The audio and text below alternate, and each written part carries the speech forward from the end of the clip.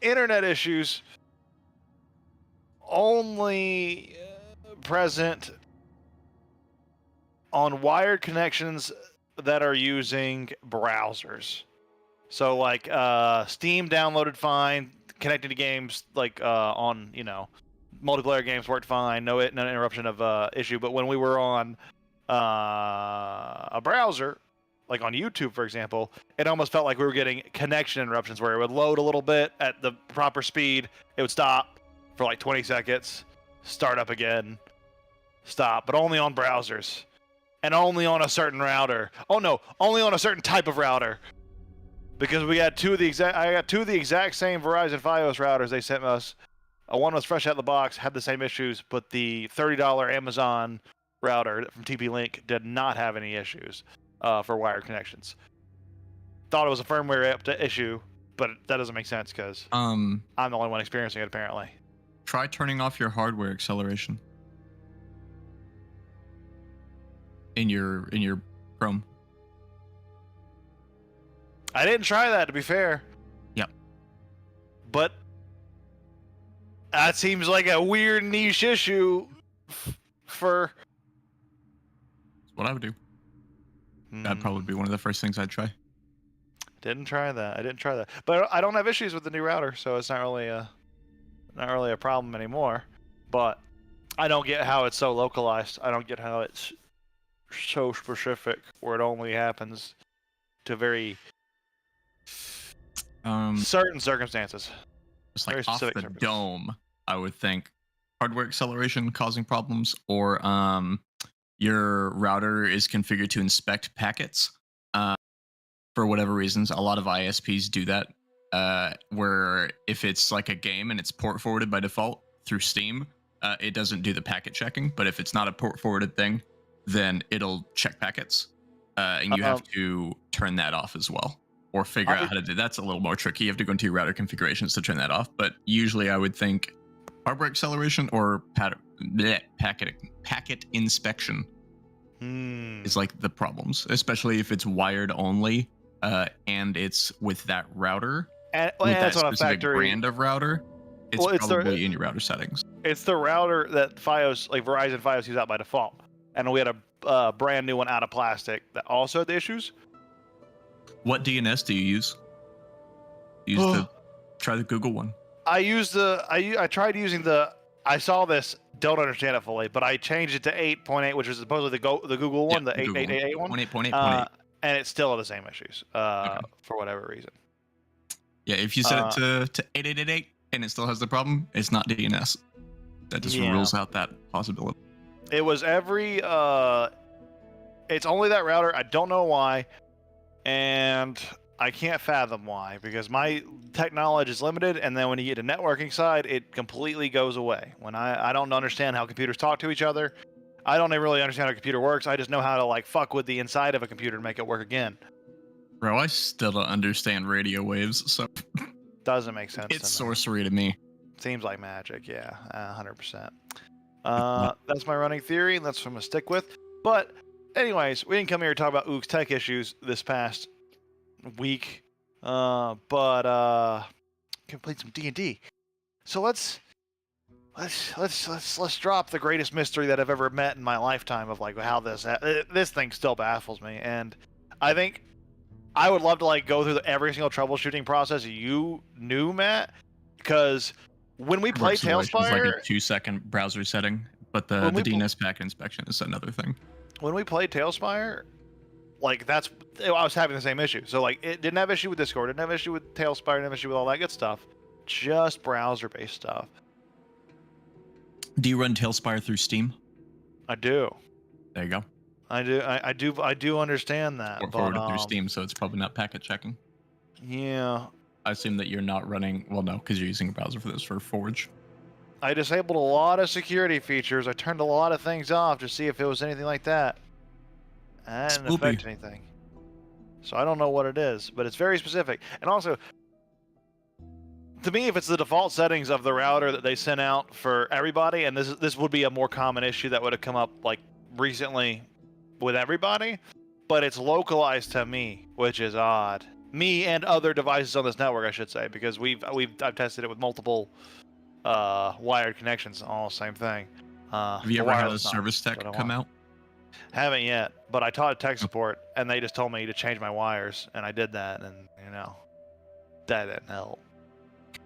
Okay, I didn't know. I do if you want have to like get a service guy tech. come out, they'll usually like factory reset them, and factory for a lot of routers is they have packet inspection turned on. Like the routers that come from the factory to go to the ISPs, it's like a default feature that's turned on for them because they just assume that the ISP wants that. Mm. And then a bunch of them, like if you have Cox and you get the Gigablast, you get their gigabit internet, like what I have, they explicitly turn it off. Like they don't want that because if you pay for gigabit and then you're not getting gigabit, you're going to complain and then they're going to lose your business. Cox. Gigablast. Cox. That's a good Brain combination blast. of names for marketing. Good internet. Yeah. I'll probably fuck with it more because I do want to. I can try. I do want to figure that out because it's confusing. I haven't fucked with it a few days. Because like, hey, I got something that works. I'm just gonna stick with it for now. It's a band-aid because with this router I get like 10 megabytes a second download speed versus my 100 megabyte a second that's usually coming through. So definitely want to fuck with that. However, not an issue for today. Luckily. Back up your worlds, anyways. Absolutely. Also, did you update Foundry? The Game Pause logo is different. I didn't, but all of these logos changed and UI changed. And I think it's because I updated the modules and the module that does the UI for the D&D UI that's here has been updated. But, without any further ado, appreciate the allowing me to vent all that shit because it's frustrating and I'm also very confused about it. No, I get it. Internet problems are the worst. Ones that don't make sense to me are also confusing because I feel like I turn into a colic child when my internet sucks. It just doesn't make sense. Like nothing makes sense about two default routers, a brand new one. Nothing makes sense, and it only affecting me. But the only thing that makes it make sense is that I have always had unique tech issues that only affect me, that never affect anyone else. It's a curse of mine, and it occurs a lot. And I've learned to cope and compensate, so it works out. But anyway, we can go ahead and begin the game. If you're ready for the recap. I am. My camera's running. Discord. Okay. So at the beginning of the last session, we disembarked from the farmer's cart and we left him a big old tip of a platinum piece, and I told him that we owe him a favor. That Tessandra Morloff owes him a favor. Potential plot hook, who knows? Finding ourselves in the township of the farmlands, Tess approached like a local porch band and mingled around with her flute. Guzork liberates a drum from some local guy and then bangs his ass off and kind of becomes a local legend. And then Guz is approached by a well-dressed man wielding figure guns who gives him a stone card invitation to the Gleaming Jewel Club in Upper Gousseau. Tess led the group to the border between Learmont and Spraywolf, towards the Elder Pot Tailor in Charset Row with the hopes of new clothing. And unfortunately, it's late in the evening and the shops have closed up because of the festival. Tillis and Guzrak take a quick cleaning dip in the canal, and Tess chills out on the bridge. And then we take the Griffin taxi around the city to the club. Guz had a rough time on the flight due to the firework explosions, setting off a whole bunch of triggers. And Tillis got a bird's eye tour of the city from Tess, who was making special effort to point out some specific places, namely the Imperial Palace, the Gleaming Jewel Club, the Morloff's estate, and the waterfront, particularly the Larkspur Coronet, which she described as the crown jewel of the Morloft fleet. Then Guz and Tillis manage to get past the bouncers, and we make our way in. The man in charge of the performance wardrobes approaches Guzark and Tillis to get them ready for the show, and he blasts Guzark with magical confetti, and it puts a big old star on his chest, Shazam style. Then Guzark and Tillis take their place on the stage. Tess mingles with the audience, and Guz starts mashing on the drums and knocks a sailor unconscious with an empty mug of fish soup. And then through a combination of aggressive tribal drums, crazy illusions, flames, and rainfall, and random bardic encouragement here and there, Guzrak delivers the performance of the year. The Wardrobe Master is enamored by the show and introduces Guz to Knopf, the owner of the establishment in the Jewel, or the Onion. Tess is introduced to Tizus, the Wardrobe Master, and gives him a quote of poetry that she claims is a product of Guzrak's. Tizus was then sent off ahead of us to Knopf, and after a quick strategic discussion between Tess and Guzrak, we entered the translucent room that was covered in smoke and pillows. And we encountered some kind of mental impairment, specifically Tess and Guzrak.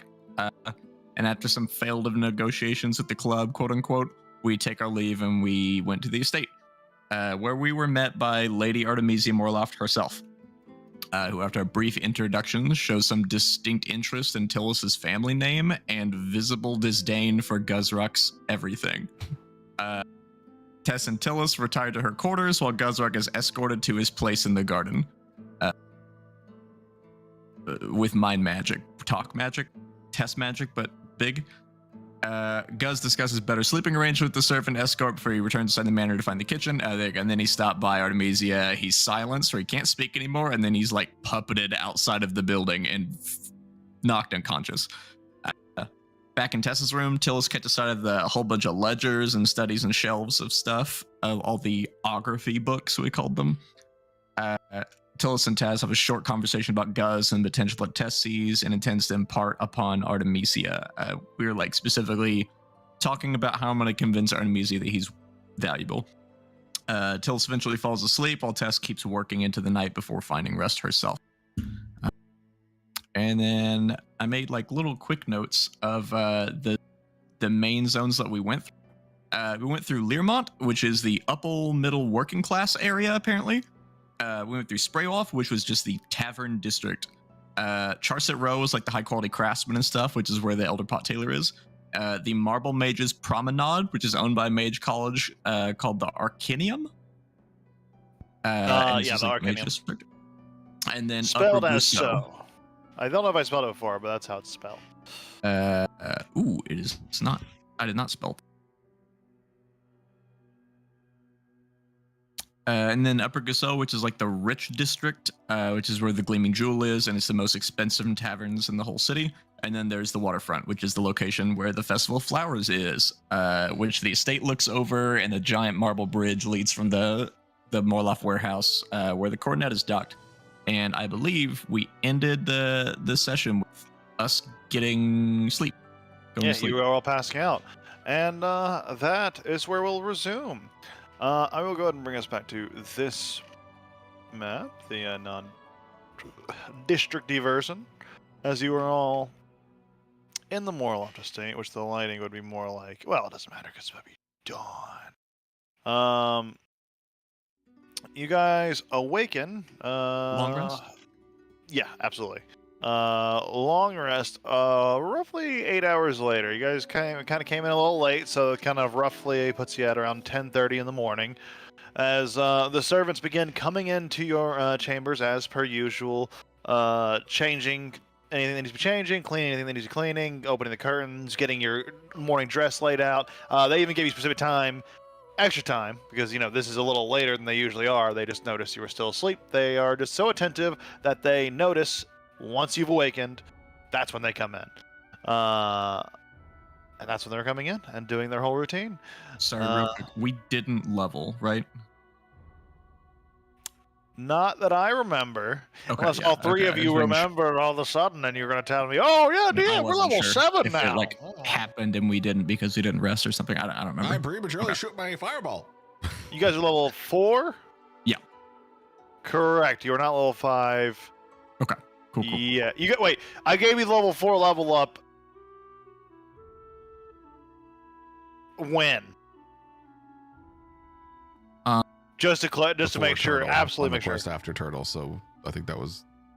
No, it was before we met the dude. Because I was using my poison dragon feet on my bow to attack the dragon. So it was before we even went into the mine prison. Before mine prison? Yeah, it was. Was it at the end of the Bird Murder Mansion? Yeah. Yes. That's what I thought. Yep, that's accurate. You are supposed to be level 4. Okay, cool. The servants look at you, Cassandra, and, milady, what dress strikes you for the day? And she lays out 2 very similar outfits with slight differences. Whichever one looks easier to move in. Whichever one of them. Like a these have shorter both one. these have both been optimized to your typical standards, so they're both. It's an arbitrary choice at this point, but one is slightly different than the other, but they have the exact same functionality, exact same thing, because this is your specifications for your daily dress. It's gotten down to that level of minutia for these servants who have tracked down every little detail of your routine. Because that's what the moral officer demand, is that absolute perfection. Yeah, I think she like walks up and like heads straight for one. One of them in particular stood out for a reason that only she would understand. And prepare dress for Tillis here as well. I would enjoy if we matched. She nods. She wanders off, scrambling in a little ways to kind of get a few of these servants with her to kind of go off various tasks to complete this sudden change in routine. And then she's going to turn to Till. Hmm. Is he like awake? Yeah, it's probably late enough that he's awake. Right, so I'm afraid to admit that I stayed up most of the night, thinking of ways to impart Gazrak's usage onto Lady Artemisia, and I have drawn a blank. Don't think this has ever happened before. You couldn't think of any way in which Guz is useful? Couldn't think of any way in which she would think he's useful. Oh, She has very particular standards. what is she like? Very little. Oh.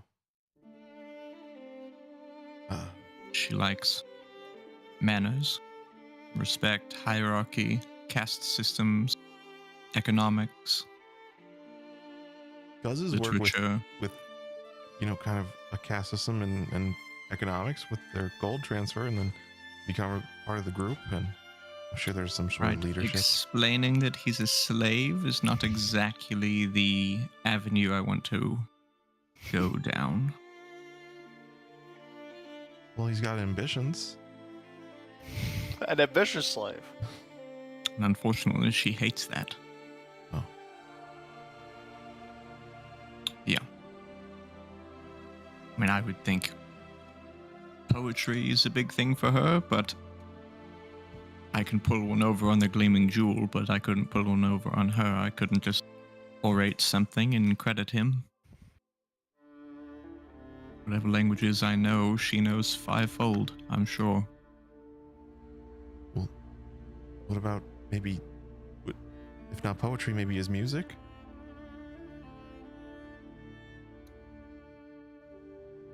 It's one of those things where I don't actually know her musical taste. But I would imagine it's not You might get annoyed by cacophonous loud drums. banging of drums. Yes, I Yeah. would presume it's something more melodic. I probably can't teach Guz any new instruments. Right. And I'm afraid that we're short on time.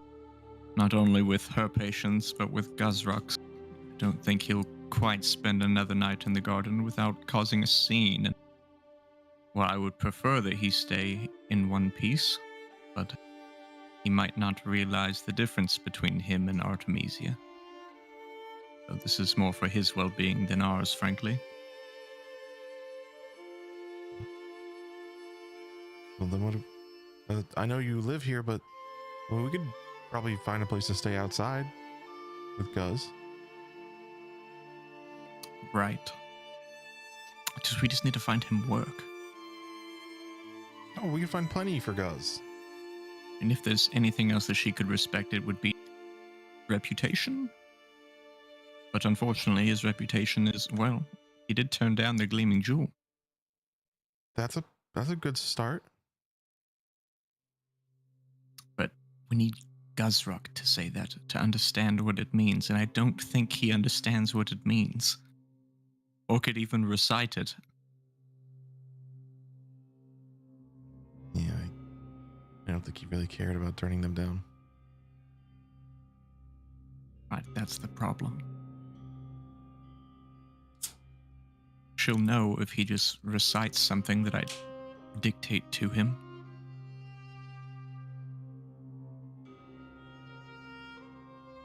The servant returns, bearing an outfit.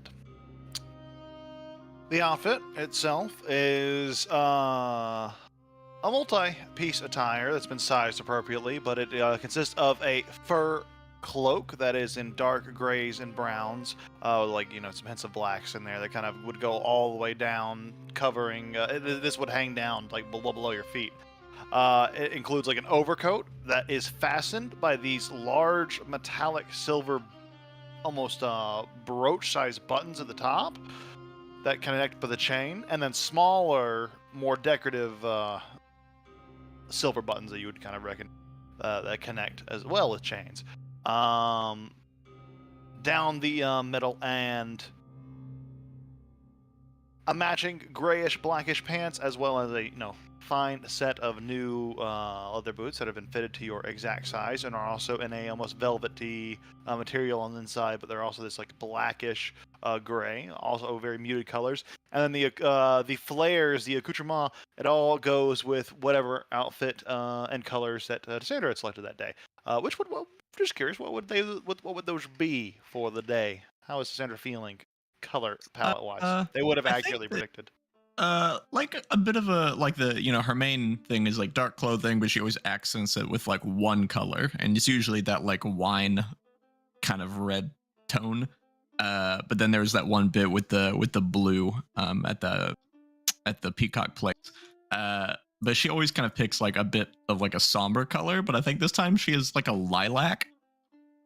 Like a really like fresh like lavender kind of accent color on it, which is a little out of character, but the outfit actually takes into consideration those elements, as well as coming up into a leather collar that is strapped together with like almost like a belt fashion, and over that hangs this colorful neckerchief. Kind of goes with the color themes. I think Tillis is like feeling the fur, and I'm sure he's probably pretty cold getting ejected from the desert and not really acclimating to any other weather. So he's like, thank you. That's nice. And it's perfectly balanced. It's fur, but as you feel it, like it's a fur of a lighter creature, of something that can kind of more easily breathe, as it is very fitting for this spring weather, which is cool, which kind of keeps the draft off of you. But it maintains the style, of course, of fur, and keeping that like winter lord look almost. It's fitting. I think like while Tess is throwing something on, she's like kind of removing the whatever little things that she may still have, and I think she like pulls that scorpion brooch off and like realizes that she never took it off and wore it instead of the Morloft one when we came in, and has like a shit moment of like, I'm sure she noticed, I just forgot. And she like grabs like a little jewelry box thing and like shoves the scorpion brooch in there and like fishes out a Morloft one and fastens everything together with that. But she's taking it with her, but she's putting that scorpion brooch in like a little wooden box that she's going to keep in her little messenger bag. Absolutely. So the servants help you dress, Tillis. Get all the they let you do your top half and all that as much as you want to, etc. etc. And he's like, but they get you nice. Sorry, I need help with the bottom. They nod. They're already kind of intuitively going into it. They are very astute servants, and these are better than the ones you had. Mm-hmm. But the outfits are dressed. The two of you are all in your various garments, and Guz, you're still asleep. So as the servants clear the room. They nod with a final bow, taking whatever they need to away, and leaving you to a moment of privacy before starting your day. So how about breakfast in the garden, I suppose? That sounds nice. Bring something out for Gazrock and maybe explain this over some food and drink. He might be more Oh, conducive to understanding if he's fed. Did my spider ever come back? But I guess Tillis would ask Remind me? the servants. Be like, anyone see big spider? Remind me the orders the spider had and the circumstance you left this. You left it at the club, right? No, Because he you got a jumped off taxi. the spider so he could get on the griffin. Yeah. Yeah, which was at the Gleaming Jewel. It was before the jewel, like to Before get the on the Gleaming Jewel. griffin This to was go to this the was, jewel. oh. It was back by the bridge between Charset Row and Yeah, absolutely. whatever that bridge is. What did you tell the spider to do? I guess I didn't tell it to do anything in particular, but I guess the standing orders would be to follow. I guess. Well, that would say follow. So I would expect him to come that way. And the servants would not cause quite a fright. Got a few stab wounds in the way, but yes. We put it in the stables. The wounds are being tended to, etc. It seems to be making remarkable recovery. I thought I told people that it was coming. Right, you didn't tell the whole city. That's true. I warned you of this. There's guards and such. I could have just resummoned him. I thought it'd be okay. I mean, it's fine. It's not dead. Okay. Can you bring it out to the garden for me? Of course, we'll put it towards your other pet, the one that's sleeping. Okay. Mm-hmm. His He name was wanders Guz. off. Oh, it's so cute. He keeps wandering off. See what I mean? Even the servants think he's a pet. I don't think that's fair. Just because he's big and looks different. Yeah, those are usually pets.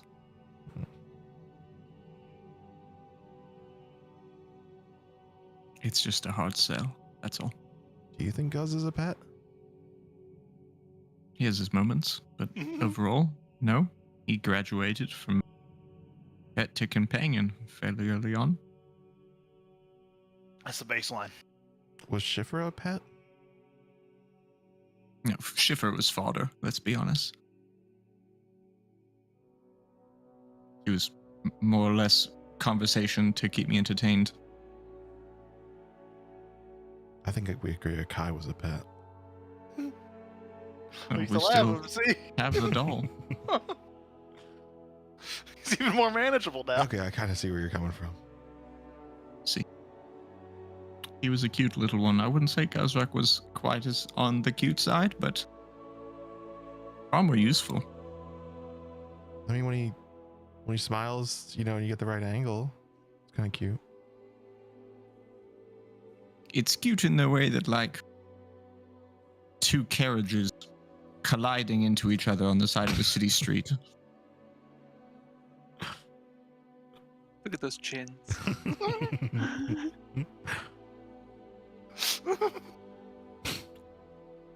His, whatever you call these, jowls, I suppose, they have moguls on them. It's like a ski course. It is a little weird. His whole back is calloused. How do you get a calloused back? Of all the places on your body to be calloused, that would be the last one. I don't even know if he like, could he have slept on coals? I don't know. What's with the scar on his face? Point is, it's going to be difficult to convince Artemisia that he's worthy of a bed, let alone worthy of introducing. So we need to get him to be proud of his name to her. Well, we need his name to be something worth being proud of.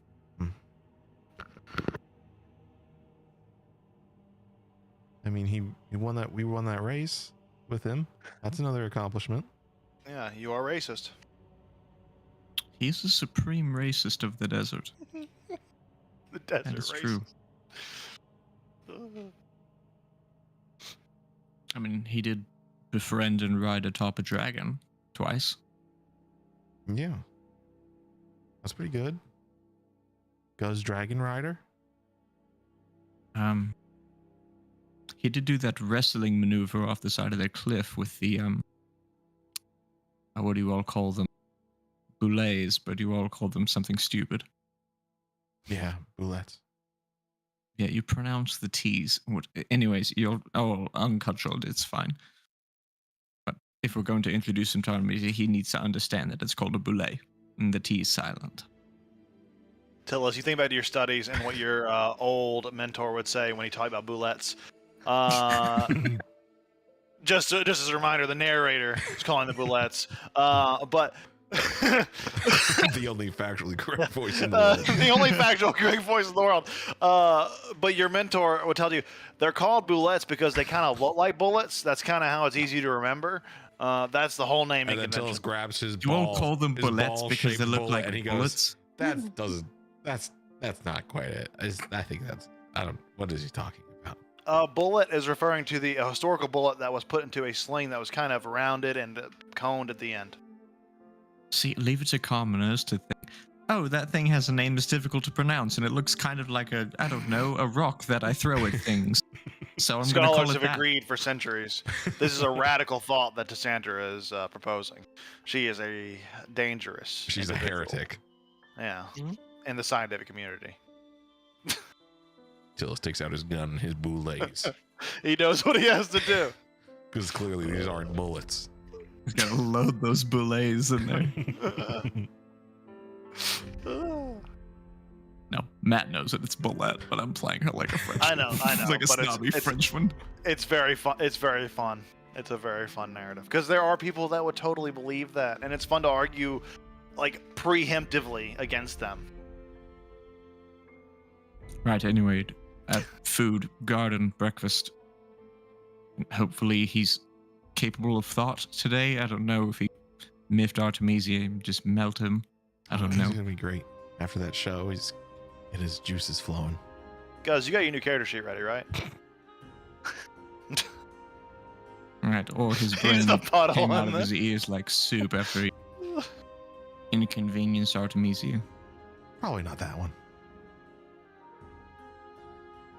No, it's most likely that one, actually. I'm simply holding my breath and hoping, and I don't breathe.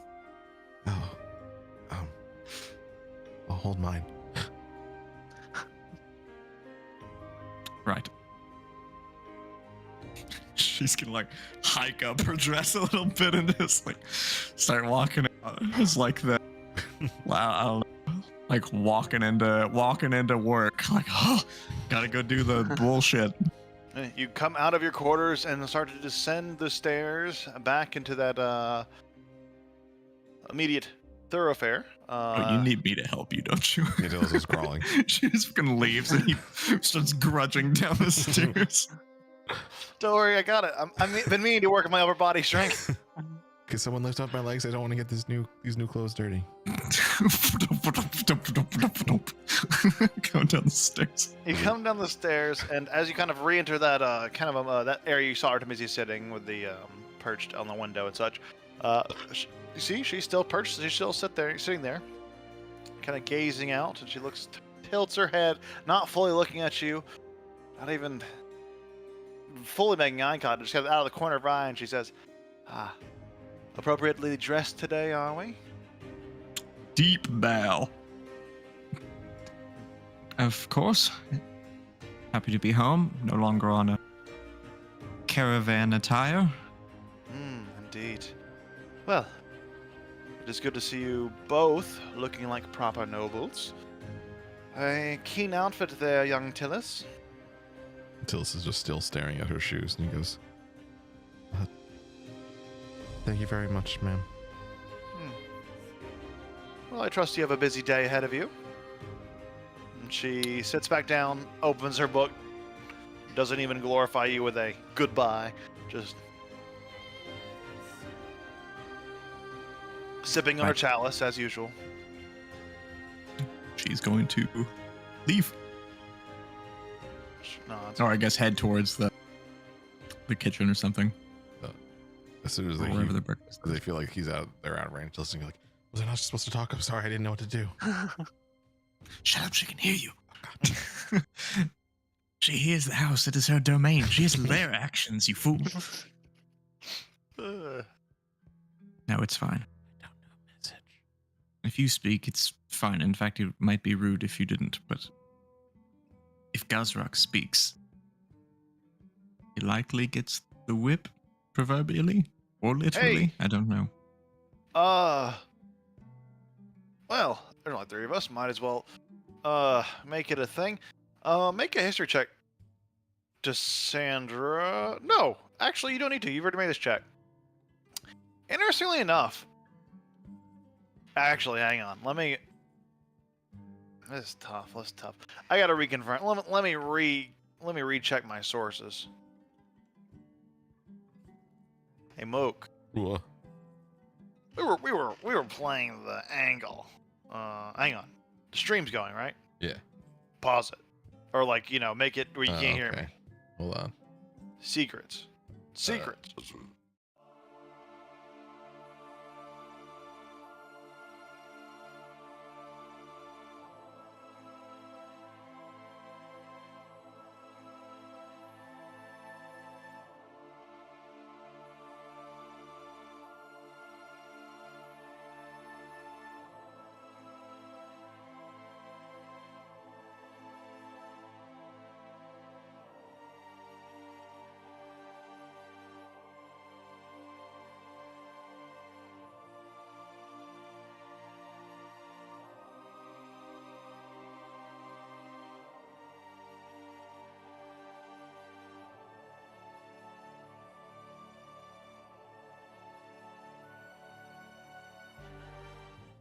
It's an important thing to note, because I was pretty accurate, and I was right with my previous assumption.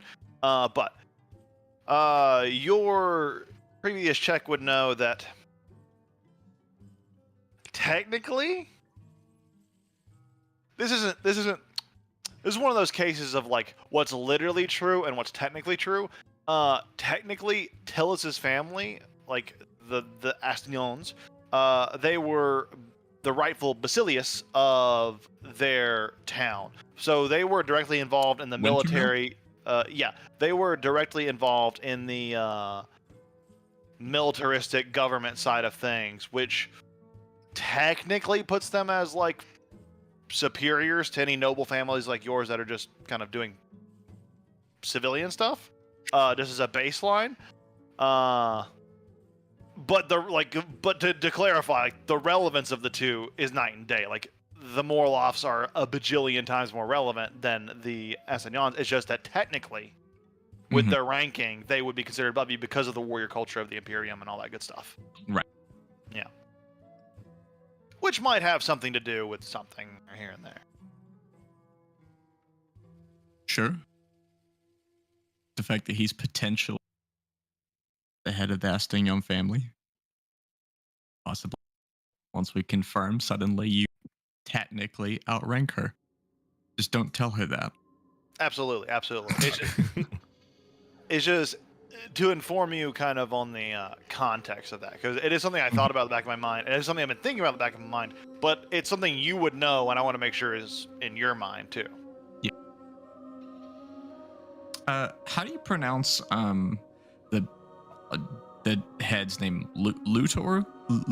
Yeah. Lutor? Yeah. Lutor? Okay.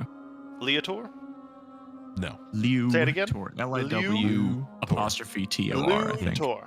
Lou, like I'm saying, hey, Lou, or going to the loo. Yeah. Lou. Looter? Yeah. Lou. He's a looter.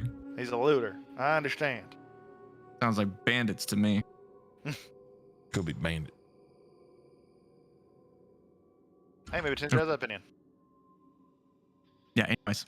I guess we're gonna go to, I don't know, the banquet table or the kitchen or whatever is appropriate and grab a small feast to bring out to the garden. So yeah, there are various. You have about as many rooms as you can imagine within the estate proper. There is a dining table for more formal events. There is a kitchen, and there is, of course, various like tables and setups for eating in various environments. It ultimately depends on what you're in the mood for. If you're in the mood for a casual brunch, there's like almost like a garden setup, etc., etc., etc. There is even eating setups in the garden that you can have food brought to. You can have food brought anywhere. Realistically, what is it? You can go to the kitchen and have food brought wherever you want, and you can even have tables and setups brought wherever you want. But the most proper place to eat a meal is like the dining chamber and like the estate things. But that's not necessarily beholden In to her your head, whims. she's wanting to get the food herself so that she doesn't have to tell a servant to bring far too much food than for just the two of us to where Guzruk is, and then that get back to Artemisia that she is feeding him. Gotcha. Then you can go into the kitchen, request food directly, and get whatever you'd like from the kitchen for sure. That is the idea. Basically, to get like an oversized picnic basket and to bring it ourselves so that servants aren't serving Guzruk, Absolutely. because I don't want to piss anyone off. There's nothing here that none of these people would dare stop you in this situation. You can take as pretty much food as you like, and about as much anything you imagine is on grabbable for your basket. So you form this basket, and we'll. What do ogres eat for breakfast? Just like meat, pies? I don't A know. lot of meat. Yeah, It's pastries, meat. that'll probably be good. I don't know. Rendered fat for juice. I don't know. What would be like a? I think he likes juice. I think he like the juice I get, but maybe like some sort of ale or wine, a breakfast thing. Right. I just part of me wants to just bring him what he eats. I don't understand his physiology. The other side of me thinks he needs something proper to eat. I don't know, some vegetables. Yeah, but like maybe if we get a meat pie, they could like sneak some vegetables in, like chop up some carrots and celery. How do you think his eyesight is? I would assume it's quite shit. Yeah, poor, I imagine. Maybe we could help. Maybe it's a nutritional thing. Maybe if I get him properly nourished, maybe he'll look less shit. Maybe his back won't be so calloused. I don't know. Yeah, but if we just like do they molt? If we just feed him carrots, your sister's definitely gonna think he's like a pet, like a horse.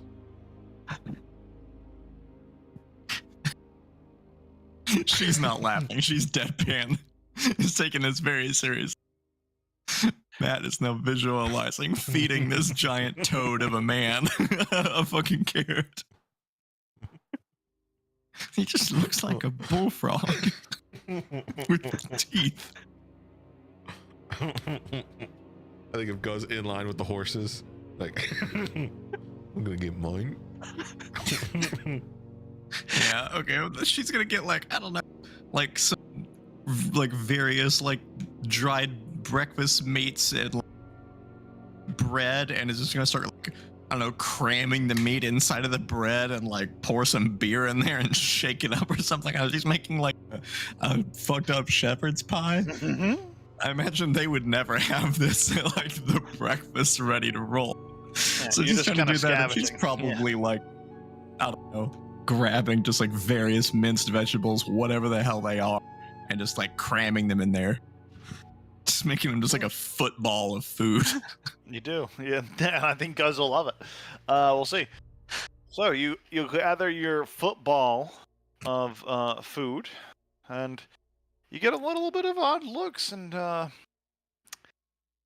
you get one of the servants. My lady, forgive me for the intrusion.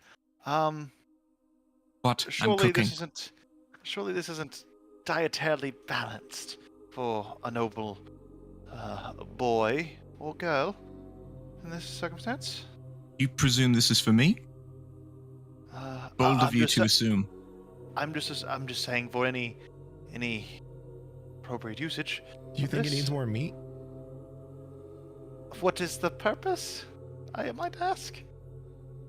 So I do not presume any further.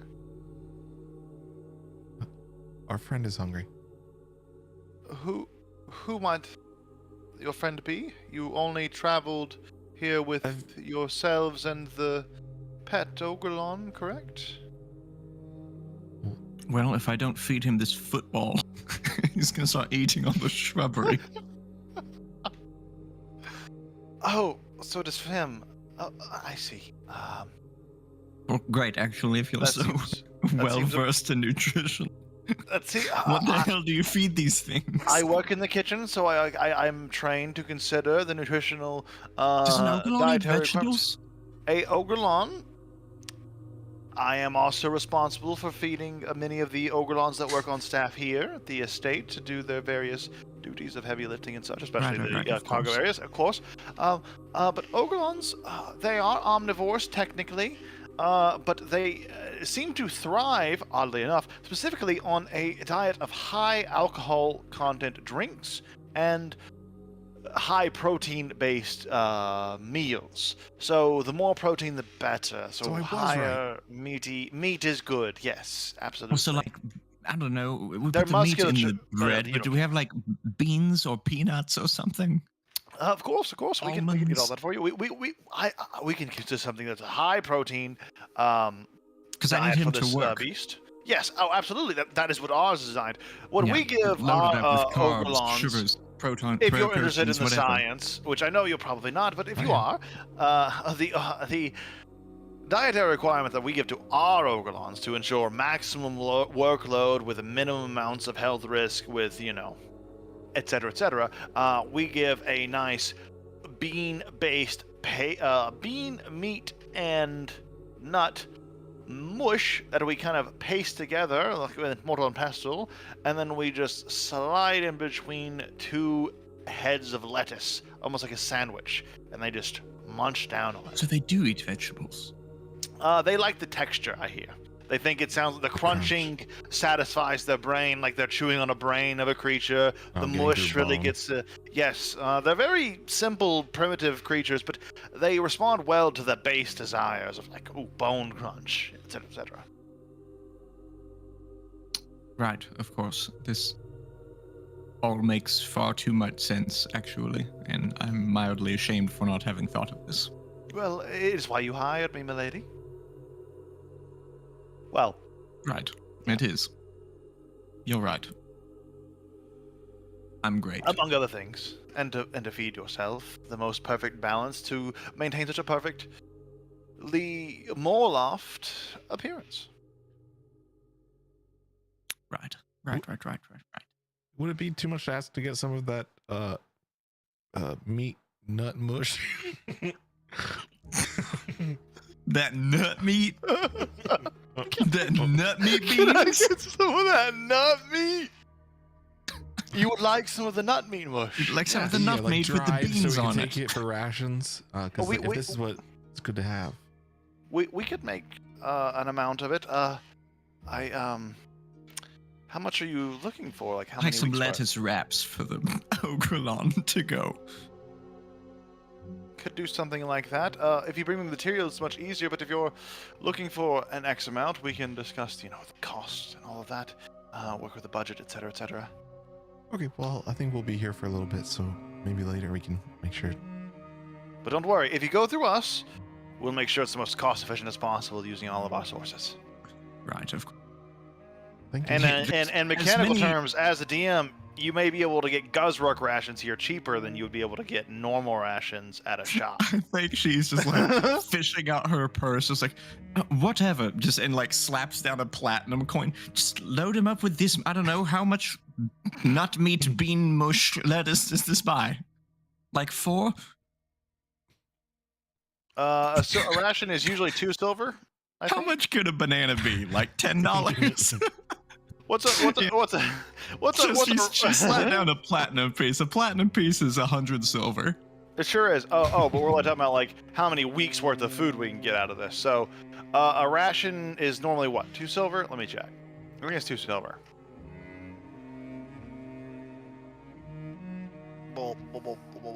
Because of important reasons here. Yes, it is 0.5. So it's 5 silver. Is that true? 5 silver? Yeah, it'll be 5. Half a gold each? Holy shit. Half a gold each. Yeah, rations are actually really expensive. It's a day's It's like ration. more Holy than shit. people make in a day. Yeah. Well, that's what the DMG says. That's what it says. I never said the DMG existed, but yeah, apparently rations are half a gold. So what for is a this day's guy's rations. rate? For this guy, for Guz, I would say you could get a silver piece per ration. So 5 times cheaper than normal Sure, like rations. 100 lettuce wraps. Sure. Just Guz put is a them all in simple like dietary. Guz is have a simple dietary requirement Guz that's is just easily fully Just load it satisfied. all, The or handy whatever. haversack. Get He's like right in here. like 50 of them, and then I love the use idea the of other this. half of the I love the platinum idea of for this 'cause- alcohol. Now when we're in camping scenes, we always have to continue to remember, like, while you guys are eating pretty much whatever you guys cook, Guz is always like forced to eat this like lettuce wrap sandwich. Just lettuce, nut meat, bean wrap, and it's gonna fucking love it. Let's just clarify, that's the reality we're setting up for this super discount. Yeah, Yeah. Absolutely. Right, it's so perfect like for him. whatever it is, Dietally 5 balanced. gold pieces of these lettuce things, and then like 5 gold of just, I don't know, liquor, Sure. whatever fuels their engines. I don't know. They seem to like ale the most. Something about the consistency and the balance is right for them. We can get Right, I you don't care. Just take care of my ogrelon. 5 gold. We can get you probably a decent barrel of Sure. a heavy barrel that he could probably Just carry on his back and take the attach with a platinum tube piece, to his mouth, so he could always with have a it as steady you do. supply. Very well. Just load it all into a container or something and just deliver it to Oh, him. we have plenty of devices like this. Essentially, what we do is we attach a big barrel, put a tube in it, connects to their mouth. They have a constant supply of ale. It keeps them happy It's through a their work fucking days. Nut meat wrap beer camelback. Yeah.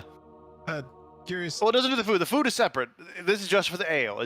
They're more than happy to carry the weight if it's all ale. In fact, they're more than willing to carry more weight than they would normally be if it is all ale that they are, initially carrying. So, we This put is the all big highly ale strap on their educational. back. Yes, yeah. So we put the ale strap on the back. They have something to sip on through the workday, and it really increases productivity. And we It can does, we I have bet it plenty does. we have plenty of harnesses for it. So with 5 gold, we can easily loan you a harness and get you the barrel set up with the tubes and all, and your Ogrelon will be more efficient than ever. Sure, we have to do the festival and stuff today, you understand, and I'm not going to move things on my own. Yes, absolutely. We will go. In fact, we're getting busy right now. He's sleeping in the garden, I believe. We'll go measure him up and get the harness ready. Right, we were heading that way as well, so Well, I'd like to know how to measure an ogrelon while we're out there. very well. And if he wakes up, he might try to break you in half. So if I'm there, maybe I can do We're something. prepared for that, which is why we have the Beastmasters come with us, who come equipped with fully. When he says the word Beastmaster, she like visibly cringes. He just looks up, Beastmaster. ready to take orders, and then he realizes he put that life behind him. They are very good at keeping these primal urges down, usually with shock staffs. But anyways, let's get on with it then. The beast must be tamed, the beast must be outfitted, etc., etc. Right. Do Great. you have any kegs that could be outfitted to hold gunpowder? You would think theoretically the principle of holding liquids and powders into a airtight cask would be similar. You'd be right. Great. But they're expensive cask if you'd like to own them. But for whatever you would like, I mean, expensive in the regards of a 5 gold cask can be the size of an Ogrelon's back. So yes, we have plenty of cask offer that can hold gunpowder. Yes, of course. Okay, can I get one maybe? It is up to the lady and up to what we can spare by expense, but of course we could give you the rated cost. Yes. What do you need gunpowder? What do you need a whole cask of gunpowder for? We're going to a festival. Oh yeah, I don't need it here, so you don't have to worry about it. Right, it's like, is there someone in the city? You're gonna blow up a building? He's gonna blow up the festival. No, but like, it helped us in the race, so it'd be nice to have, and I could put it in here so it'd be safe. So it's not like it'd be too dangerous. Right. It is gunpowder. It is dangerous regardless. But I'm sure you can detonate it with your mind or something. I'm sure you understand. Yeah, sure. Servant whose name I never bothered to learn, nor will I. Oh, should you? Damn, Love and breed. I forgot the Molov servants. Forgot how good they are. Like I was like, you're an asshole. Yeah, that's the fucking theme. Anyways, They're taking it with a smile. This is the service you expect, and it is why you expect the service you expect in the open world. right. Let's just go get Guzrock. Okay. Can tell I us feel carry like the I'm football. Not They welcome make here their anymore. preparations. You guys will get there a little before all of the others get there to do their various studies, and measurements, etc., attachments, all that good stuff. So you all get to Guzrock, who is currently laying belly pointed towards the sky on his back in the middle of the garden on a big pile of hay, just That's how snoring as he gets the loudly as he calluses. can. He sleeps on his back. Of course he does. He's loudly snoring there, You should do and his stomach. the sun is like baking his belly. Like he's turning this like crisp, tannish color, but it's kind of turning bright red on his big belly and his underside of his figure, kind of like how my See, lighting makes done? me look. Ogolons get sunburns? But he's still just deeply unconscious. I mean, he seems fine to me. Are we gonna wake him for breakfast? It's gonna be late soon. Oh, hell no. I want to watch them measure him. This will be hilarious. Oh, okay. And potentially useful. I don't know if I ever have to. I mean, clearly, they're not going to clothe him here, so I'll take him to someone whom I know, and if I know his measurements, perhaps we can. I don't know. An Ogrelon is one thing, but an Ogrelon in a suit? Would it be Maybe funny? if it's not fitting, it could be comical enough and she won't kill him. What do you think would be funny if I make him small and then they come and start measuring him, and then after a minute he gets real big? I mean, I don't think they would laugh if that's what you're asking. What would you? I mean, I might a little bit. Okay, I won't do it. But I mean, the nature of Morloff servants is that they're largely fearless and they never laugh. Oh, That means he hates laughter. okay. I thought She's allergic. That's why she Last time Artemisia reclassified. laughed, I heard that someone's head exploded. She reclassified an entire spell, so it didn't involve laughter, and instead involved depression. okay, well. Because it never mind. couldn't be laughter. It's just not Mhm. good enough. Mhm, Had to alter the mhm, whole mhm. spell.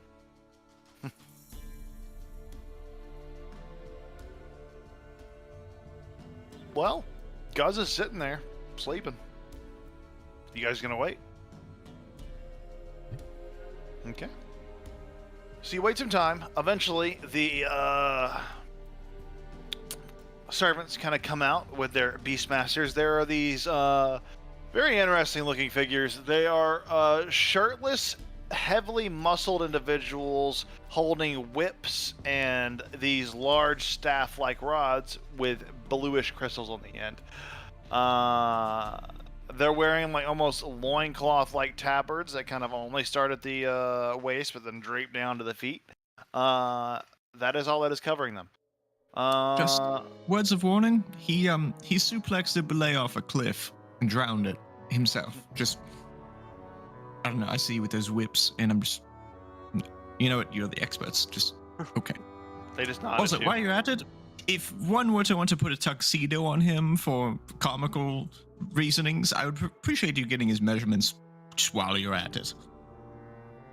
They just keep nodding. Great. And the servant's like, of course, we'll get their measurements, milady. And Beastmasters, they are silent, but they know how to speak with the beast. So they should do just fine. Right, of course. No, get his shoe size as well. Might have to visit the cobbler. We'll need to take unique measurements for that, I'm sure, because of this oblong foot shape here. This toe, for example, comes out way longer than the rest of the toes, which isn't really typical of what we see for shoemaking. We'll have to do some unique measurements for sure. And they Well, kind of it get would be into it. unique because he's missing a toe. Yeah. Two of them.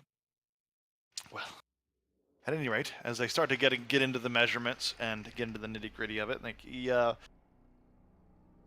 Guz, you're currently sleeping until all of a sudden you feel a sharp electrical pain in your side. You are shook awake as one of the staffs hit right into your side.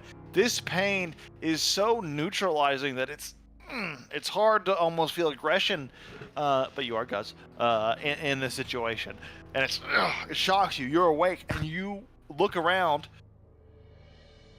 Laying on the ground, your body isn't feeling quite up to the task without some major effort of setting up, but you are like on the ground. You look around, you see Sandra there, you see Tillis there, and you see this group of individuals you've never seen before. One of them is like using this big staff, shocking you. Another is like pulling out measuring tape, getting ready to like kind of bring it around your body. You're not really sure what's going on, but it's confusing. Your body feels pacified after that shock. It feels weakened, but ultimately what you try to do is up to you. It's all right, guys. They're just taking your measurements for that clothing place I told you about yesterday. So we can And go they're to the making you festival. food.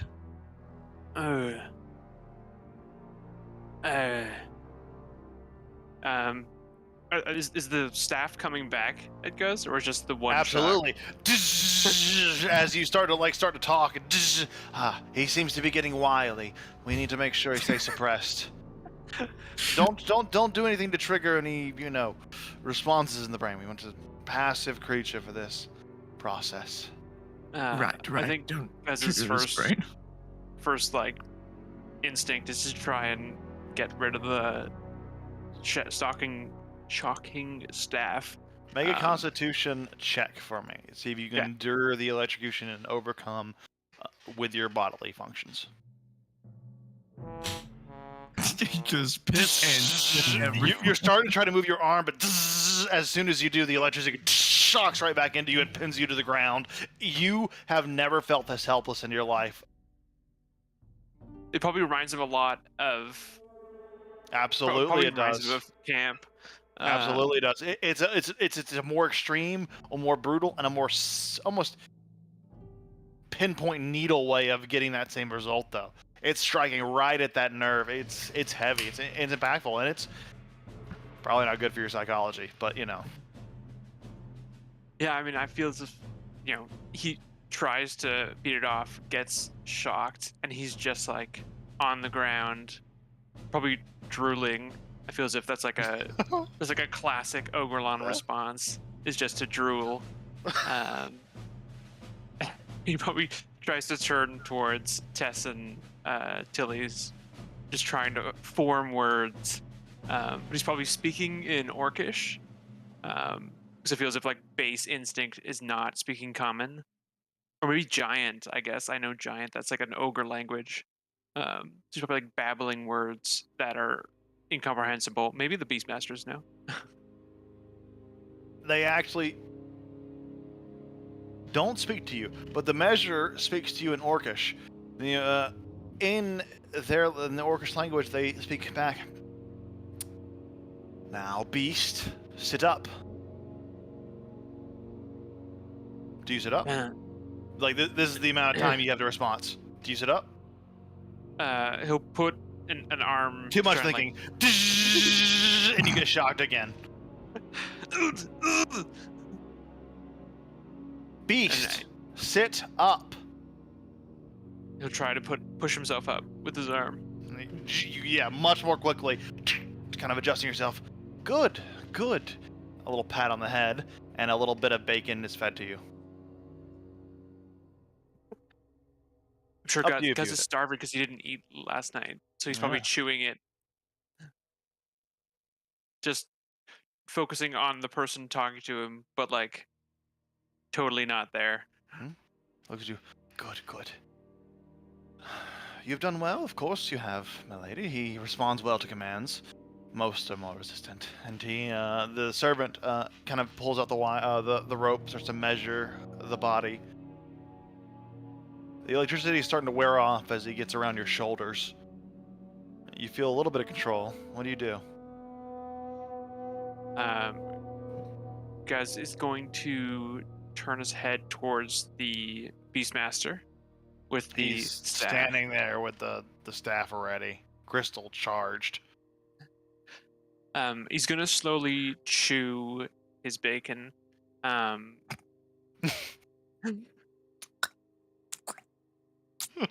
Thanks. These Beastmasters, are they humans? It's hard to describe them as humans. Like looking closely at them, they are bald, all of them. They have no discernible ears. It is just smooth figure all around. There are slight divots here, but their face covering is kind of tied to the back of the head to kind of cover any facial features. They hang down like kind of right to this point. They're shirtless, which definitely seems human, but their skin tone is this slight off tone to any flesh that you've ever seen. It's almost grayish in nature, and of course they wear the almost tribal kind of like kilts that kind of hang down to the bottom of the near the ground. But it's almost like a loincloth more than it is a kilt. It's like the combination between a loincloth and a tabard because it stretches. It's very elegantly cut, but it goes the exact same dimensions that a loincloth would, but it goes all the way down to the ground. And it is finely made. Okay. Gus is gonna try and like study these guys, and he sort of wants to figure out, are these? He wants to understand whether these are like the equivalent of taskmasters, or if they are lower on in the hierarchy, just based on sort of how they're being addressed compared to the measurement guy. Yeah, make an insight check. Okay.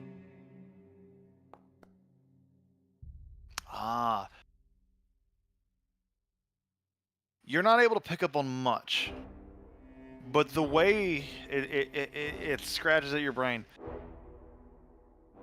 the way the person that is talking to you in Orcish looks at the others is very similar to how a taskmaster, looks at a whip. Okay. Same like glimmer of recognition. All right.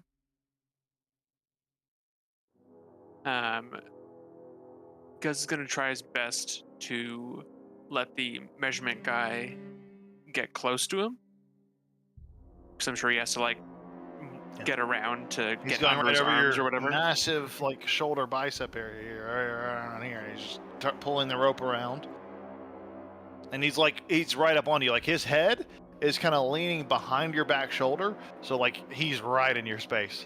And you know, even though that the the shock lance is that far away, you're confident you could rip this guy apart before it could react, before the shock lance can stop you, because of how close he is. Gus is looking to put the taskmaster in front of the shock lance. Kind of position him. Yeah, just like sort of shove him, or I mean, I guess I can grapple really well. I can grapple him into the way. Yeah, go ahead and make a this will be a normal grapple check, so you can use your athletics there. Sure.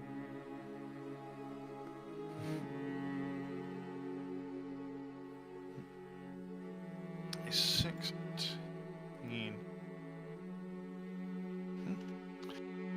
You manage to grapple onto the creature, and as the shock lance goes in, he gets tased, and the shock lance wielder, the Beastmaster, pulls back, looking a little confused.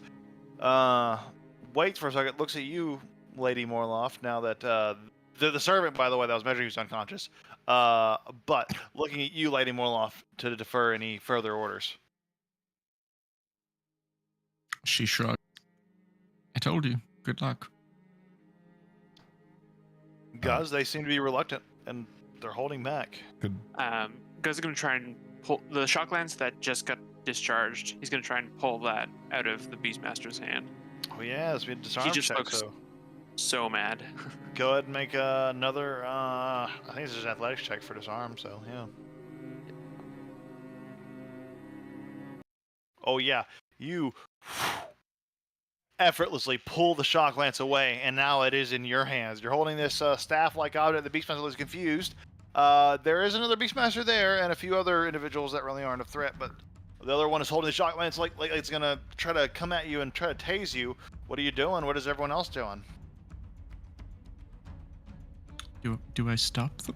Do I stop all of them? I think so. And Tillis is I could. I mean, or do I watch and find out how they handle him? I mean, you never know. He could lose his shit around us one day. Tillis is going to do this. And he's just going to try to get a Guz T-posing. Be like, listen, look, you can just use that, and then you don't have to bother Guz. Interesting. Make a make a persuasion check. Actually, this is more important than that. Does that matter to Guz at this point? Guz is a little bit in an emotional state right now, I'd say. It's less about if they want to stop, more like if Guz wants to stop. So what's Right. Guz feeling? Let's see. Because if- they look like, yeah, that's a reasonable response. Guz has seen you make an image before. He is not stopped by the sudden appearance of T-Pose Guz. T-posing Guz? What is that? Was that me? That's me. I don't look like That's that. me, but that's not a mirror. Actually, based, I don't know. He saw you do it. I was gonna say maybe he thinks that somebody else is trying to trick him, but yeah, he's like yelling in giant and just he takes. He's getting ready to swing at the other Beastmaster. I mean, part of me wonders how resilient those Attack roll. shock rods are. I suppose I'm going to find out before I do anything. Oh no, I think he's gonna break them. The rod or the servants? Both. Would I be proficient with this thing? Or, Probably. It's like a club. we'll just do an unarmed strike roll.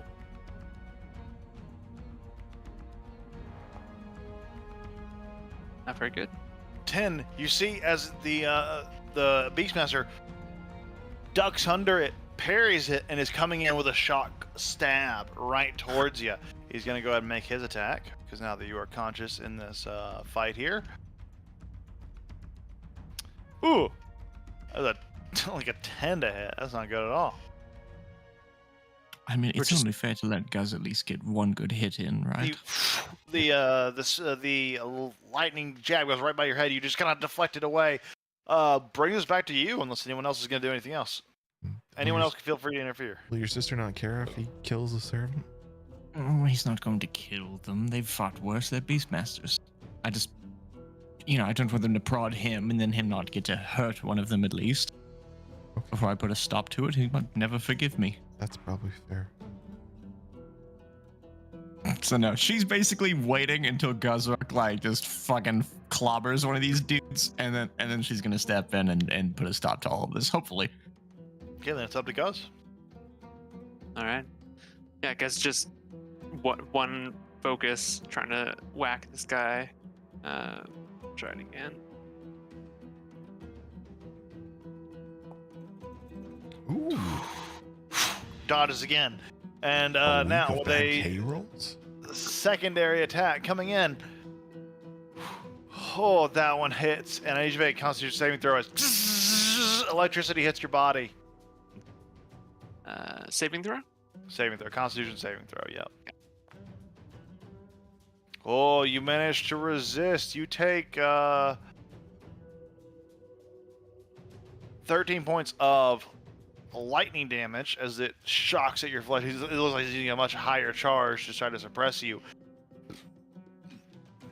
But that's your turn. That's his turn. It's gonna be your turn now, unless anyone else wants to go. The servants are kind of looking on baffled, but this is the only one that's currently fighting. Come on, Beastmasters, earn your pay. One of them is unconscious. Oh, disarmed, No. disarmed, Yeah. disarmed. He looks at you, and that one is actually gonna try to jump on your back and grapple you. Say what? You're nothing without the electric rods. Figure it out. I need an athletics check from you there, Guz. You just suplex him over you and just toss him off to the side. Slides off into the ground. Now what do you do? Sorry. Because it's just gonna drop the staff. Don't need this. And just gonna fucking haul fists at him. All right.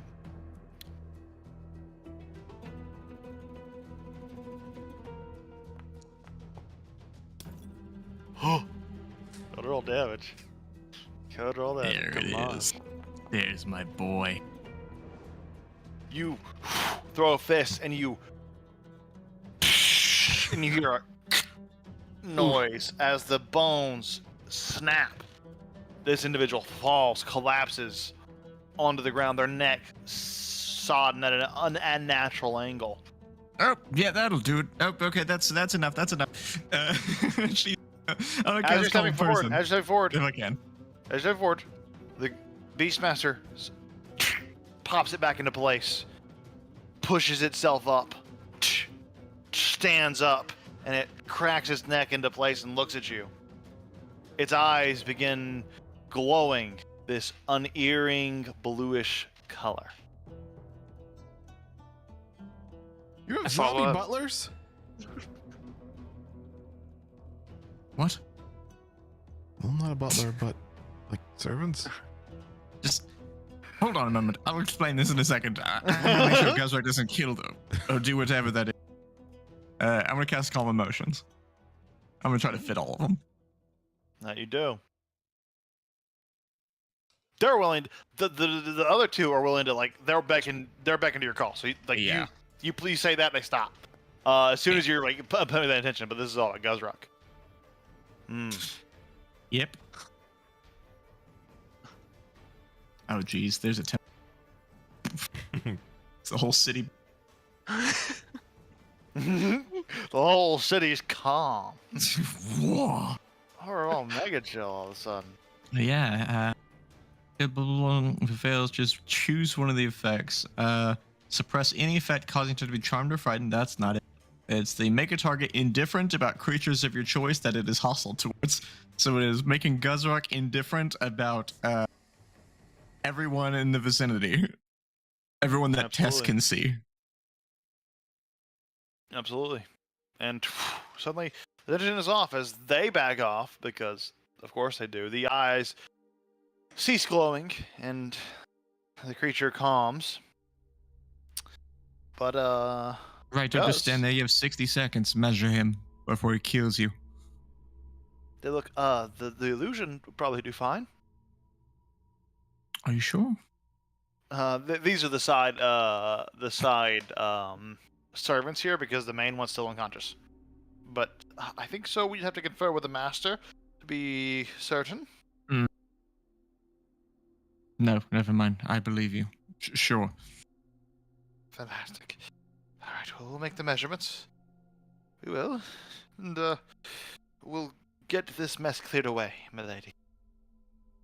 Right. Guzrak, Yeah. how are we feeling? Good morning. Yeah. Morning. Yeah. I've got a large order of wraps or something that's specifically designed for you. Apparently, you're going to love them. They're filled with meat and peanuts and Beans. beans. This is a great way to They're crunchy. just gloss and over juicy. what we just Yeah. went through. Just I have a whole vat of them coming in, like a platinum piece worth. Sounds great to me. Doesn't it? And I've got a whole bunch of alcohol coming. I figured you deserve a decent breakfast. I apologize about all the business last night with Artemisia, you know. It's a balanced meal for a Guz. Does Gus remember what happened with Artemisia? You remember going in? No, yeah, you remember all that. Actually, very specifically, you remember all of that. very clearly, Okay. vividly. You remember the entire interaction. In fact, you almost feel like you remember it better than you remember some of your other memories. Yeah, that was pretty bad. She just doesn't quite understand you yet. Yet. We're going to figure that one out together. Oh, all right. Yeah. So we're calm. Yeah, it's a great morning. You We're, got to punch something in the face even. we're getting food brought. I did. Great, get to great, punch great, something. great. It's good to And eat. the I spell didn't have probably any runs dinner. out. Great, I'm glad we're calm. And then I'll drop the spell. Are the Beastmasters still around? They have since cleared off cautiously to kind of go to the measurements, and then after the measurements are done, they've moved off. Yeah. Okay. I think the spell wears off, and Guz like gets low and really close to Tess, and he says, "Are those yours? What? Those guys? Yes, I own them. Fine. When you don't own them, I'm gonna kill them." Oh, that would likely do many people a service. If those types of individuals weren't employed, it would be a problem. So you'd be doing the city a service, frankly. We're doing it for me, not for the city. No, of course, but the city would benefit as a byproduct. Which is an admirable trait to have. When the things that benefit you also benefit the city. Perhaps that's something we can leverage with Artemisia. Maybe get you a bed. I don't want to leverage anything. I don't need a bed here.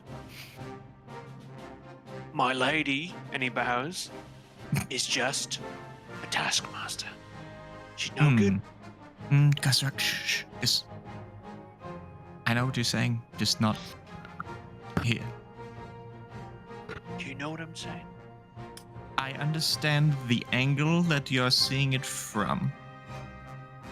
However, I would never presume to speak ill of the lady whilst on the estate. Whatever. Or off the estate, or ever. I'm gonna do whatever I want. Right, until she decides that you do something else. No. I'm gonna get magic. I'm gonna take out all the taskmasters, including that one. Great, great. I hope to be there with you every step of the way. Good. I encourage Tilly's, that. are That's you in? actually, Yeah, I'll help you with magic. yes, of course. Whatever you need. In fact, Good. if you have a lead on where we can go to do this, I'm free. I'm rich, so, you know. I mean, I'm just gonna throw I'm this out fine. there. I don't know, but I heard there's some really cool prizes at the festival. So maybe we Yeah, go yeah, there so and we see can go if down they're to the magical waterfront. and- yeah. Once we get your meat and bean wraps that I paid for a lot of them and a lot of alcohol, then we can take the big marble bridge, skip all the climbing and walking amongst all the stupid, and we can go straight down into the bay. Go see the festival, eat, drink, probably fight someone, Yeah. and then maybe, if we're still feeling a little chapped about this whole business, maybe we go up to Slepos and we do that mud wrestling that I talked about. That could be great. Yeah. I bet you could wrestle like 6 people right now. I think so. Oh, do you want one of those shock batons? I'm sure I could scavenge one up for you. He still has the one he threw to the side. The other unconscious Beastmaster didn't pick it up. Oh no, Yeah, he that- got it. He didn't pick it up. He didn't pick it up. If it's there, it's of course yours. It's just a trophy of, well, you kicking his ass. Well, I suppose. Oh, you could break it. I don't know need if it. it's- Yeah, and of course you don't need it. You didn't need it to fight them. You didn't break his jaw with a stick. Gus picks it up. Is the gem like energized? It looks like it's lost a little bit of charge from the illustrious luster that you saw at the beginning. But it's got a little juice left in it. It's like as you touch the edge of it, it gives a little static charge for sure. Watching him do that, Tess is like Mhm. a little alert. It's like licking a battery. Yeah, it is. It's kind of fun. Right, It's a let's good just- stick. They have their uses. Maybe, I don't know. Maybe we can find one of these individuals to help you with this big magic to deal with the taskmasters. Maybe we can bring them to heal with this shock baton. And then I could teach you the definition of the word irony while we're at it. It's a great word in the noble It's- life. It's like a piece of material, like a sword made of irony. I already know that. Yeah, it's sort of like that. Yes, it's like a sword, but like words. And like sometimes it hurts a lot more. I don't think that's how that works. Nah. Well, I don't know. When was the last time? Okay, whenever you were prodded, when was the last time you were punched in the face, stabbed, cut? Do you remember? Do you mind? Like, I'm sure it's an inconvenience, but for the most part, I don't really think you care, right? Now, what Well, about when Artemisia made you not speak and made you walk yourself around? that made me pretty mad. Doesn't it? That's what I mean. How sometimes words can really leave injuries that they don't heal Oh. quite as well as physical wounds. You understand? I could teach you. Is Very magic literal. just words? Well, you know, it's magical words, but the first step to magical words is just words. It's also hand movements. Words and hand signs. All right. Right. Well, one of the things that we learn is how not to use any of that. I don't know. I can do it a little bit. Sorcery points number of times per day. Fuck Well. hand signs. It's is what never we going say. up because it's a feat. So my potential is capped. The potential of feats are capped. Potential see, feat. I can teach you words Potential and then feat, yeah, teach there you go. magic. Teach you Yeah, how you're to catching use on. magic with your words. Find people to teach you magic. Give them this prod. I could put magic on paper, maybe. There you go. There's another thing. This is what I mean. Words. It's the first step to magic. Or found magic. Found fish. And I didn't give him anything. Around in a this time, while. Dipping your a toes. fully customized harness bearing a ale cask is brought out and set near you, and the now conscious servant who's kind of rubbing his head we have, or her head, I think I said, and she says, we have this finished for you, milady. So you do. Look, Gutsrock, this is that gift I was talking about. All that alcohol. This whole thing is yours, and it even comes with straps so you can carry it around. Drink it with no straw. hands. Huh. Now As the well. beast understands why we were attempting to measure it, and sees the good of being Thanks, a guys. complacent little creature. He's not little. I'm big. Yeah. Not little. But he is a creature, and he needs to learn his place. He knows his place. It's right next to me. Yes, at your Angelus. heel, at your beck and call. Correct. Does he know that, though? He understands that I'm his friend. That I only want what's best for him. Enjoy the harness, my lady. She turns and wanders back with their retinue. Oh, don't forget those not meat things. You'll notice they're packed into a convenient side compartment on Of the course they are. Of course they are. Of barrel course they are. I there. never have to ask you twice. Miles. There you go, Guts Rockets. Though that might have been an oversight, because I do not know if the beast can control himself and not eat at all before it is I'll for simply you to buy manage. more. Indeed, it is for you to manage. I trust your intuition. It looks like she's holding a big grudge towards you, Guzrog, for knocking her out. But you know. Wasn't me. Was your friends? Yeah, don't listen to her, guys. Like you eat as many of those as you can fit in that jowly mouth of yours. So they're like a whole head of lettuce. And I can promise you that it's when like they're gone, you there's get more a head waiting of for you. lettuce, and you cut it in half, and then you put the paste in the middle of it. So you got 2 wedge salads with like nut and meat paste in the middle, and you hold it like this. Nut, meat, and- and beans. But like It's the mush but like Guz crave. it should be clear that like a lettuce head to Guz's hand size is about like a hamburger bun for us. So kind of works out. All right, guys. One hand's one. I'll give it a try. It is perfectly satisfactory. Do you like the crunch? That was a big selling point. It is crunchy, but Apparently, It's it'll give fine. you a lot of energy. It helps you lift things and pull things and fight things. It helps you Guzruck more. well, I've been doing fine without nut paste. That is Oh, before the nut meat, of course. I would do fine without nut meat. It's the bean juice that makes it. And just like It's like a liquid paste running down your chin and on your chest as you bite into it. She's like staring at the moguls on his jowls and seeing like the bean juice like weave its way between. it's It's got like, that's the fucking purpose. cottage It's like cheese a bit. jowl. It slows down the juices so he can get it before it falls to the floor. Phyllis is tilting his There head. it up. is. Fascinating. He's like, A method to the madness of whoever makes these things. Phyllis is tilting his head. Like, okay, what angle can I say he looks cute at?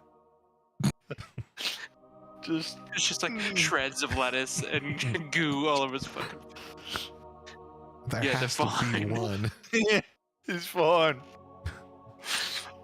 I've had better. Perfectly satisfactory. Yeah.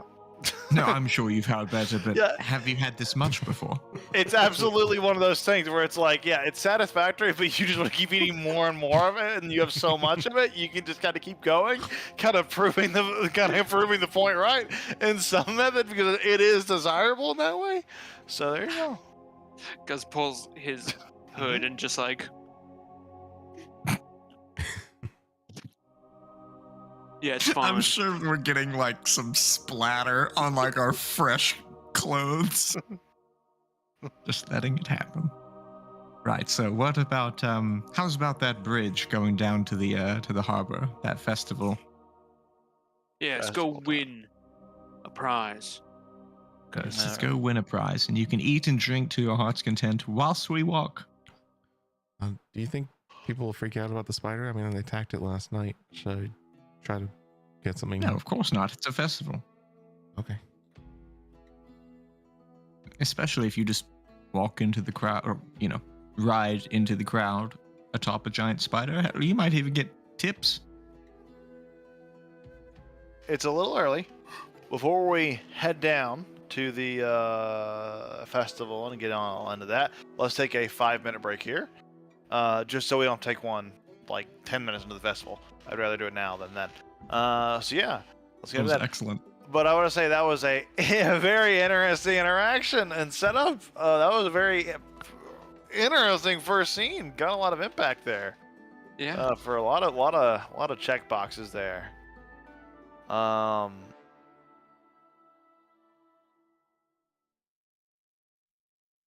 gonna give a hero point to K. That's great. That was an incredibly handled scene, and it is just to goes to show you that hero points aren't necessarily about quantity, but they can be about how impactful the movements are. Because I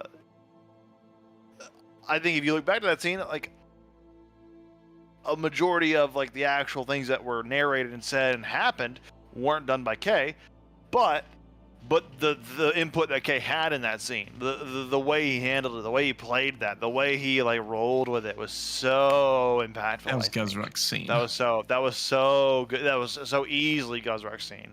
I feel like there has been so many situations in previous games that we were dissatisfied with where I would throw something like that to someone and it just wasn't bitten down on, and like, okay, great job. That was that was actually super good. That was one of the best scenes for the. Yeah, that was a great scene. That's as simple as that. It was just a great scene, and it was a Guz scene for sure. I want to give credit where credit is due, because that scene was only possible based on the setup that Tillis and Cassandra kind of formulated by going on to the entire process. Is only possible by that, but the way Guz handled that was so beautiful. That was set up the so scene. perfect. You take it away. Absolutely. You get the point for that. But the setup is so important, and the scene couldn't happen without it. That I want you both to take inspiration. You get a little point of inspiration, advantage on a roll. Tell you're ready, because that was both of you super impactful, super good, because you made it possible, Chiefs. You made it possible. Both of you did. Yeah. Awesome. Great job. Love it so much. I'm gonna go grab some more beers and we'll play some more D&D. Cool. That was good. That was really good. Really good.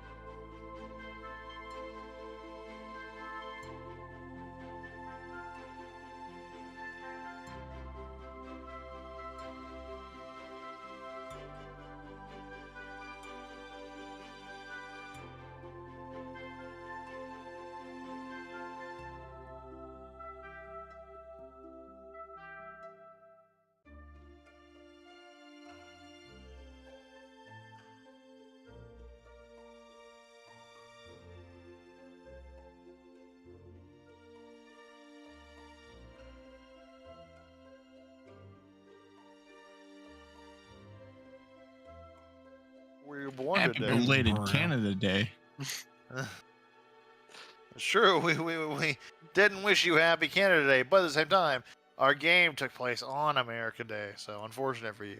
It's almost like it was planned years in advance just to spite you Canadians. Yeah. I lined it up the next 20 years. We're always playing on the 4th of July. Get over it. Given the very recent events, that's a little tough to feel a whole lot Well, of patriotism. Yeah, I mean, I don't think either of Wow. our countries are very in in a good the place to be celebrating no. their own day today. Or- However, is that George Washington's fault?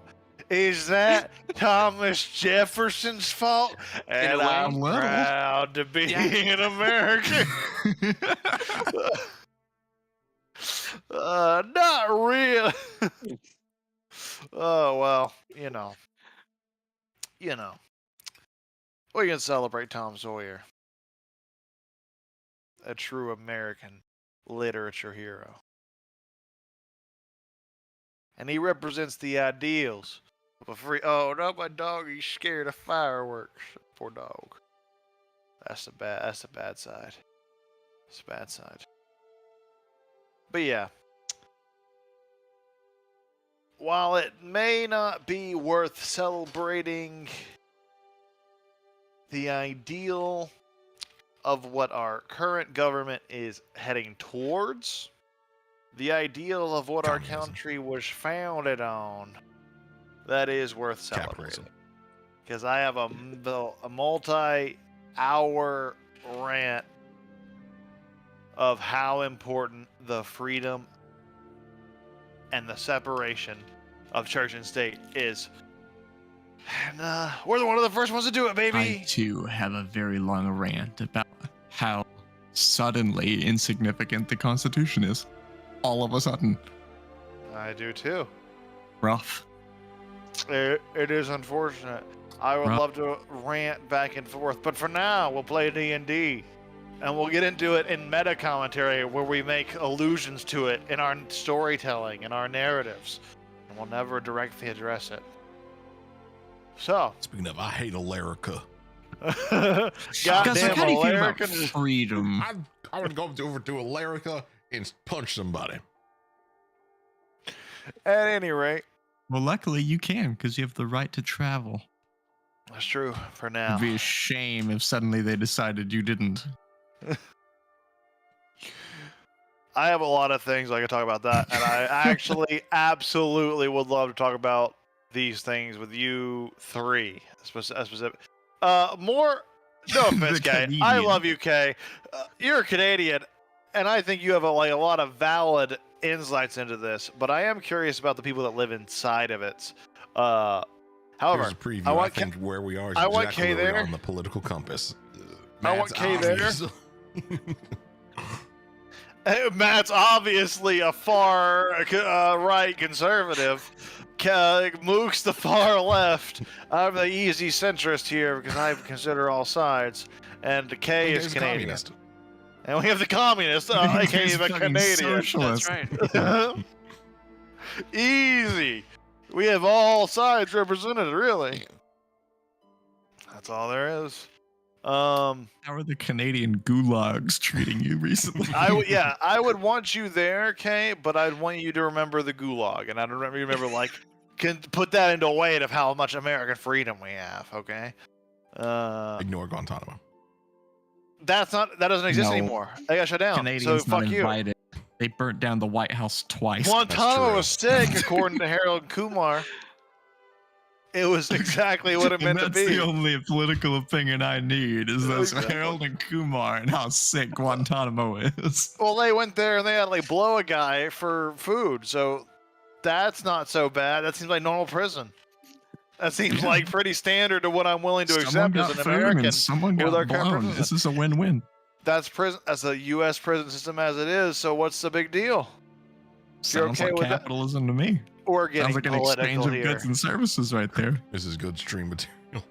But can we talk about how North American politics are the only relevant politics on the fucking planet right now? Like, if you're not talking North America, you're not talking about the world. You're talking about Lucaslavakawakawavania, and I'm like, yeah, I don't give a You're shit. talking about some You mean war, until some, tomorrow. some weaker Muslims. Like, who cares? Jesus. Yeah, It's okay. You can have these thoughts until tomorrow. Today's Yeah. your day. today's our day, baby. But anyways, we're playing D&D or something. Unless you guys want to continue talking about like the geopolitical state of the world and all that good stuff. I'm down. But we find No ourselves festival. We find ourselves celebrating. Isn't that poignant now that we're celebrating? I'm not gonna do that the entire session. I promise. We are celebrating, however, both in game and out. And in game, there's a festival going on as we all prepare to make our way down the marble highway directly into the heart of this festival. Is there any other preparations you guys want to make for heading off / heading through the Morloff State to go down the highway and such? It's a little bit of a journey. It's like hang on, I have a each hex is 15 minutes, so it's a about an hour and a half walk.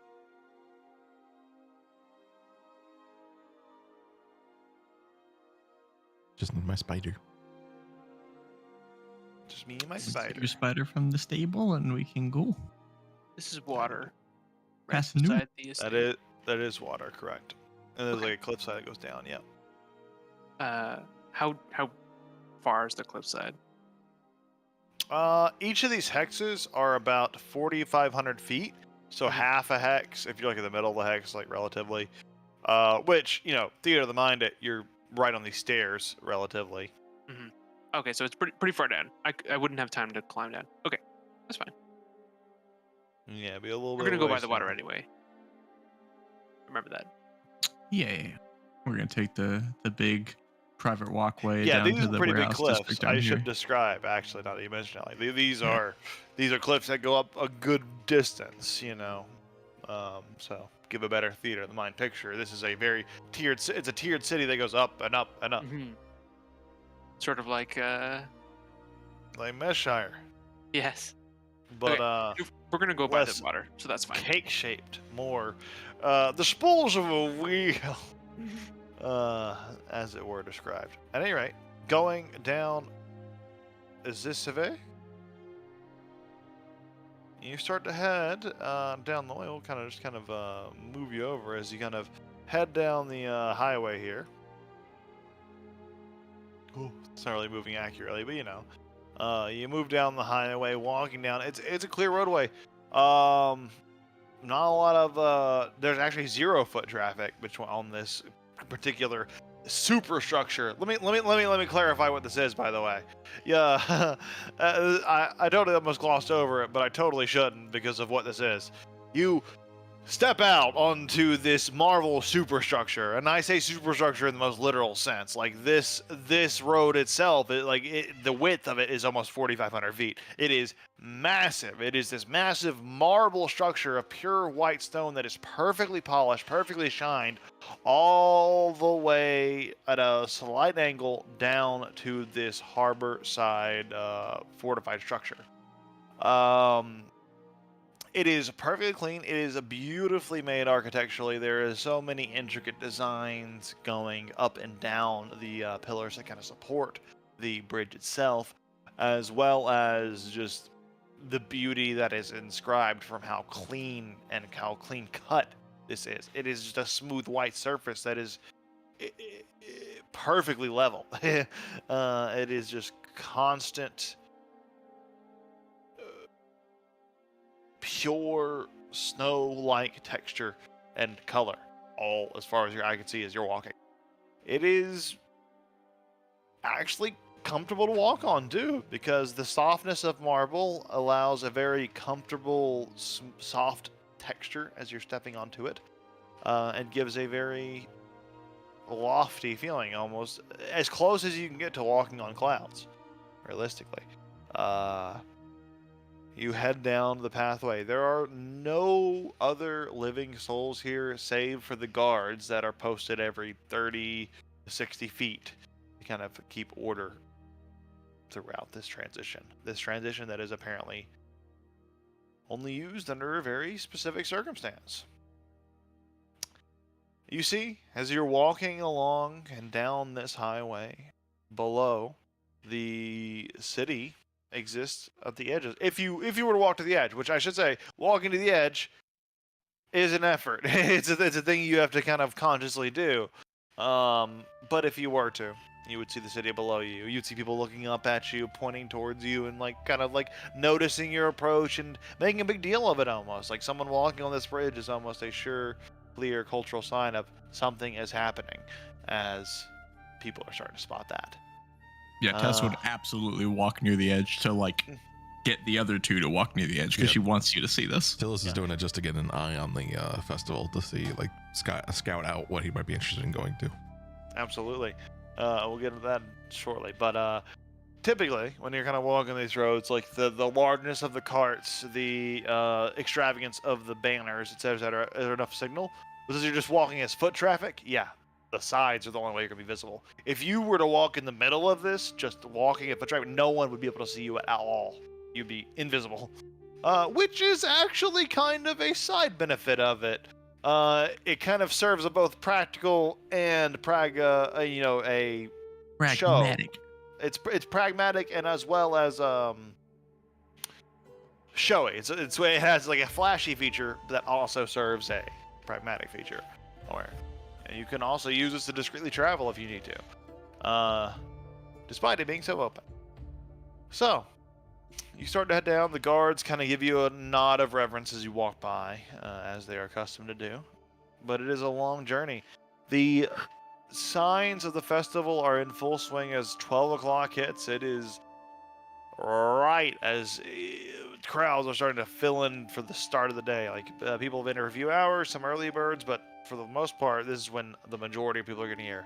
It is a bulk crowd surrounded a vast amount of games. There are games everywhere. There are festivals everywhere. There are various decorations everywhere. You see flowers and flower motifs and wildlife motifs all spread around the harbor district, giving it a beautiful look. And another thing you notice that it's not in full swing yet, but now on the current day, they are actually a lot of people are gathering around the harbor, and they are setting these little lotus flowers that are able to float, and they're like pushing them out onto the harbor to kind of create this dense harbor side view of like the flowers all floating on the edges of the almost like lotus flowers that kind of float on the edge of the water, kind of spreading those out all around to give even more of a flowery motif.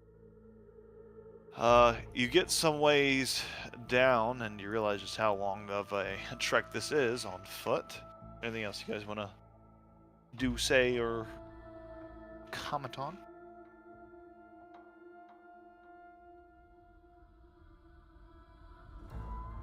All right, well, the journey continues. You get down to the base level of the fortifications here. You find yourself heavily surrounded by guards. Like you kind of come down to this ramp that kind of comes down to this you almost like lead into a castle. This structure deposits into a castle almost. This castle, instead of a keep or a palace or whatever, it has warehouses, storage facilities, transport facilities, etc., and dockside access. Like it even actually has its own harbor and its own dockside area, which lets you access the Larkspur Coronet, which you can see just off of the edge of your view. The massive, beautiful ship standing there in all of its regality is there, and a closed gateway stands before you and getting to the waterfront where the festival is being held in full swing.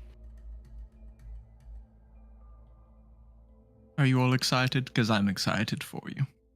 Yes. Yeah. First festival. Have you ever been to something like this before, Gazrock? Or No. Tillis, for that matter? We would have, I mean, some celebrations, but never anything quite this big. Right, well, we can reap the benefits of a large city before we inevitably leave it all behind. Well, The jovial music starts to hit your ears, just at the edge of your distance, almost beckoning you closer. It's like the waterfront is asking us to go and drink too much and make irresponsible decisions. well. I don't think I'm gonna have any fun. No, Why not? I don't know. Just, it's been bad, so, you know.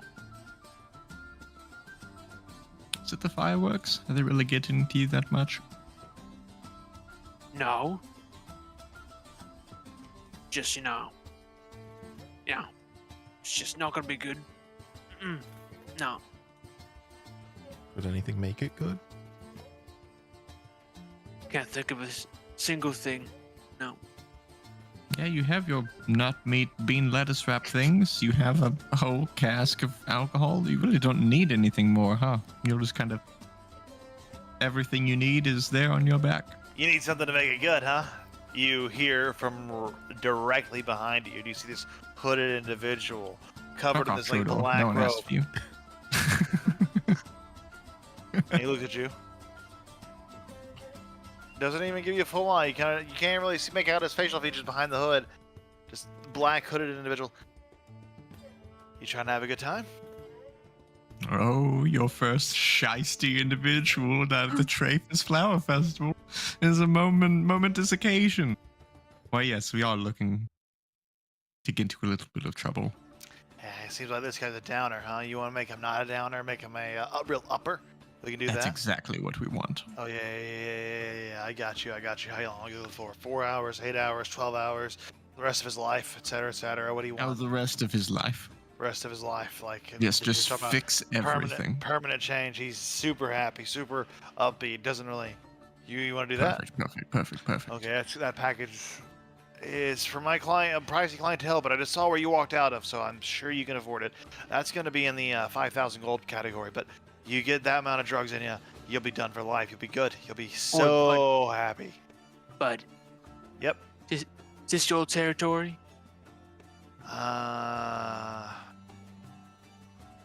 It's not about territory, friend. It's about making sure you have a good time. No. See, he gets it. Look, you're stressed. I understand. You got a busy gig. You look like the kind of Ogrelon who does a lot of heavy lifting, does a lot of work. That cask on your back, not really sure what that's about. Looks like you get some sort of relief, but a lot of your kind come down here. Hey, let's be real. And a lot of them, they need a little more than what ale can give them. What about bean paste?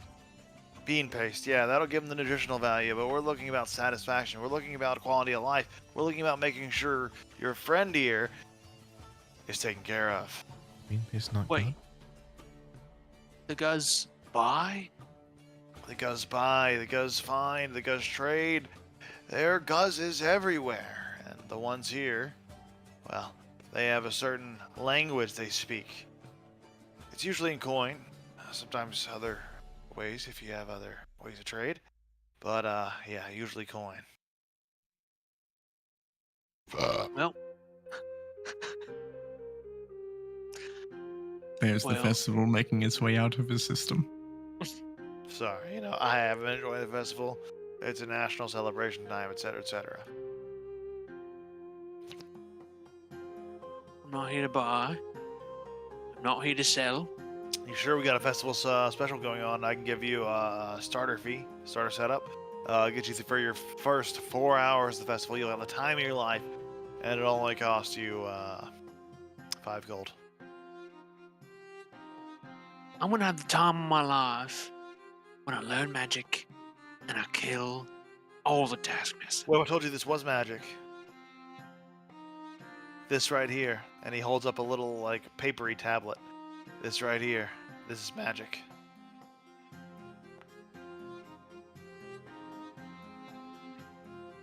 Oh yeah. Yeah. Stick out your tongue. Rule number 1 of Travis festivals: when a random stranger tells you to stick out your tongue, you stick out your tongue. Fine. And it's covered in fucking flecks of lettuce.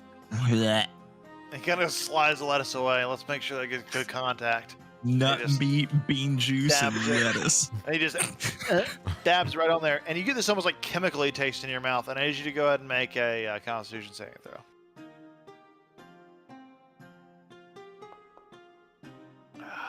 Yep. You begin to be immediately overwhelmed with sensory overload, is the best way to describe it. Every single thing you notice in hyper detail. You look at Tillis's legs; they're cartoonishly small. You look at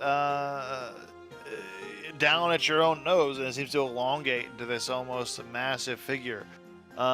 You look at this individual here, and his hood almost grows into this cartoonish figure with this long pointed hood, very similar to almost like a cartoonish Grim Reaper of sorts. He stands there and he kind of talks to you behind the veiled face and starting to feel it there, big guy. Yeah. After What just the one shit dose, is huh? this? Powerful stuff. Hey, it's probably his first time. Don't judge him.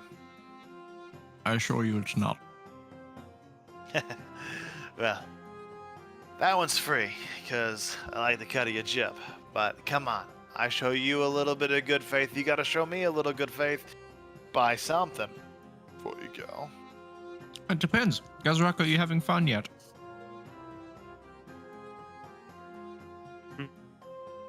Gotta find this fun.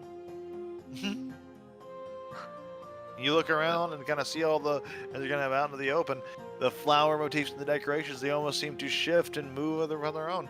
It is pretty. It's a little bit of fun. Yeah.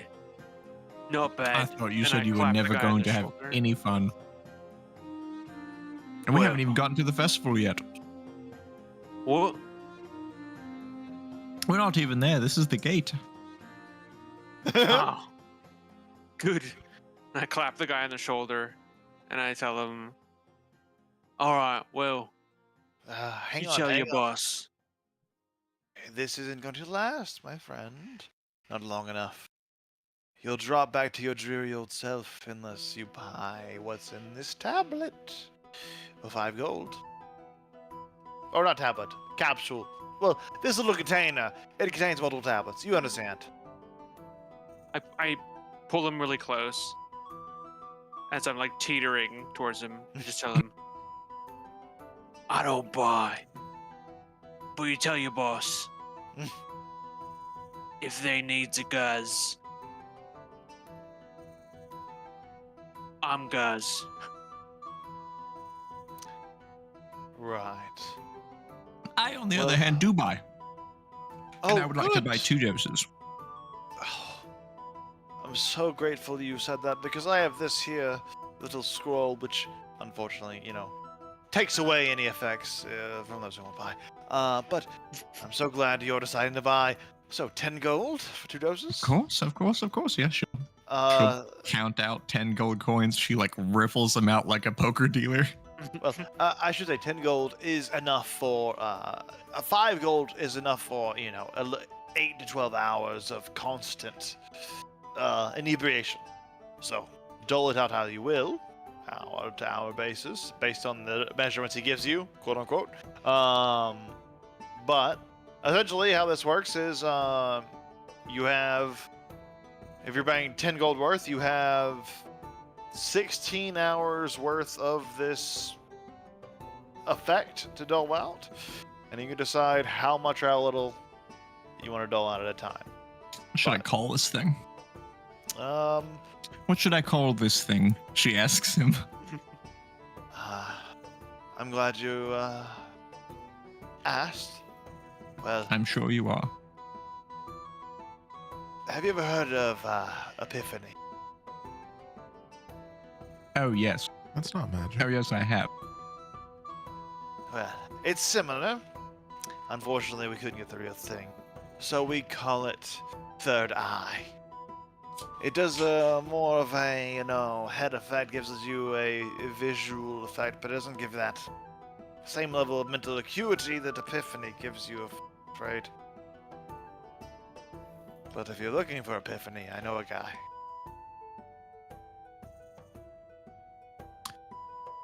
It's funny that you mentioned that. I would be looking for an Epiphany guy, particularly a farm for it. As I'm sure you noticed where we came from. Who wouldn't know nothing about that? Of course not. But you happen to know who does? I'm And more of a she's like- distribution. Like I'm more of a flicking some coins in her fingers, I like kinda playing with was- her poker chips. You see him genuinely like flexing his mind, but I'm more of a distribution guy, unfortunately, less of a production guy. Well, is there anyone you could introduce me to? I could pull on Not some today, of strings. course. We're busy. Yeah, I could. Well, it's gonna take me some time, anyways, to pull on some Of course. strings and figure out some stuff. But sorry, let's not play coy. I know who you are. You don't know who I am, but I know who you are. You really want to get involved in this kind of thing? I just paid you 10 gold pieces for less than a full day's worth of false enjoyment. Certainly. What you are selling is valuable, and I'm sure that the markup is substantial. I'm sure that you get this almost for free in comparison for what you sell it for, and that, to me, sounds like a commodity. And commodities is what I deal with. Businesswoman. Like that. All right, The well. best. Hey, if you like making money, which I know you do, we can do business. Even more than making money, I enjoy spending money. I got some members of an association, so to speak, that I'll love to speak to you. Would you call them a crew? A little bit. My friend here loves crews. But they employ crews, if that helps you. Even better. Sounds like bosses to me. They are. They are that. Yeah. We got some words to speak with. Well, I know how to find you. You don't need to know how to find me. I will find you. Works out. Oh, I'm sure if I'm looking for you, I can find you. Don't worry about it. You can't see, but you can feel like he's smiling, and he nods. All right, well, Lady Morloft. Interesting conversation. Glad to have stopped you. No, thank you for fixing my friend's unfortunate attitude.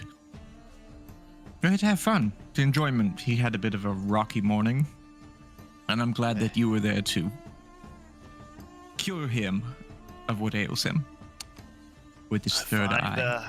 There's a lot of people who need third eye who come out this gate. There's a lot of people what need to be cured. That's true. That's true. Well, you enjoy the festival. Have a good time. Oh, we will. 16 hours of it. Can Tillis like try to reach into his mind and talk to Red Shadow and be like, Red Shadow, what do you know about Third Eye? And Beastmaster, thank the gods you've contacted me. I've been locked away, hidden in the recesses of your mind. To no fault of your own, I'm sure. But I have you know that you've been interacting with some suspicious characters since you've last spoken to I. well, yeah. Would you like a status report? Sure. If you give me like Cliff Notes. Status report. This Artemisia Morloft. Don't trust her. She's probably gonna fuck you. In the wrong I way, could've not the told you cool that. way. Like the more like metaphorical way. He says to the And- child. Not in a literal way. Beastmaster, I forget your age. I'm used to dealing with adults. It's a metaphorical thing. She's not a pedophile. You don't have to worry about that. Maybe. I don't know. be on the lookout for that too. But she is more of a danger to what you represent as a symbol of freedom and justice. Okay. But what was your question? Oh, wait, also, this last guy you Anyways. interacted with just now. And also, Ojar. Ojar, yeah, I was gonna ask about him. Yeah, not a good guy. Not a good The guy. Orange Moth. I got a lot of issues that you need to resolve. As my predecessor. No, my successor. And what about this guy in particular? Anything about him? This guy in the hood, I don't recognize him. But he stinks of filth, of crime, Well, of a desire to spread injustice. if you had this guy and he said he can't really like get us to the higher level, how would you go about? I would beat him until he could. Okay, I would make him swear to me. I swear to you. Where are the I probably drugs? can't And do I would that. ask him, Gretchen, where are the drugs? Gretchen, I can't really do that. I can't even Do walk it. outside of that one place. You have a gun. And while nothing just ever came out of the barrel of a gun, Right. in this situation, the barrel could be used to intimidate a figure, to dispense the proper avenue of justice for you to drive your Batboy or your Justice Mobile down, It's a spider. a Spider Mobile down to Justice Lane. Oh, where is that? That is a path that you yourself must uncover as the new Beastmaster. Also, you uncovered some things that called themselves Beastmaster. I don't want you to get confused about your role. Those guys are not how I envisioned you. Never forget who you are. Underneath. It's not who you are underneath, but what you do that defines you. Okay. Goodbye, Beastmaster. Okay. Please call upon me again in 24 hours when this feature resets. I'm teaching you how your magic items work. Okay, I'm gonna go to the festival.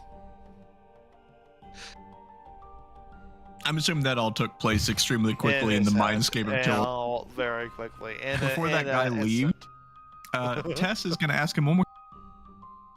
You before you leave, you said that you have that scroll there. That He pops a beer. oh please, I'll buy you another one. Don't worry about it. Go ahead and drink. Anyways, Try and enjoy the festival. of course, this scroll of yours that you said removes the effects of this drug. Yes.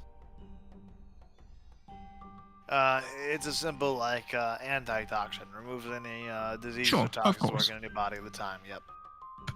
Makes sense to me.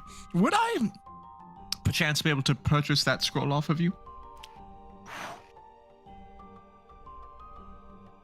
And no, I usually don't work like this, but it is just a scroll. Is it consumed when you use it? It is. So, hypothetically, you perhaps had to use it, and it's gone. And you also happen to find an amount of coin off the books, reported to no one, happens to weigh down your pocket, in place of where the scroll used to be. If you're trying to buy the scroll, I'm trying to buy the scroll. My Yeah. small friend here on the gigantic spider has a fetish for scrolls. 150 gold.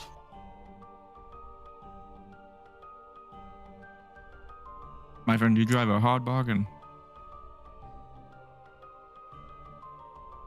She's gonna look around. How much money do you all have? About 70. And he's Money? asked for how much? 150. Gosrick, yeah, 20 gold. Yeah. What's it worth to you? 150 gold, precisely. Well, I've got 16 hours of that good feeling. And I bought you 10 gold, and you're wearing it on your back. Of food and alcohol, and I intend to buy you more. Are you wearing that, by the way, Guz? I assumed you were, but Oh, I think Guz is. Yeah. So just remember, you have a constant sippy straw to like an endless supply of ale almost, just to kind of sip on. You have a as your day camelback goes on. loaded with booze Yeah. and sandwiches. He And sits on sandwiches. his camelback and silently pulls 2 platinum pieces out of his gold pouch. Right, so Hence that's the 2 platinum here, 20 gold. I have 4 platinum here to make that 60, plus another 20 gold of me would be 80. Tillis requires 70 gold pieces. Okay, I'll hand you 3 platinum and 40 gold. She will culminate all of that and count it out to him. And while I'm doing this, can I just insight check this? Just to make sure the scroll is what he says of it? I'm sure we're getting hosed on the price, but whatever. Insight check to ensure that this. That this is like a genuine item and he's not just selling me a piece of paper. This would be more of an identifying the item itself. Till I determine how like shifty he's being, you could, and you might get a read off of him. Totally valid. Totally valid. I'm not trying to. This is But like the authenticity of the detecting item it. is only confirmable with an Arcana check, of course. Yeah. But like to like And see what basically he's reading feeling. him as a vendor. Absolutely. Go ahead and make that insight check. Just see how shady he is acting. He is cool as a cucumber. Right. Then I will hand over all of our money. Every gold you have. He. Just know, I gave you a fair price on this. A real I'm fair sure price. you did. No, In like fact, look at probably me. more fair than you know. No, like look at me. I'm charging you what I paid for it. That's not something I do often. I And want I to. appreciate it. I want to emphasize on that because I want to pay homage to, because I know the kind of merchant I'm talking to, and I want to make sure that the respect is paid properly and fully received, because I wouldn't do this for just anybody. Of course you wouldn't. Not. Not just All right. anyone would want to purchase this off of you. Or That be is able true. to. Or even know about it. That is exactly correct, and that's exactly why. You know, game represents, recognizes game, etc., etc. Of course, of course. So, here you go. Here's your scroll. And he hands you a scroll of protection from poison. It's in your inventory.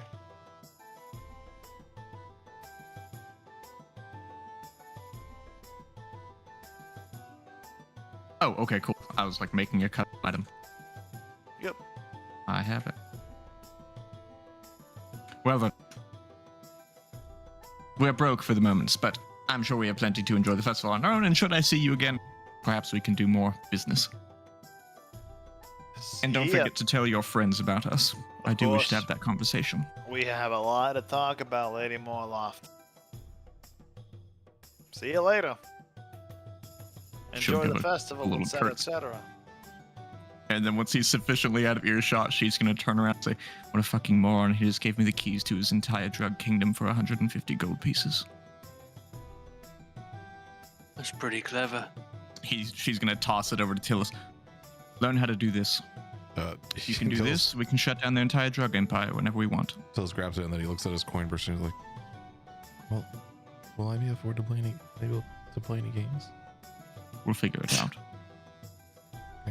Don't worry. Because we'll pay for games. And we're going to win. And get our money back. If it's Okay. that kind of game. The sooner that you learn how to use that little spell there, the sooner that we can go around find anyone who's unfortunately inebriated by drugs such as this, poor souls that they may be, and end the effect on them, to bring them back to their senses, how they should be. And if they, in their right lucid minds, still opt to want more of it, who am I to tell them no? I have 16 hours of dosages. I do charge a premium, but I have it when you need it. Okay, that is great, but I don't think I can learn that one. We'll get there. Okay. Usually I don't play in this whole business, but after the Mindscape with the Epiphany thing, do you still have the psychopath in your head? Yes. Concerning, Get but rid of him. all the same. I agree. But apparently, this epiphany stuff, if it is to be referenced to explain other drugs, empires, whatever, apparently this is a bigger fish than I thought. And it might be worth the time. So, what do you need? To learn it? Mm-hmm. A different class. Interesting. To spend a lot of time in a church, I think. Or outside. One of the two. I don't know which. It could be either, really. Interesting. I hadn't Or a considered code of the thought ethics that- that I feel really strongly about. So strongly, in fact, that I like gain That supernatural starts to powers. power me up. Well, then I have a question for you. Who made this? One of the two people that either live outside or live in a church. Well, there is that. I mean, You would know that, like, clerics write scrolls. okay. Both of you would, actually. Clerics write scrolls, druids write scrolls, but this isn't like a druid scroll. If a druid scroll doesn't look like this is most The likely paper's made nice, by a it's not like cleric. bark or whatever. Yeah. It's not a fucking stupid tree craft. It's Yeah. a fucking actual proper scroll that can be used in civilized society. Yeah, that probably. Tillis like touches the paper and he's like, "Well, it's pretty nice, so I'd assume some church, a cleric nearby, if there's a powerful." So you're telling me that if Schiffer was still alive, we would have use for her?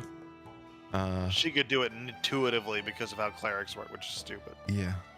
But yeah, she could also use a scroll. Actually, any of you could use a scroll with appropriate trick. Could you Even duplicate because- this? Maybe. Might take some time and practice with it. Well, it's potentially the keys to bringing down the Drag Empire. So, Yeah, but that would be good. Because just to like, not because I want to like be like this, but just to clarify, the idea is that if you cure 6 drug addicts of the high a day, or however many spell slots you can use that for, that cleanses the addiction. the idea that this guy was willing to blow 150 gold scroll to shut down the effects of a 5 gold drug, that Oh, I'm yeah. imagining has a little bit more use. But yeah, the idea is to basically You could use it to replicate his scam for sure. wondering if we can find a way to duplicate the scroll for Tillis to learn how to transcribe these things. As a wizard, I think typically I'd have to look up to be sure, but I'm pretty typically sure that the scroll manufacturing requires you to know the spell. If Tillis can't know the spell, he can't transcribe the scroll, which means these scrolls can only be transcribed by people who know the particular spell, which makes these kind of a rare commodity in that Mhm. sense.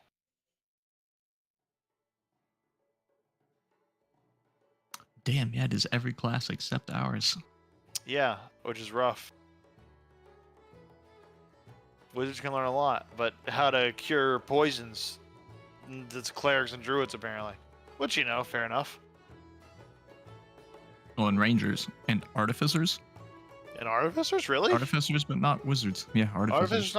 Artificers not weird as wizards is weird to me. That should be like Well, then maybe someday. maybe someday. Hmm. If you can do it through artificer means, you should definitely be able to do it through wizard means. I could totally get it if you're saying that it has to be divine magic or nature magic. But if you're saying it can be divine nature magic or Yeah, cleric, druid, robot paladin, dimensions. ranger, artificer, and it's not subclass dependent. It's just I just on the artificers spell can do list. it. Interesting. Well, I'm sure I can find someone Well. who can do that. Yeah, exactly that. That's fair enough. You could find someone to do it, that's for sure. Weird that wizards can't do it, though. But I kind of get it, because wizards can do so much else. But at the same time, it's a weird one. Well, hell, the thought hadn't occurred to me that you wouldn't be able to do this. I perhaps thought too much of you. Sorry. You disappoint me, boy. I know.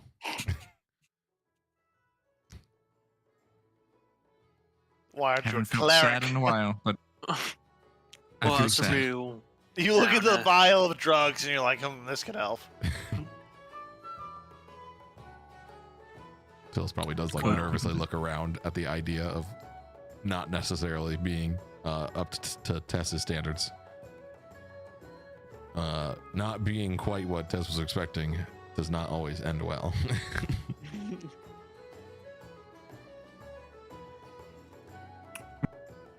I have plenty of other ways to get someone else to do it.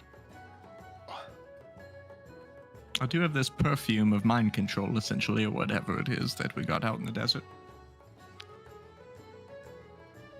That's So right. you're walking and talking, and at this point, you've gotten a little bit through the gates at the very least.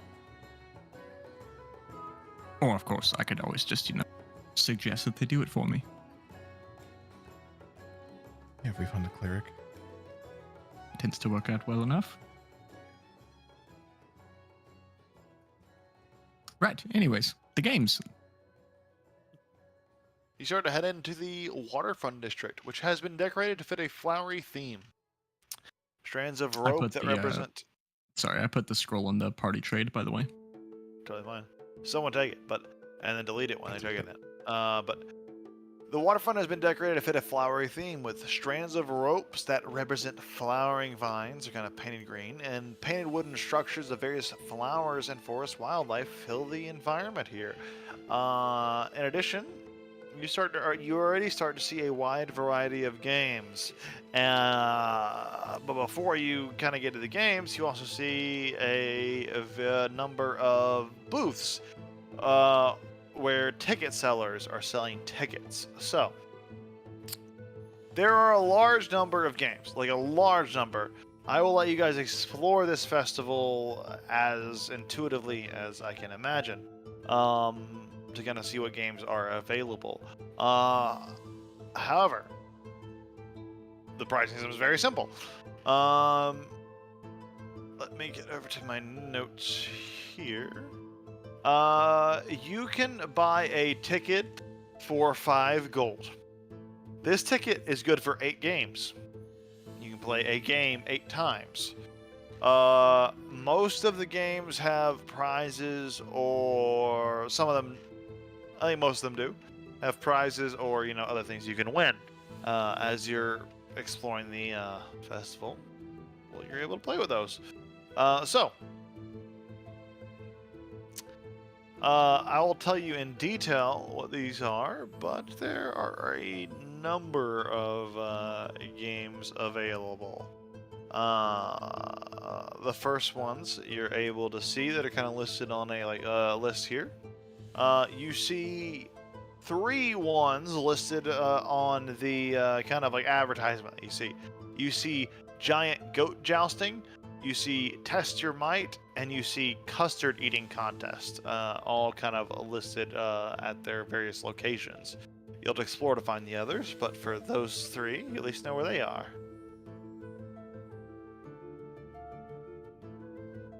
Going to be honest, these games sound tailor-made for the both of you. I mean, I'm pretty mighty. Yeah. So. I'm sure Tillus can joust on Goatback. Yeah, maybe. A goat's just like a spider, except had it a- Seems only like you has. spent most of your life 4 legs. fighting things. I had a big breakfast. I don't think I want any custard. Well, missing out. Do keep in mind, when it comes to tickets, like, each person who participates in a ticket gets a different punch. So it's 8 games, but if 4 of you play, that's 4 games worth on the ticket. Mhm. Absolutely. Well, I guess Well, we we gotta do get need some to- tickets. Recuperate some of the money that we've just spent. I do need to make change whilst we're out here, though. Do you think if I brought my own giant goat, they would let me use that? We could ask. Brought your own giant goat. Well, it's likely a scam or whatever. Juiced goats, so they follow their orders or whatever. So probably not. It's probably not allowed to bring your own. You have to play their game by their rules. Actually, you know this, Cassandra, because giant goat jousting is a big deal when they do it. But When Giant Goat Jousting happens, 2 characters participate in this game, though it only costs 1 ticket punch from either. This is a unique circumstance. So, like, if you do this, it's only 1 ticket punch, but 2 people participate. If only 1 person participates, you essentially have to find a challenger. Someone has to be willing to challenge. It's a 2-person event, but it requires 1 ticket punch. So there's a lot less like you versus the Carney. It's more you versus someone else. However, the winner of these 2, because it costs 1 time. Oh, I should probably explain this too. This is important. This is very important. Winning games nets you a prize. There are sometimes various dependencies on like what prize it nets you, etc., etc. But for this circumstance, the winner rolls on the prize table to determine what they win. If a character wins without falling off of their goat even once, they roll on the prize table twice. That is the kind of game here. So 2 people can participate. It can be you and another player. It can be you and someone else you find in the crowd or whatever. But up to you how you do that. But that is how goat jousting works. Well, that is some of how goat jousting works. But I'm sure we could find some game has rules. overconfident drunkard who surely would never lose in a jousting competition to a crippled child. Perhaps we show them your worth. Alright. Well, let's Since scrolls tickets. aren't necessarily your forte, perhaps mounts are. Okay, I mainly used ranged weaponry, but I've used a lance. You wouldn't everyone disappoint gets me their own twice, of ticket. course. Probably not. Probably not. so it So, sounds like we might be where's you heading in? towards the giant goat jousting ring. Yeah. So, as you start to walk towards that area, you begin to see the stadium. It is a simple wooden fence surrounding an area. It's a typical wooden fence dividing the 2 jousting sides. On each side of the jousting side, you see a goat, fully saddled, fully armored, etc., etc. At the front stadium, you see a beautifully dressed merchant kind of taking bets and etc., etc. They're kind of like bookkeeping stuff, as well as willing to live for participants. Next to the merchant, there is a knight dressed in full plate mail, kind of covered by the helmet, kind of wearing decorative colored tabards and festival garments to kind of accentuate his performance. But he looks like he is looking for a game. Looks like there's at least 1 participant ready to do a joust. If there wasn't 2 other people who wants to. But yeah, there are the goat jousting ring. It also, which is important to describe, behind the wooden fencing area, there is a almost wooden set of what are they called? Seats. They're called seats, but they have a specific name for, like, stands. Yeah, exactly. Like the wooden festival, or like the Because they are stand by your spectator side. stands. Bleachers. Bleachers, absolutely. That's an American word for it. Yeah, you get the bleachers kind of set up almost, but very rudimentary medieval style kind of set up, where dozens of people are like gathered, ready to watch the next show of the goat jousting. They're clapping and cheering. Most of them are eating and drinking. You see behind that there is a set of concession stands. There's a lot of like food, drink, festival food, very fatty fried foods, like in grease and oils, as well as various alcohols being served at the very back, as well as a number of souvenirs like gift shop stuff, etc., etc.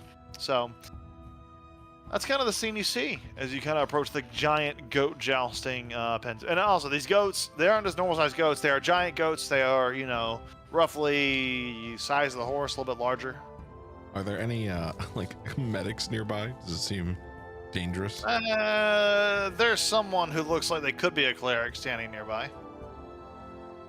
A cleric, you say? Do you think they An have like a indentured lower worker league? to be. What's that? I heard many things. Oh, I asked if they had a lower league instead of me fighting that knight guy. Maybe like a kids division. The announcer, the kind of the guy taking the bets, hears you. Oh, do not worry. If you are afraid of the challenge this contender might prove, you can bring your own. Anyone can compete. It's just two of the. You're not afraid of him, right, Tillis? That's absurd. It's no fun if it's an opponent at least of your caliber. You might still be batting down a little bit, but Do not worry, young child. If you challenge me, you are surely to face defeat. But that defeat, it shall be honorable, it shall be just, and it shall be one that the Castes family will honor for generations. see, Tillis, once you beat him, I'm sure that we'll hedge the bets and make a fortune.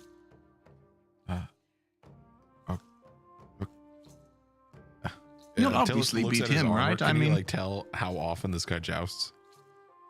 Inside chat. what was he said his family name? Castes, yeah.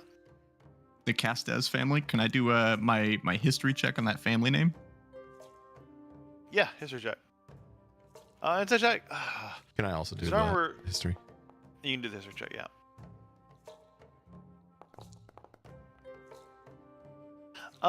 The Castes family, it is, you both know this, it is one of prevalence. It is a family that are, under the status of the Basilius. They are, like, their lineage rules, as a Basilius. But, other than that, you are particularly known that they are particularly prideful and known for showing off as much as possible. They are big into games, they are big into festivals, they are big into tournaments and shows of athletic/academic strength. You'll see them a lot competing for things like this, for even minor prizes, major prizes, tournaments, stuff like that. They are professionals in this kind of line of work, and they are good at what they do. The Castes, they're just a bunch of showmen. They ride these things for fun, for games. They're not experiencing the real world. You just rode a dragon twice. Yeah, I mean, You ride a giant spider into battle. You both Should be know that. child's play, literally. I think Tillis probably, if they had events at their estate, he probably has seen these people if they come to like anything. So he's like, he knows kind They're of person mega that they are. tryhards. Yeah. And he's like, yeah, I could take him. So, Of course you could. Go on. I'll put the rest of my money on the bet for you. Okay. He's just a fella in a can. Yeah.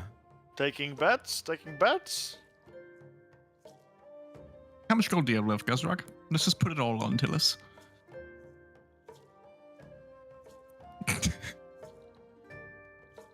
He would never let us down twice. No. I'm not gonna put it all. And Guz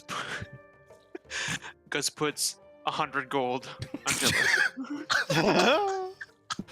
And I Okay.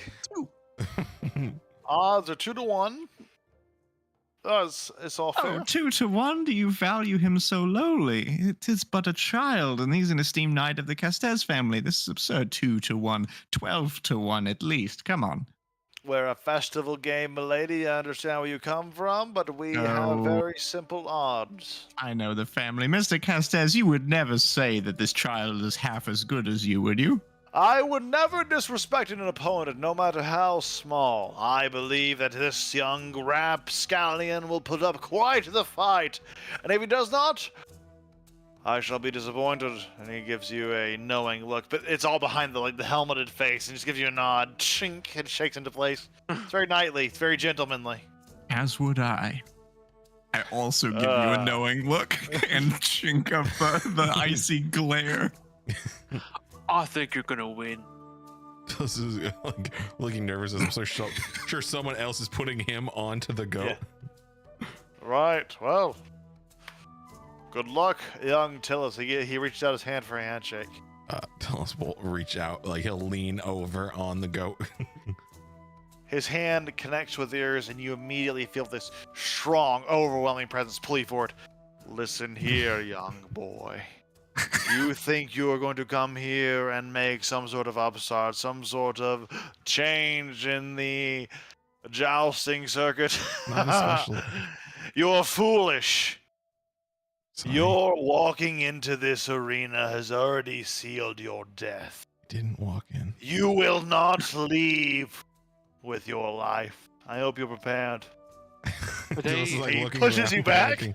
Like, did- And he starts walking back to his goats, like ching, you just hear the armor ching, chink, chink. He like boards his giant goat, steps on it, is fully armored, and he grabs this lance, which this lance has this it's a massive black metal lance that comes up into a pointed fist, and it's got like a massive fist end. It's like a massive metal club, and he just takes it and just easily lifts it off.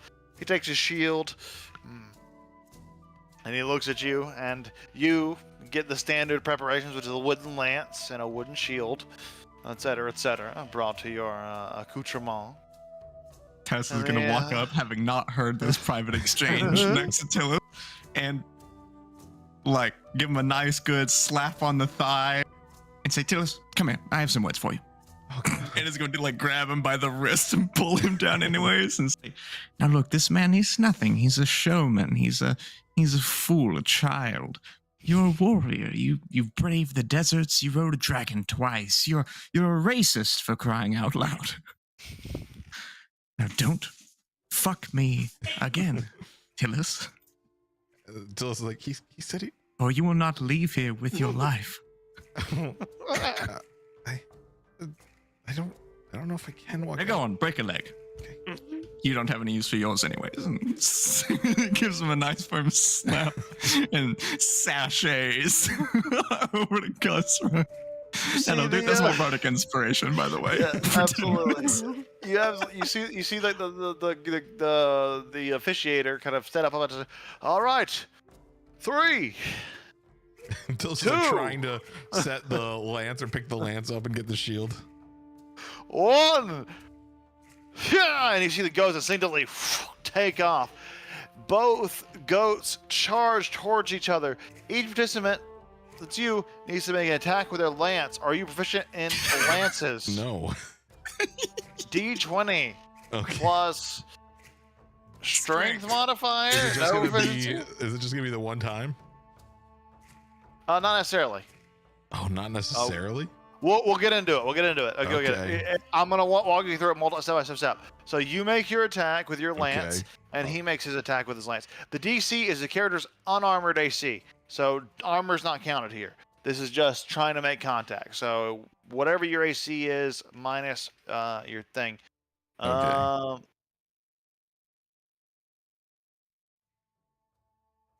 Okay. Does a 15 hit? Yes. It was an 8 Okay. hit. An 8 does not hit. But I need you to make a animal handling check. Okay. Oh, I don't know if I get advantage on these. Check if you do. Oh god. Hold on.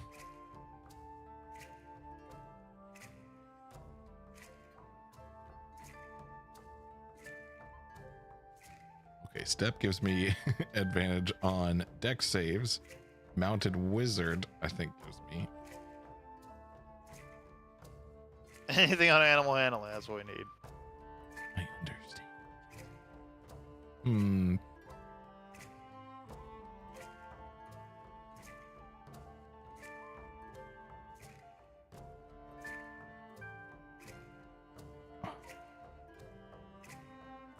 No. Girlfriend's trying to give my dog a marshmallow. Okay. I'm telling her So- no. In that circumstance, the lance hits you in the chest, and the breath escapes you as you are knocked off the goat, tumble to the ground.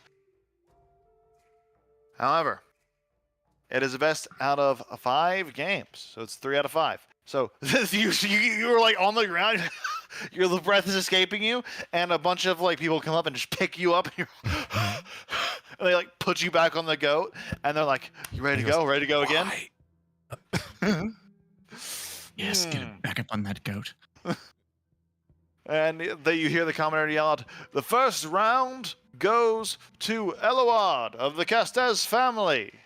Congratulations, Sir Eloard. You are proving your pedigree once again. Now, for the second round." Still is playing for suspense. He's just getting everyone's hopes up before he makes child's play of this fool. Are you ready to go again? Quintilis, like, knowing that like it hit him, can I mage armor up? Yeah, he feels good. You encircle yourself with the magic armor that kind of starts to embolden yourself. Like, oh, well, looks like we have someone who's a little more educated. How will Sir Eluard overcome this? What is your name, young boy? Please, speak to the crowd. Tillis. Young Tillis, you have quite the challenge to overcome. But I'm sure if you have valor in your heart and the truth of your righteous will is just, you will overcome this. I hope. Eluard kind of shouting out towards you. I agree. If you are the righteous winner, you will win. That is certain. And it kind of gives you a glare that you can feel behind the helmet.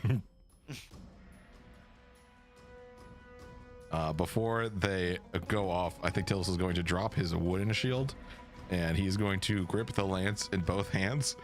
And right before they start their charge, I'm going to enlarge the lance. Enlarge the lance. Whose lance? My lance. You're gonna enlarge your lance. Yes. Does that help you? It's farther. Oh, it's cool.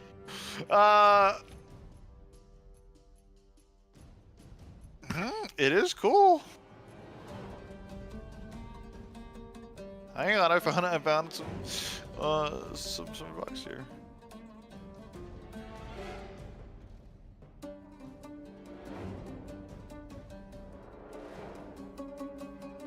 None of these answers are actually helpful. Someone asked this question on a forum, and then none of the answers are helpful.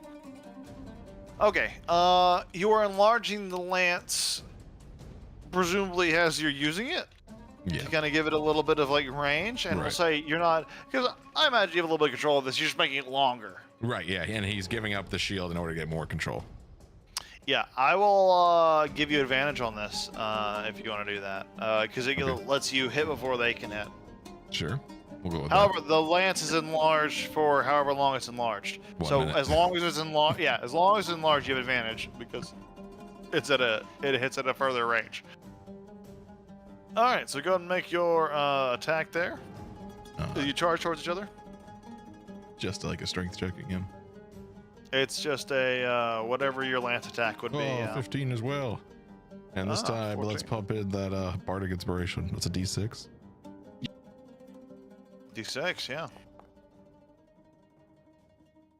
19. Always high. All right. So, as the it's a what? What'd you roll to hit?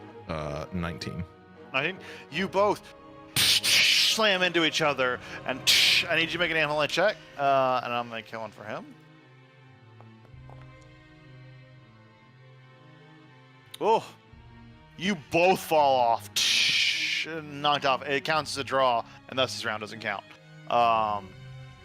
So you they look at each other, and you get reset back on your mounts, and they look at you. That was lucky, young Tillis, and it shows the truth of your cause. But at the end of the day, you will fall to my lance. He slams into the ground.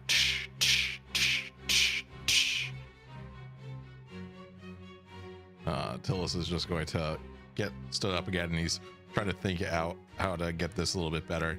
But as we'll see next round. Yeah, so it's the best of 5, but if you lose a round, the round's null. So that round's null. It's only 1 round lost in your against your favor there, Tillis. So the goats charge again, and they're going once more. So go ahead and make your attack there. And while he's like almost laying back into it, can I pop a shield for his attack? You sure can. So that puts your AC at what? At 21. 21. The shield is blocked. And with a 17, yeah. He is lodged and falls off of his mount. So it's 1 for him, 1 for you. It's whoever gets 3 first, essentially. And I see you are not willing to play cheaply. All right. Oh, whatever. I know what I meant to say. And he mounts up on his goat. How Neither far? will I. How far away is like the impact point, like where they meet? How far is that away from Guzruk and I? Like, I guess how far away is the center? From like, I don't know, the It's not stands. far. It's not far. It's probably like 20 feet, 15, 20 feet. Okay. Then yeah. For this next round, I'm going to subtle cast Insight Depression and ready the spell till they're moving, and then I'm gonna cast it on him. All right. So as they before they meet, ideally. before they actually clash, you got it. Mhm. So as they start to go ahead and cast the it's a DC what? I don't know because it doesn't say anymore. Oh. What is my spellcasting D? 15. 15. Yeah, and I probably can't cutting words in or unsettling words, so that's fine. Gotcha. 15. So it doesn't. You don't feel your spell take hold, unfortunately, as he is riding along. But as the impact is starting to take place, go ahead and make your attack roll.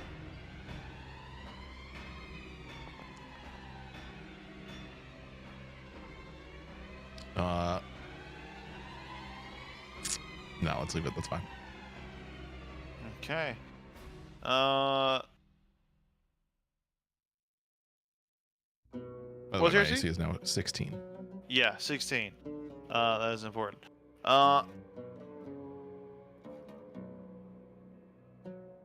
You're both hit. I need you both to make a... Wait, 13. Hang on. Sorry. You're hit for sure. Well, let me make sure...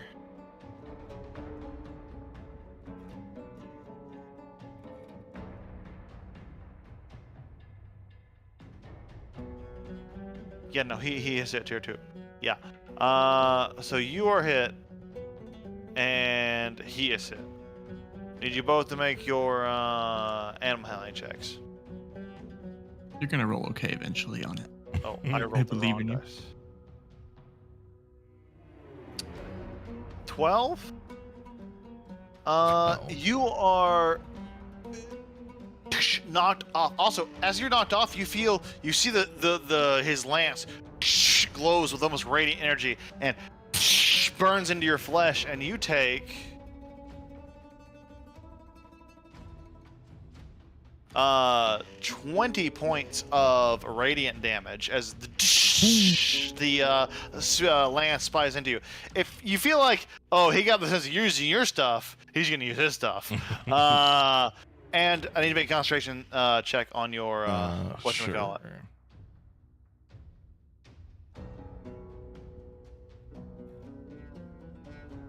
Sorry, is it a concentration check or a saving throw? Okay, it For doesn't matter for me. enlarge, If it's a concentration check, it's a save. The lance shrinks back into place. Look at you. Seems we're fighting more fair. As you fall off, he does not. That's to him. I'm going One, not to, him. as I'm down, I'm going to take a little bit longer to get up, and I'm going to put some gunpowder where I fell. Okay, all right. You like trying to hide it? Yeah, like it's just like pouring out of his horn.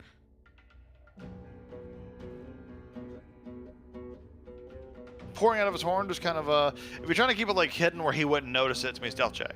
Okay. Like if you're trying to keep it like where he wouldn't notice you hiding some powder in a spot. Well, no, he's just like, he got hit and now his horn's open and it's pouring out. That's what he's trying to make it look like. Yeah, there's powder spilling out. He looks at it, sees the powder spilling out. About how much? 2 seconds worth. Depends on how long you sit there, because like you have to do your turn too. So unless Right. you just sit there and let the thing pour for 6 seconds, if you let it pour for 6 seconds, you're wasting your round essentially, Okay. because well, you have to sit there for the whole 6 seconds. yeah, the But if you're 2 seconds or standing, whatever. a little bit of powder on the ground there, enough for probably a small flash charge, kind of like whoosh, the big plume of smoke. Maybe not enough to damage anything, but enough to surprise, perhaps. Yeah, that's essentially his goal. Like as his goat is riding by, he's going to flash it. He looks at you. He sits on his mount, holds his lance. You I'm hold gonna start yours. heckling from the crowd. I'm gonna start shouting at the guy. What's his name? Cast. Eluard Castez. Lord Cassis. I don't give a shit about his first name. Tess doesn't care about who this individual is. They never Oh, do. Mr. Castez, it looks like the child is putting up a bit of a fight for you. Already devolving into trying too hard at a carnival game. I'm impressed. Doesn't I'm even trying to- look at you. I'm trying to unsettling words this fool. Did he see what kind of check? It's gonna subtract this Wow. number from his next save, and I only roll high.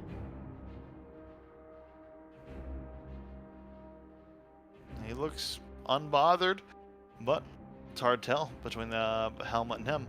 So, And then I'm gonna ready that subtle depression again. the charge goes on 2-1, 2 favoring Eluard. He goes forward. You make your thing again. He takes a -6 to his roll. Yeah, so it's a DC 15, he has a -6. Or a DC 21, however you want to. DC 21. Yeah, basically. He succeeds. Holy shit. This guy might be a paladin who has like a +5 to his thing, but his saves. But you know, Oh yeah, he's way higher level than us. Huh? Okay, he's a champion of arenas. fair enough. But he resists, not falling into the depression. I need you to go to make your attack roll. I'm gonna use my inspiration to give myself the advantage. Because essentially, if that side depression hits, it's essentially a win round. So yeah, you can make your rolls now. and I'm gonna It'll try to make you- blind him. There it is. Hi. That hits. His hits too. I need you both to make animal handling checks. You're blinding him? Well, yeah, with the I'm using the Sorry. gunpowder. I'm trying to freak out Trying to his get him- goat Yeah. with the gunpowder explosion near it. Trying to like startle the goat. Okay, as the gunpowder goes off, yeah, I'll allow it, and I'll give him disadvantage on that check. Let me see how he does actually. Let's see if he actually does hit you. Does a 14 still hit? No. Then he does not hit. As he goes, the flash goes wide. The goat rears back, and you land an impact. He's going to make a check. You don't have to make a check. Oh, but he stays on. He holds on and rolls back to the other side, still holding on. You're impressive with your ingenuity, young boy. It will not be enough to win against decades of experience. Do not feel bad when I smite you down. Just know that if you do not concede now, your life is at risk. I think I have another round. Very well. He puts the lance forward, slides his helmet down once more, and he gets ready to charge. This time I'm going to silent image myself on this goat, and I'm going to send the silent image forward so that hopefully he goes for it, and I'll be riding up behind it to get the hit while he's so open. like almost doing the effect of blur Yeah. without the effect of blur. Right. Yeah. I will allow you to make a like kind of like creating an after image. I'll allow you to make a make an Arcana check. If you roll sufficiently, it'll give him disadvantage on his attack. Okay. Actually, I'll have him roll against this, whatever you roll, to Okay. make it even more fair. So Arcana. Yeah, roll an Arcana check. I was gonna say the silent image has like a little rule in there for it. His investigation check against Tillis' save DC. That seems less relevant when you're summoning it right in front of somebody. Yeah, fair enough. However, he rolled very poorly, so he doesn't seem to notice it. However, the investigation check is still probably the most appropriate check, so you're definitely on point there with saying use investigation check. I think that is the probably most appropriate. However, he rolled a natural 1, so he doesn't seem to notice the check, so he's gonna have trouble discerning between the 22, and he's gonna roll at disadvantage. And I'm gonna use my message cantrip to try to bardic inspiration Tillis again. Good, down him again. Don't fuck up. You've Okay, got so this. Easy. go ahead and roll your thing to hit him. And before I blow my load, I just gotta ask, did I win too? Is this my third? Or does knocking him off the only thing that wins? Knocking him off is the only thing that counts. Okay, let me re-explain the rules. If both of you fall off, it's null. If none of you fall off, it's null. If one of you fall off and the other one doesn't, it isn't. So it's currently 2-1, right? Yeah, he's knocked me off Yes. twice. He's knocked you off twice. You've knocked him off once without you falling off. Okay. Well then, Yeah. just for fun, let's do it. I'm throwing the hero point out for the D8. Gotcha. Go for it. For the hit. Hold on, I'm doing this formula plus the bardic inspiration.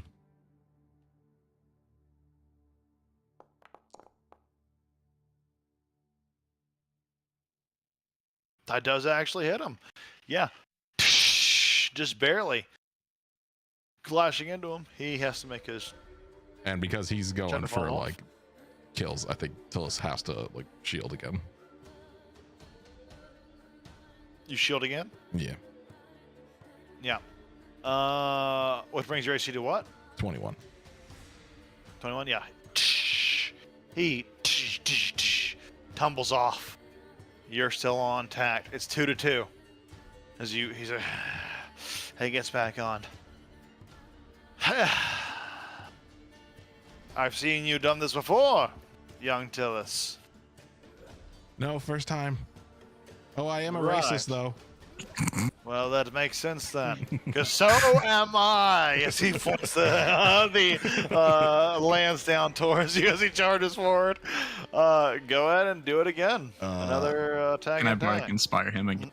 This time, I'm just gonna mess with cantrip him, using just threatening the him. last spell slot I can, I'm just gonna like web him and his goat down. Okay. Well, more the goat because he's Oh not. yeah. He's riding the goat. Yeah. It makes a what kind of save? Dex, I believe. What's the DC? Strength check against your spell save DC.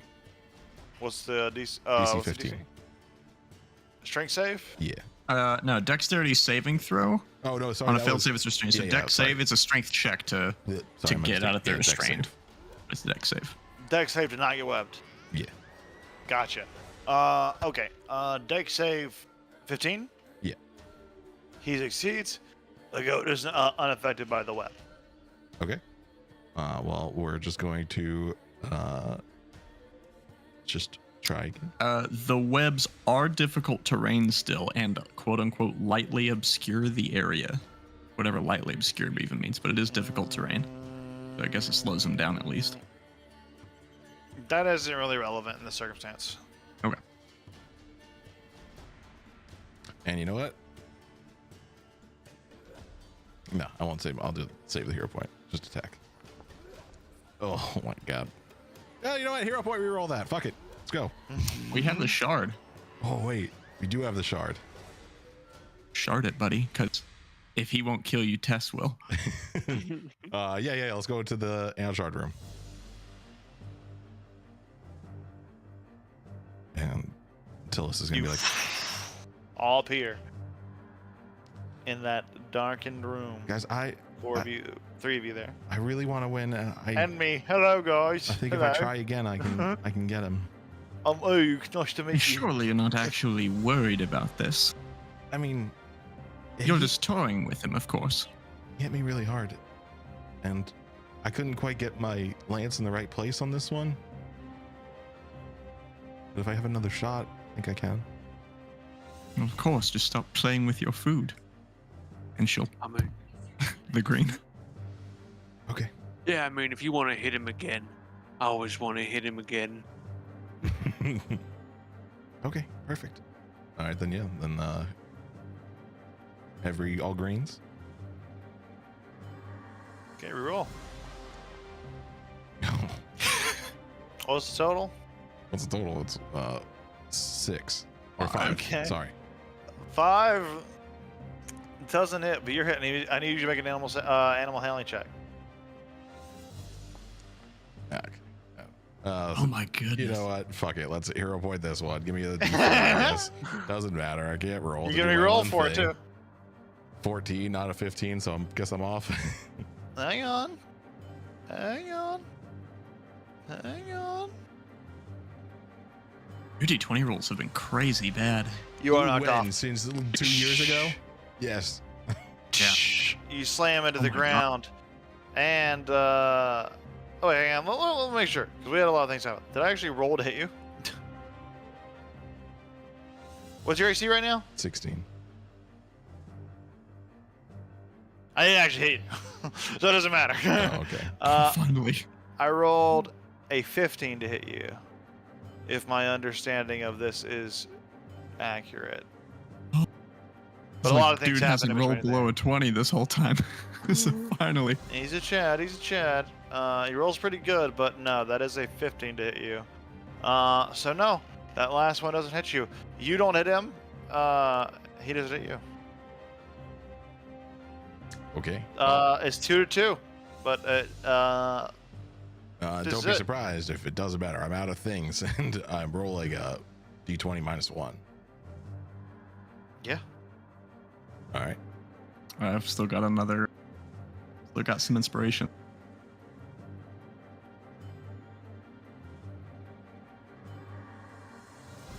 As you charge forward to the towards each other in this final moment of this tournament. Oh God.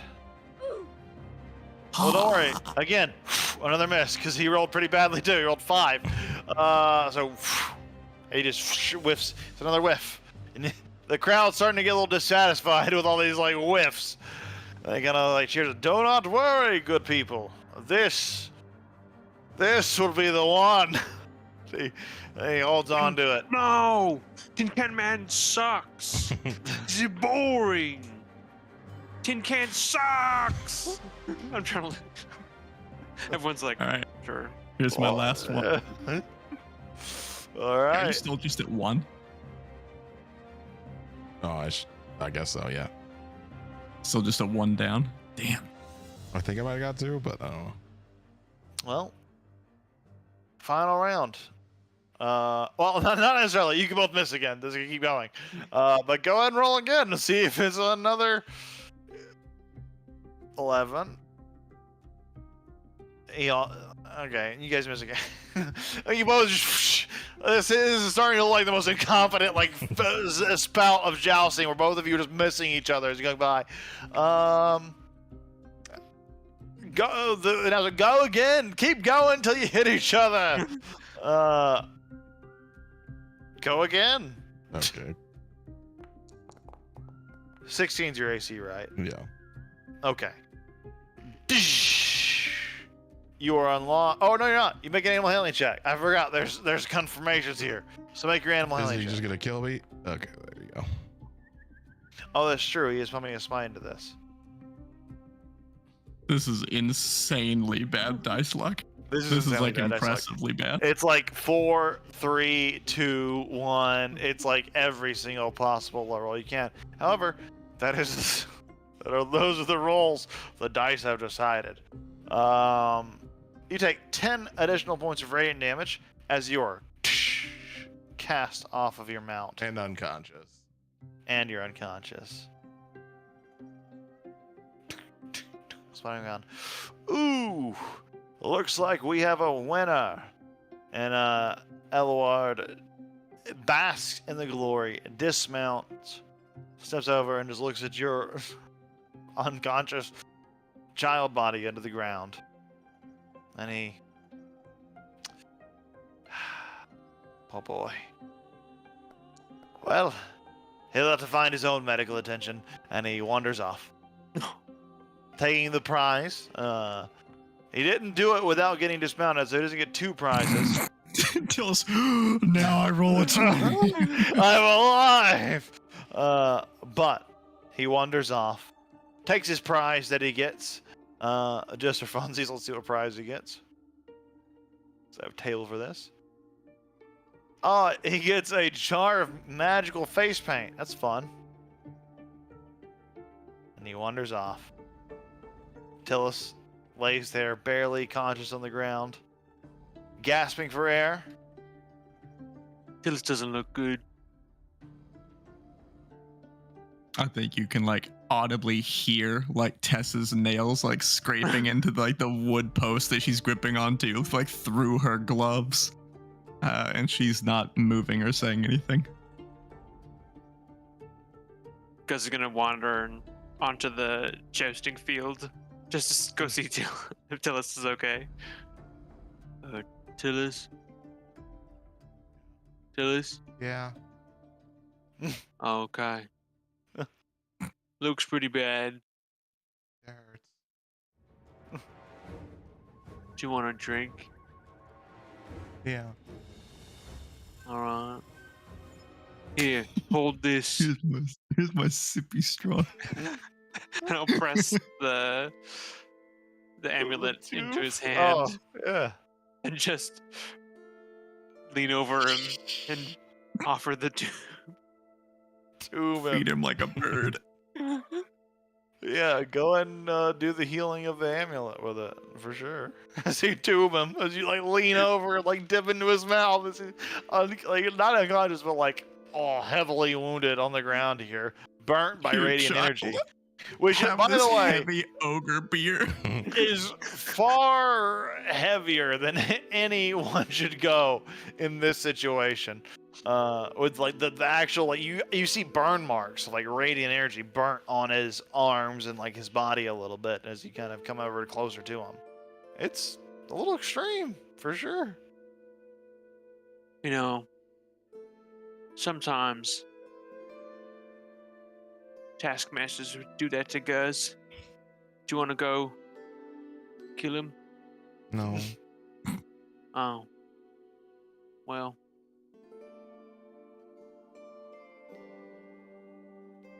That's the only idea I had. Can you bring me to my spider? Yeah. And I'll just Thank you. pick Tilly's up and look for the spider. I So don't want they're to play any waiting. more games. Well, I'll play a game. And then you can sit in the bleachers if they got bleachers. Okay. Come on. Because we'll carry him over to the spider and just sort of like place him on top. Like, You do.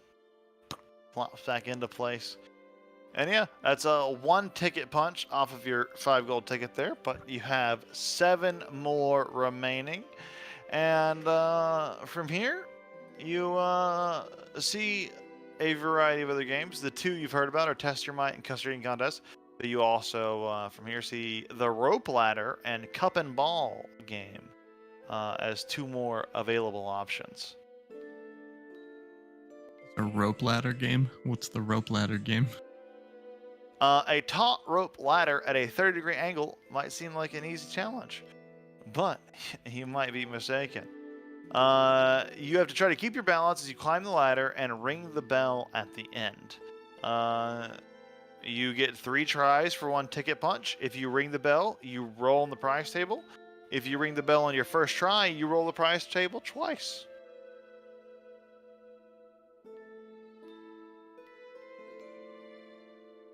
Who has the ticket? Whoever bought it.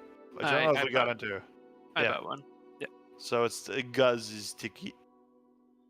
Who has 1 punch into it. So 7 games available. Well, I could go win the rope climb real quick. It's good to win something.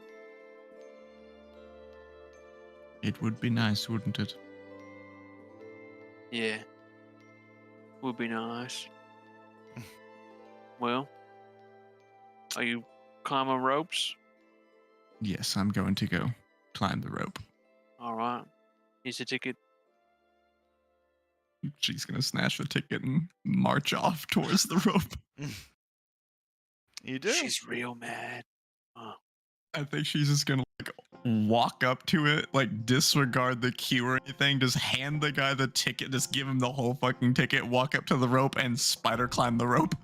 So, I take it you want to try to cheat and not do the actual game. I'm just talking about the challenge is to climb. 1, I can adhere to anything, and 2, I have a 35-foot climb speed. Yeah. Oh, This is Not my doing it natural fair. ability. absolutely. Not doing it fairly. Without using your spider climb. You do it without effort. You get 2 prize She's gonna wins. scale up the thing, ding, and then hop down and march over to him with her hand out.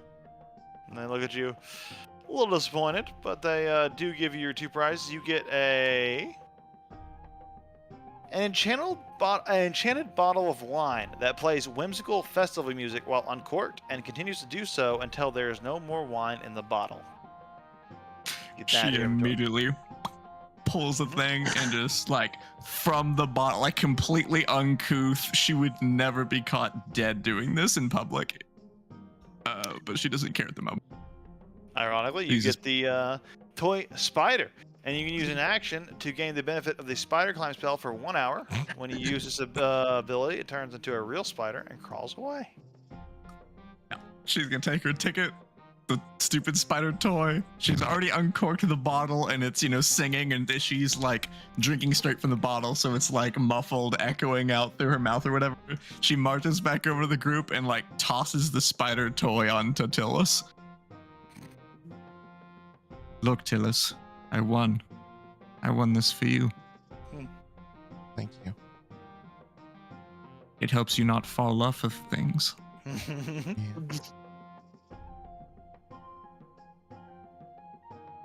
And hands the ticket back to Guzzler without saying anything, just like plants it in his chest. And continues to drink her wine. Just every now and then the cheering gets like muffled. You start to wander around this wondrous carnival full of mini games more and more as you start to explore, and it's going to give you a full expanse of what you got. I'll tell you about the rest of the games you can see here. You see Outstare the Cyclops, where a terrifying Cyclops is ready to do a staring contest with you and see how well you can keep up with it. There is a Guess the Feathers on the Cockatrice game, where there is a cockatrice decorated in various funny clothing that you have to try to guess. They were caught all on cages and such, but guess correctly, and you get some stuff. There's Goblin Wrestling, where you obviously try to wrestle some goblins. There's the Amira Ring Toss, where a small bunny creature with a horn that's like that of a unicorn, you try to toss rings onto it. And there's the Catch the Dragon by the Tail game.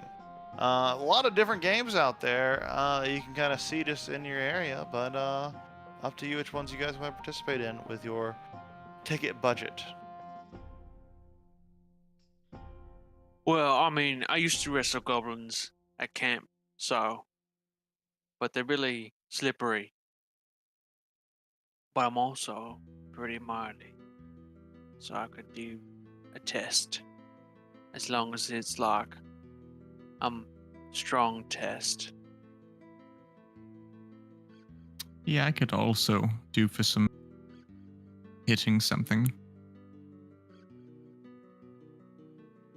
Well, Is that the test your strength thing? Is it like the mallet with the bell? Yeah, the test of strength is your classic ring the bell game, where it's you get a big mallet, you try to smack at a lever, and the harder you hit, the higher the weight on the other end of the lever goes.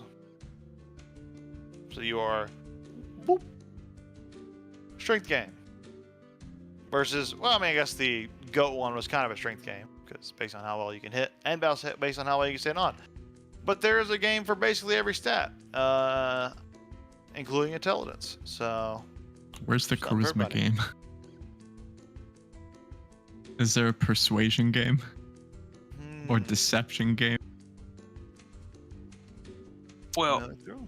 Is there a So- two truths and a lie game? There is the wisdom perception / insight game. That helps you.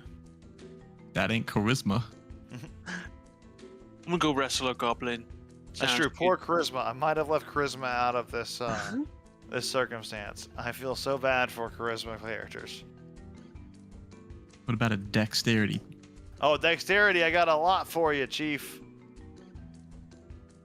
The rope ladder's a dexterity one, but you know cheated. Is that You cheated. You cheated. not cheating? It's your natural ability. I didn't use any magic at all. That's true.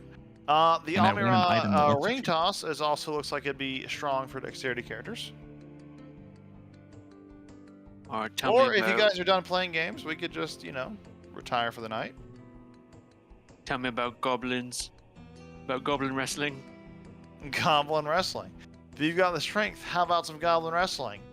In this game, the player has to wrestle one or more goblins. If the character is a small creature, like a gnome or halfling, they wrestle a single goblin. If the character is a medium creature, human, elf, etc., they wrestle 2 goblins.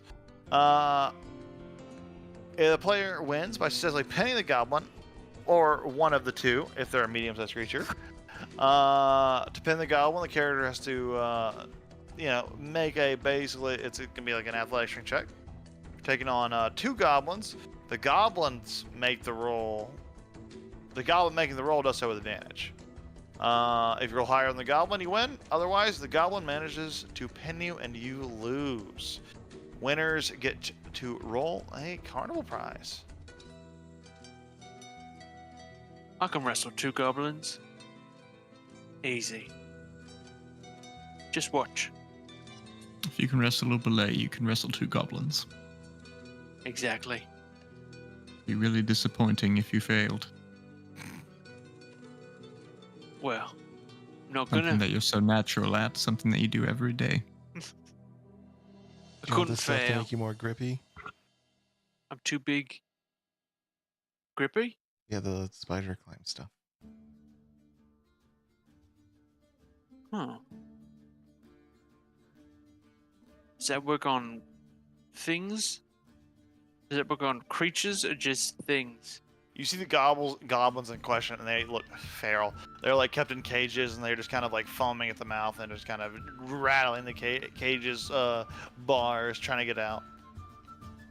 Have I seen goblins in this state before? Does it seem like a regular goblin shit? Or just like, For They where have you've seen sickness. them, it's probably similar, but it's akin to like, the conditions like where goblins are kept to the condition of being starving and forced to be so ravenous because of hunger. It's usually a hunger symptom. Yeah.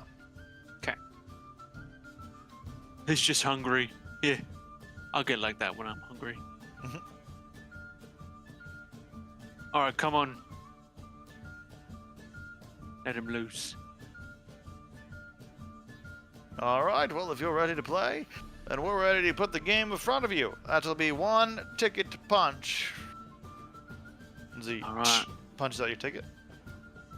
Okay, so as he throws you in the pen, you're put there, and then 2 of the other goblins are brought forth in cages.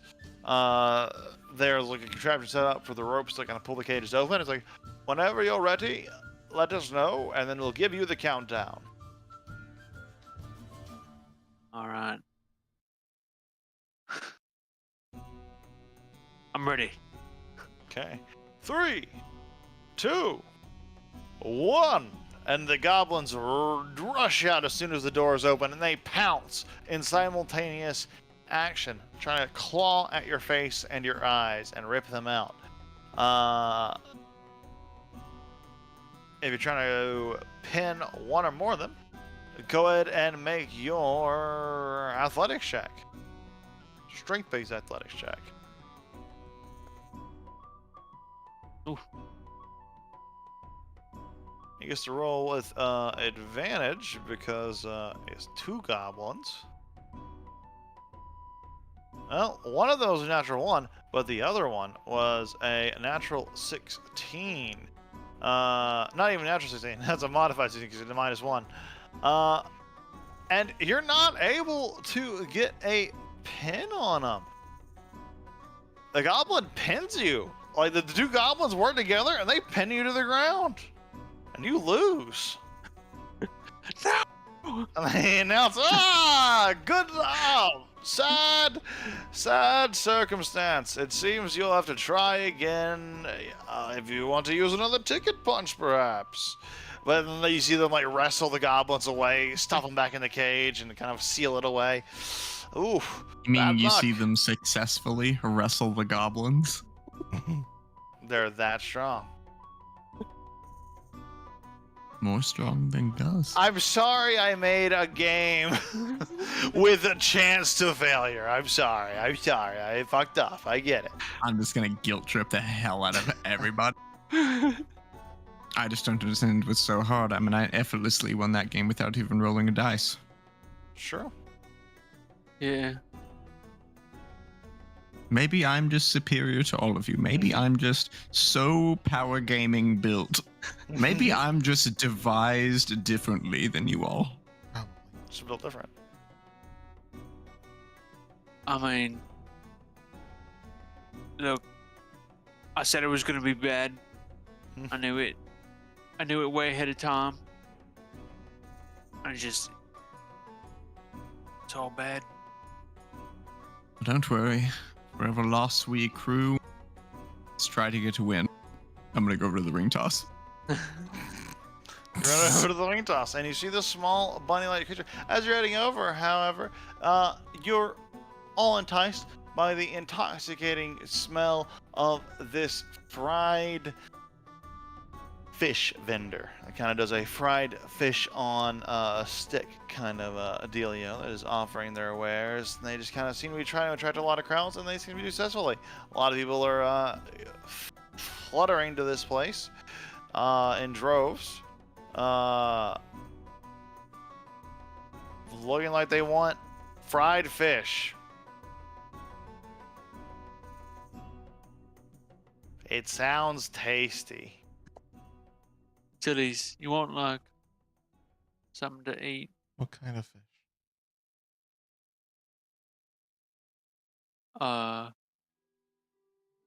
Fish. Okay. Yeah. Well, can't lose at buying a fried fish, I guess. Because we'll just sort of Split the crowd as it was, and you get over to this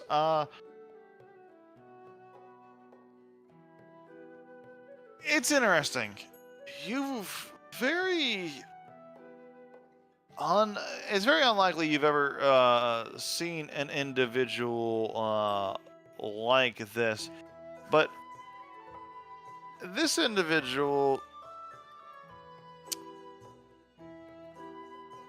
just to describe them, they have dark green hair. their skin is a dark bluish kind of tint. They have almost like these like gill-like adaptations on the side of their neck, and their hands and feet seem to be webbed. They are kind of wearing almost like a fish scale-like set of gear, and they look at you. Oh, hello. You'd like to buy the fish, yes? You're looking so eagerly that you would push aside my paying customers. You must be wanting to buy a lot of fish, yes? Yeah. One fish. One fish. Well, would you like it on the stick, fried spicy, fried crispy, fried, just fried? Or would you like it raw? Some people like it raw. No, I think it has to be cooked. It's for a kid. Kids like spicy fish? Kids like it a little mild, little fried. They like it crispy, like it flavorful, but no spice, no. Typically. Alright. Like that. That could work. All right, we got something for you. We'll get it up. Just wait about 10 minutes, and it'll just be 3 silver pieces. Alright, I've got that. He smiles. Are you... What are you? Are your bones thin or thick? I get that question a lot. My bones, well, not that particular question, but I am a Triton. I live in the sea. I come to land sometimes. Your people might, well, maybe not your people, but the people here and not mine, we have an understanding. We work together, we trade together. Sometimes we visit each other's lands through sometimes great effort, sometimes less. Depends on how you look at it. When I come here, Wait. it's less effort than when your people go to my homeland, is all I'm saying. You live in the water. Yes, underwater, indeed. Do you know about the Waterlord? I don't know what you mean specifically. I've heard of lords that exist under the water, yes. You know, he can grant wishes. Have you ever met him?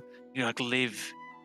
He also lives in the water, but all the water. I can't say that I have. Though I don't do much dealings with the nobility, I mostly make my living coming to the surface, spreading our wonderfully niche craft.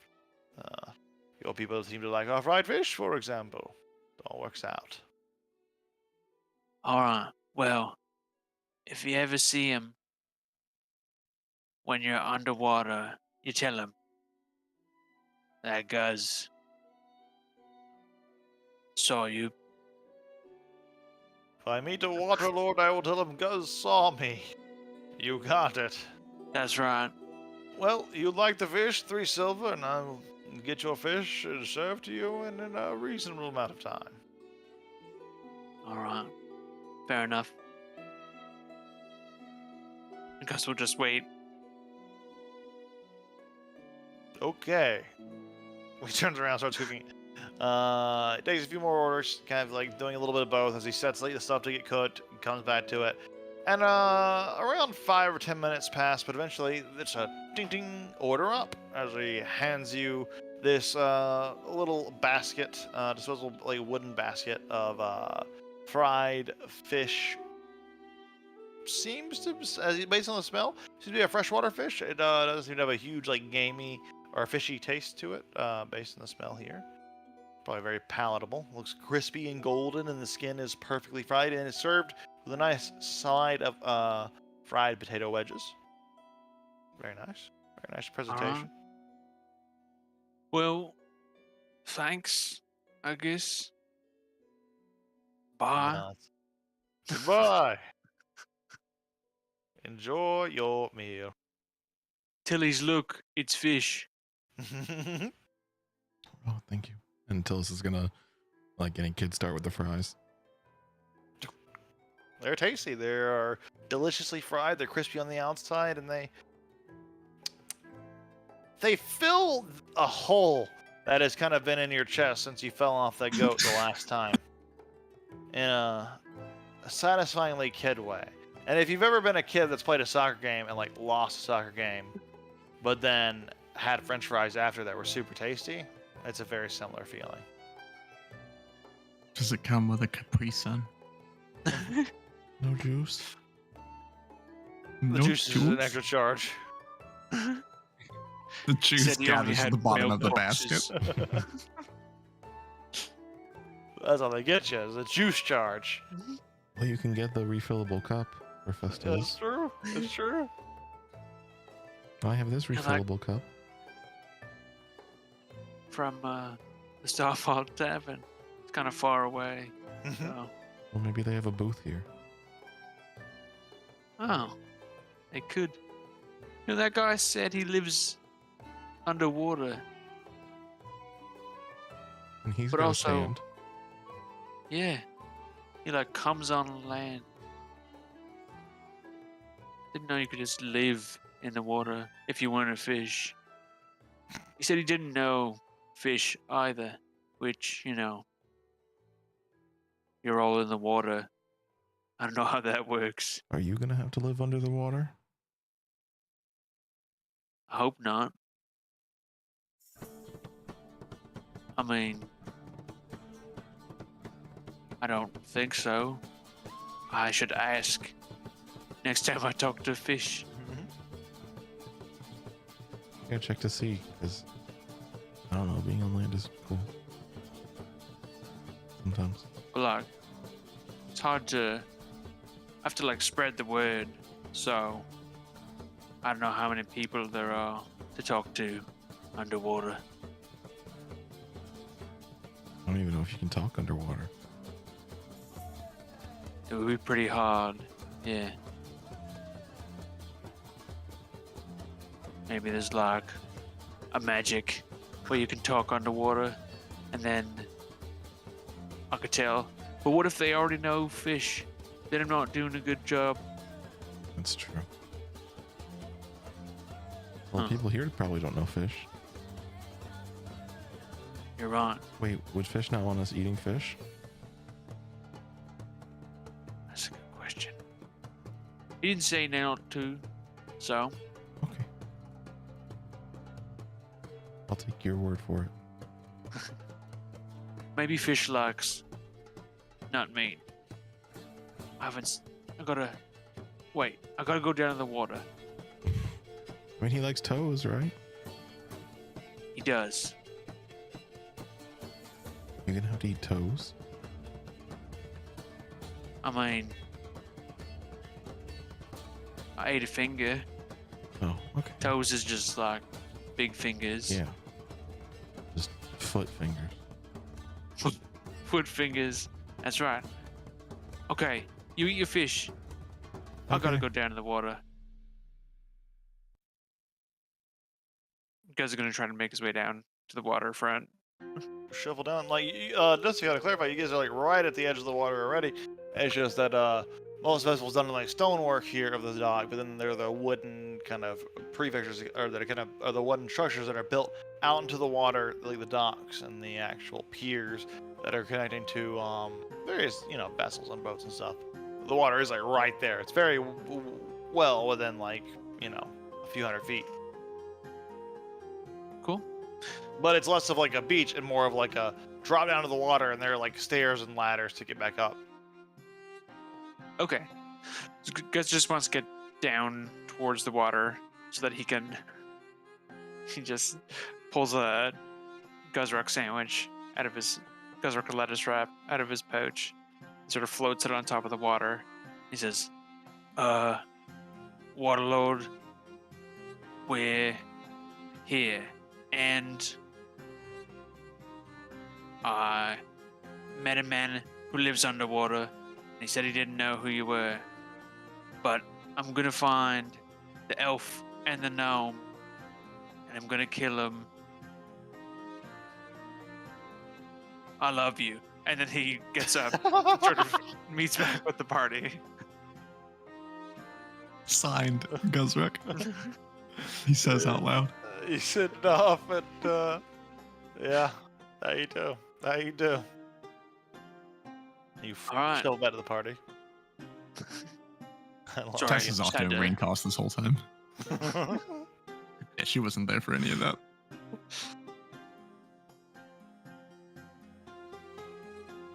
So you all kind of regather. It's still early in the day. It's around 4 o'clock almost. What do I gotta do for this ring toss, man? The ring toss, yes. Yeah, I gotta even this out. While Guzruk and Tilsor have their moment of getting fish and his thing of talking to fish and all Luckily- that, Tess wasn't there. You guys have theoretically infinite tries, but that's just how much gold you want to spend. But for the Almira, I have 5 silver to my name. fair enough. Ring toss. You can make a dexterity check. It's a raw dexterity check. Your goal is to get. Wow, you. Very good. What's my goal? For this game, there's a statue of an Almira. When the player has to toss rings at the statue, if you can get 2 rings on the statue, you get to roll on the prize table. If you get all 3, you get to roll twice. So you got 1 already. As ching, the ring hits and catches. So go ahead and throw your other 2 if you'd like. Who's like the proprietor of this fine establishment? Who's It's the carny running this? It's a human dressed in a bunny garment. He has like big bunny ears, big bunny nose, like very artificial. And he's like, "Oh, welcome to the game. I see you're doing good so far, but what can you do with the rest of your throws?" I think she just like flicked it and landed and is like twiddling the rest of the ring. She's like leaning on her elbow, like really depressed at a bar style, twirling the other ring. She's like, Mr. Rabbit, do you ever put your faith into someone and be let down? You know what that's like to be dejected? This sounds like you're talking about my ex-wife here, and yes, I have. That's a metaphor I could connect it to. You ever just have such high hopes for someone, such high expectations, and they continue to meet them at every turn, and then they let you down once, and all of your belief of them is dashed immediately. And you Well, start to question, what are you doing? I tell you, youngin, are we wasting time here? That's something I learned from my ex-wife too, and my current one.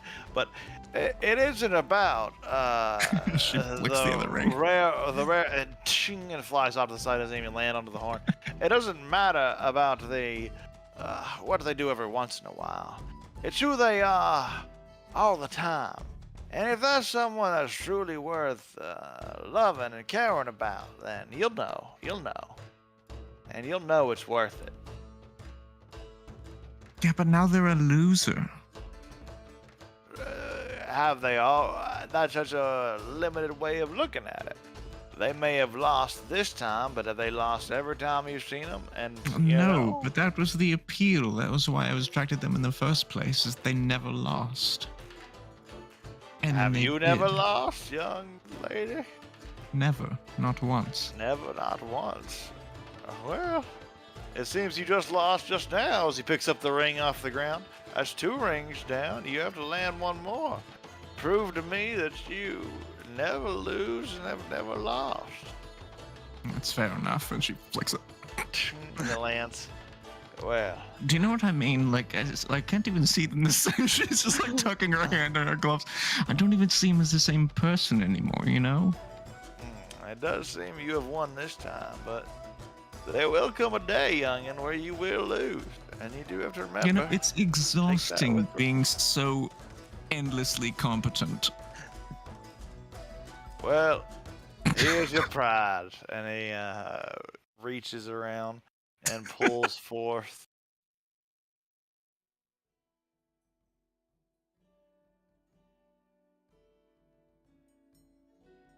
And another one of the bottles of wine that plays music. Here's another one because I rolled the same result. I think she like takes it and like lets loose like a little dainty burp, but it has like a musical tenor to it. He says, I see you won this prize before. do you think that singing wine is an appropriate gift for a crippled 10-year-old who was recently bludgeoned with a lance? That's a very specific circumstance, but I would Isn't ultimately it? It's try to quite find. specific. I would try to find that youngin, a good popsicle or something. You have any popsicles? By I chance? do. In my cellar at my house.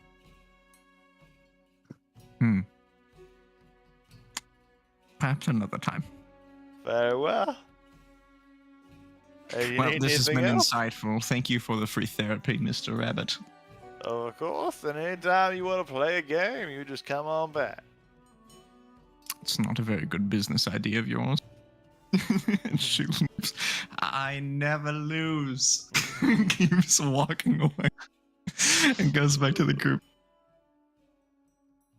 When you return with a little another bottle of wine, for the same price. I guess all they have are these bottles of wine for I people who promise win. there are more prizes, but yeah, that's the second bottle. That's the second bottle, which is surprising given how many prizes there actually are. Is that I get the same prize 2 times and yeah. Is there any drunkard in sight? There are plenty, more than enough. So he's gonna walk over to the drunkard. You want this?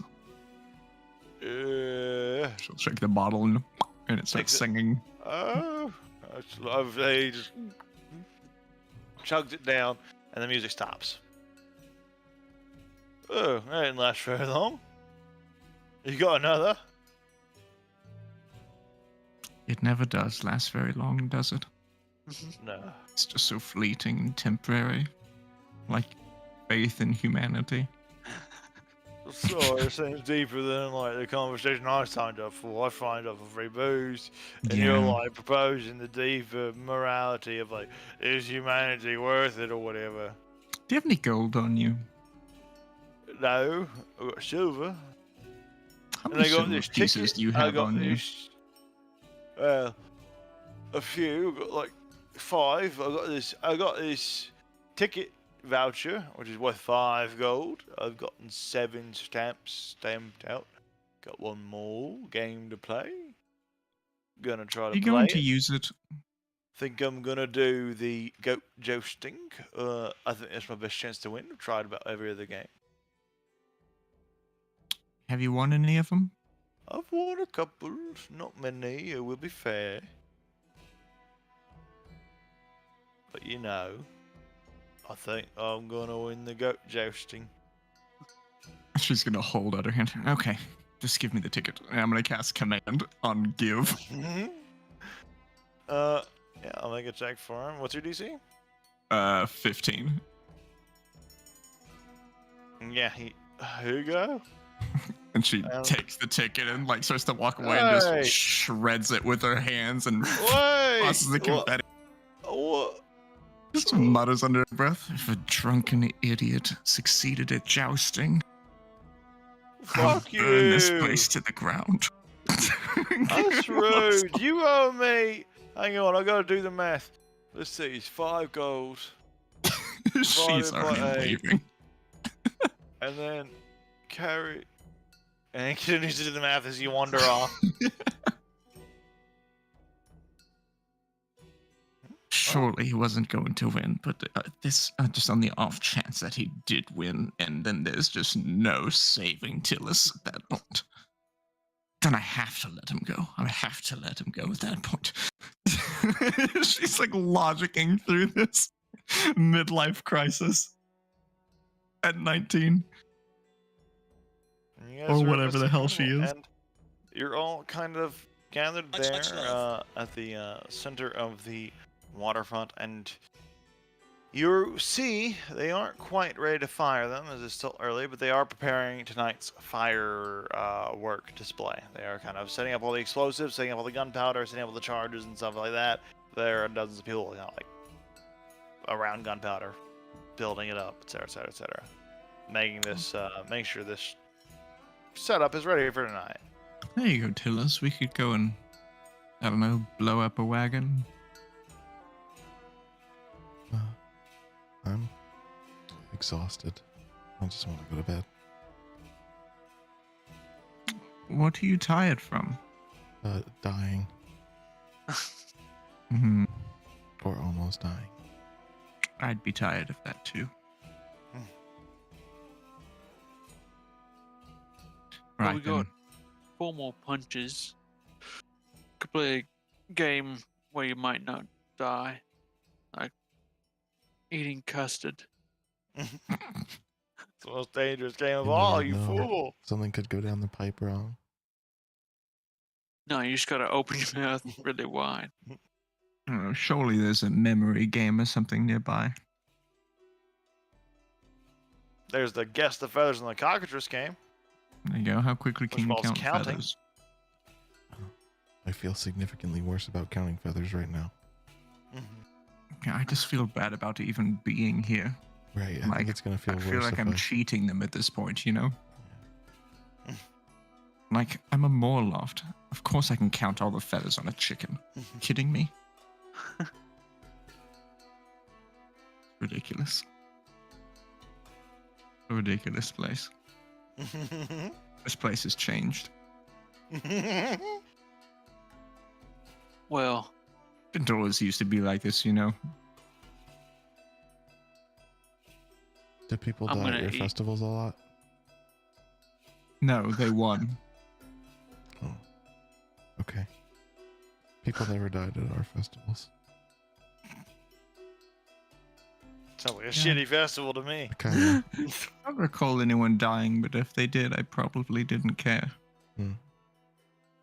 I like our way better. Do they well, have festivals up in New Dreyfus? Sometimes. Maybe we'll have to try there. This place has really gone to shit, huh? At least the boat's still beautiful. And the bridge. Magnificent as ever. Frankly, this lot is blessed to have it in their skyline. While they're down here, piddling away their lives with these pointless, meaningless games, they can just look up on a whim and see the work of decades upon decades of faultless winners.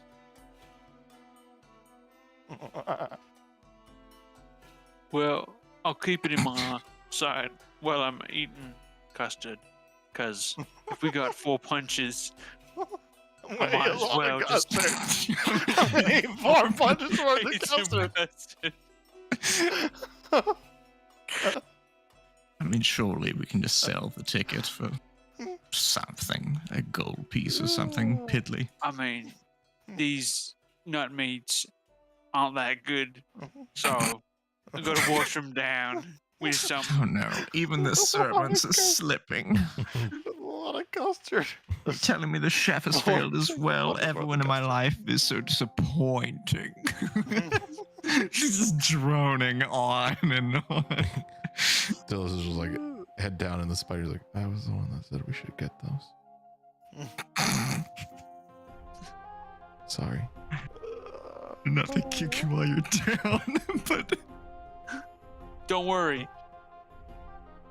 What's the custard about? What's custard about? You get brought forth this impressive display. There are at least 3 dozen people here lined up in this massive row, all sitting before full tins of custard. There's a few empty spaces ready for anyone who wishes to take place, but there are piles and piles of custard behind them. It's whoever can eat the most. It's just however much custard you can do. Well, sit back. Watch a pro at work. You won't believe how much custard I can eat. I'm ready. Get the ticket punch, you sit down and you wait for the officiators to get ready. They go on with their spiel about the various importances of a custard eating contest. And eventually, all right, well, if you got for the stomach for it, the custard eating contest is at hand. Let loose, ye custard eaters! And he marks off the hand. The rules are you to try to eat as many custard pies as possible. I need you to make a Constitution saving throw to see how far throughout this contest you get without being forced to stop without vomiting. All right. Saving throw. Correct. Constitution saving throw.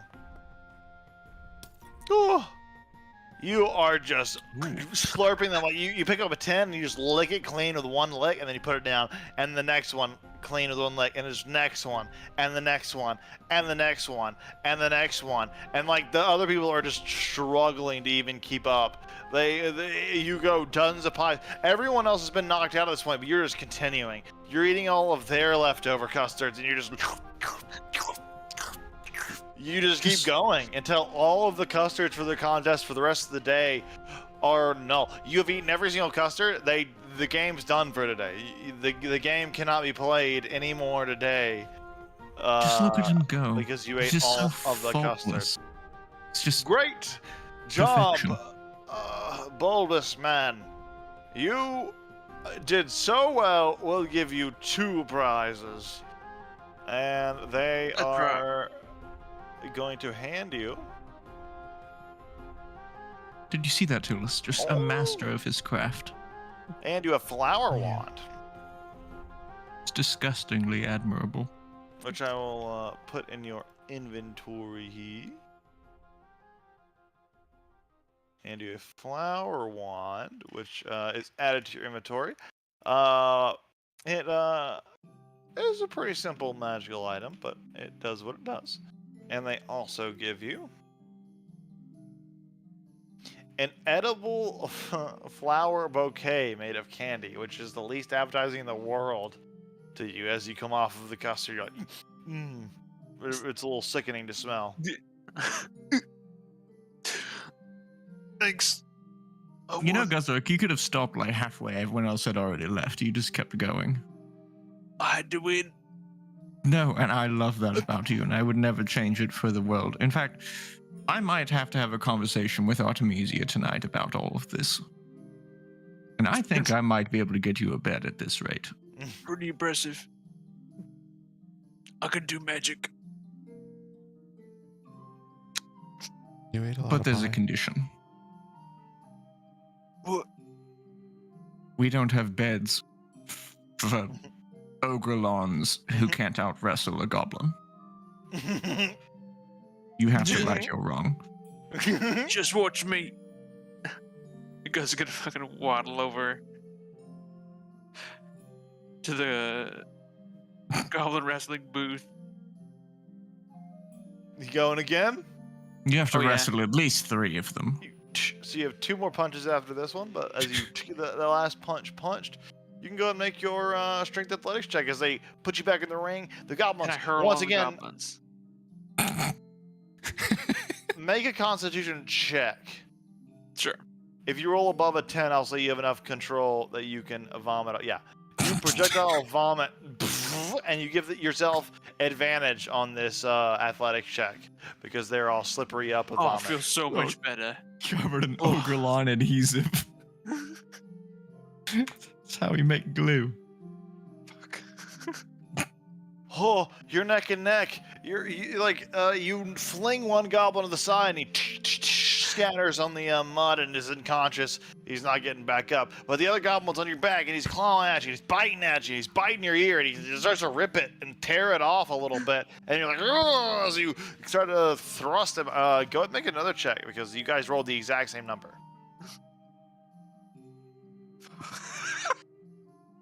Interesting. Oh, you would have well, actually, no. We'll just do the straight roll. Yeah, let's do a straight roll because his friend's not here, and yeah. Oh, he bites your ear so hard you fall back to the ground, and he's like holding you at the edge of your neck, and he pins you, and you're out. He taps you out. The goblins win again, baby. That's a straight contested. By the way, this is a straight contested roll against the Goblin Athletics check. This is like one of the least rigged games in this entire thing. Is the Goblin Wrestling because you're rolling it's a -1, You're still losing, so you know, just bad luck. Well, at least These eat goblins are custard. exceptionally ripped. I can eat custard. That's good enough. There's no more custard.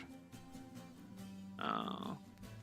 There are a few games left that haven't been done, but not that you have to play them. But you have 2 ticket punches left. You try to sell it off if you're not interested, or do the other 2. Do you? Guzrick, it can't end like this. She's gonna step into the ring. Oh, you're gonna wrestle them as you If that's what you're gonna call it. and get the 1 ticket clasp on the thing. The goblins are once again reset, and they begin to charge forth before you. I would like 2 to goblins. just upcast command on both of them. And I'm going to command sleep. So I'm upcasting at 2nd levels. They will, for their turn, do their absolute best to fall asleep. What's the DC? It is a DC 15 on both of them. Nice. Let me get my goblin.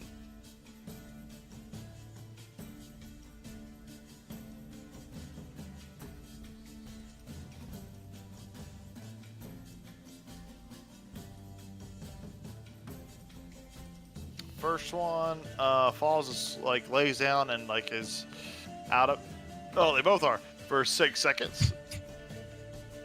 She's going to walk over and like heel on both of like boot on them and look at the competition guy.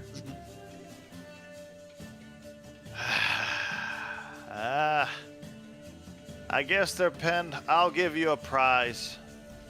And she's gonna like step off of them, like let their face come out of the mud and walk over. Is that the last punch? Oh, you have 1 more punch after this. But you get a flower wand. Oh no, a flower umbrella. A flower umbrella that allows you to cast slow fall on yourself once before it breaks. It weighs 3 pounds, so you can have a flower umbrella to your inventory. Lets you cast slow fall on yourself just 1 time before it breaks. Swell. And she's gonna walk off, horribly disappointed, and rejoin the group, and hand the ticket and the umbrella to Guzruck. 1 more punch, and Hey, this umbrella will help you the next time you fall while you're wrestling goblins. just kind of as a reminder of the games you guys haven't played, if that's Just to be this insufferable bitch that it can be. you got Cup and Balls, Outstare the Cyclops, and Guess the Feathers on the Cockatrice, and Catch the Dragon by the Tail. Those are the only games you haven't played yet.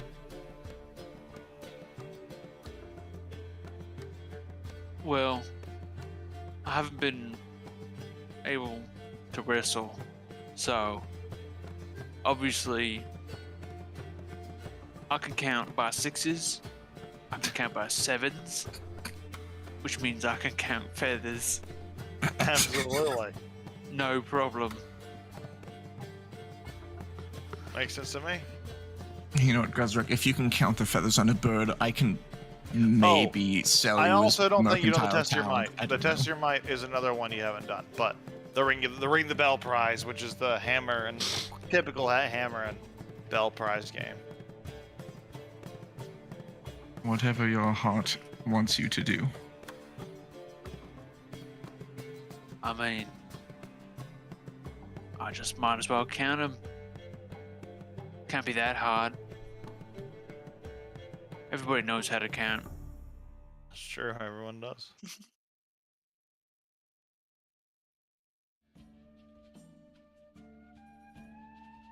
Let's do it. Okay. So, 1 ticket punch gets you 3 guesses for how many total feathers are in the group of caged cockatrices. There are 3 caged cockatrices. If you guess correctly on your first try, you get to roll on the table, the prize table twice. Otherwise, if you guess correctly with all 3 tries, you get to 1 roll once. However, this is going to be an intelligence check for you to try to count these. All right.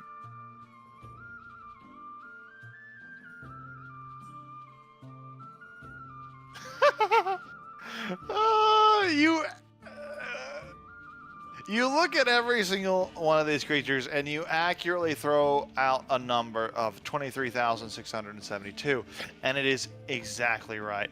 You nail it on the head. This is the exact number that they're looking for, and you managed to win 2 prizes. It was a DC 18 intelligence check, a straight intelligence check, DC 18, and you sure enough rolled a DC. You sure enough rolled an 18. I think Cass was like face down, like buried in like the bench of something, and she just goes like say like 7 sevens of sevenses, and they're like doing the math, and she's running the math in her head. And He's just, like, right. a deep sigh, and someone says correct, and she just has like a like stares of what? You get a flower umbrella. You get the same kind of flower umbrella that lets you cast slow fall on yourself once before it breaks. And you get a... Wait, you have a +2 to your intelligence? You're smarter than Tess? What the fuck? You also get a wizard hand puppet. You can use an action to move the puppet's arms and cast the minor illusion cantrip. After 3 uses, the puppet turns into a puff of smoke and disappears. So you have that and the umbrella. That lets you do slow fall once. Essentially a scroll of slow fall is essentially what it is. But it doesn't require you to make the check. It just does it. See? Tillis, he just did that. I know, it was very good. No, he just like not just guessing the numbers. He can't even use those numbers. He did intense multiplication, but not in radicals of 10 like everyone. He did it in sevens. Yeah, base 7. What if we taught him base 10? But he's doing fine with base 7. I can also do it with 6s. Oh, 6s. No, because if you could learn to do this in base 10s, you could be a treasurer. That's just 2 6s with 2 less. Simple calculus. And he's fucking right. He's fucking right, because a treasurer never counts on ones. If the minimum is 2, who fucking cares? He's a genius, Tillis. He's a genius. He's a custard pie demolishing monstrosity of a lock-picking, number-crunching genius. Can't wrestle goblins based on his class, but he can do advanced calculus. Tillis, I might vomit. I think he might be smarter than me. Because he counts real good? I mean, do you want to learn base 6? I'm a merchant. And I was off. I only guessed 23,614. You know, I mean, Gus is really good. He works I the missed it numbers. by like 36 whole feathers. That's a ridiculous margin of error. That's 6 6s. Yeah. And he's Gus, fucking like, right playing still. with the Yeah, that's puppet right. and like kicking the puppet's finger.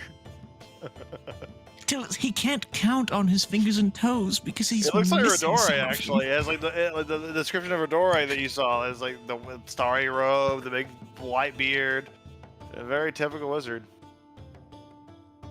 Hey, Tillies, it's the What is the guy. world coming to? It's the guy that you talked to. Oh, that is Rodore. He said, "I'll give you big magic," He did say that. but then he didn't. No. So, well, I swear to all the gods above, he can do intense multiplication. He can remember faces that he hardly even interacted with. He can perform. He can play the drums. He's a ventriloquist in the making, just without the voice bit. He's everything. He's just so fucking flawed. But how do we that get I your don't sister know to what see to- it? I don't know what to do.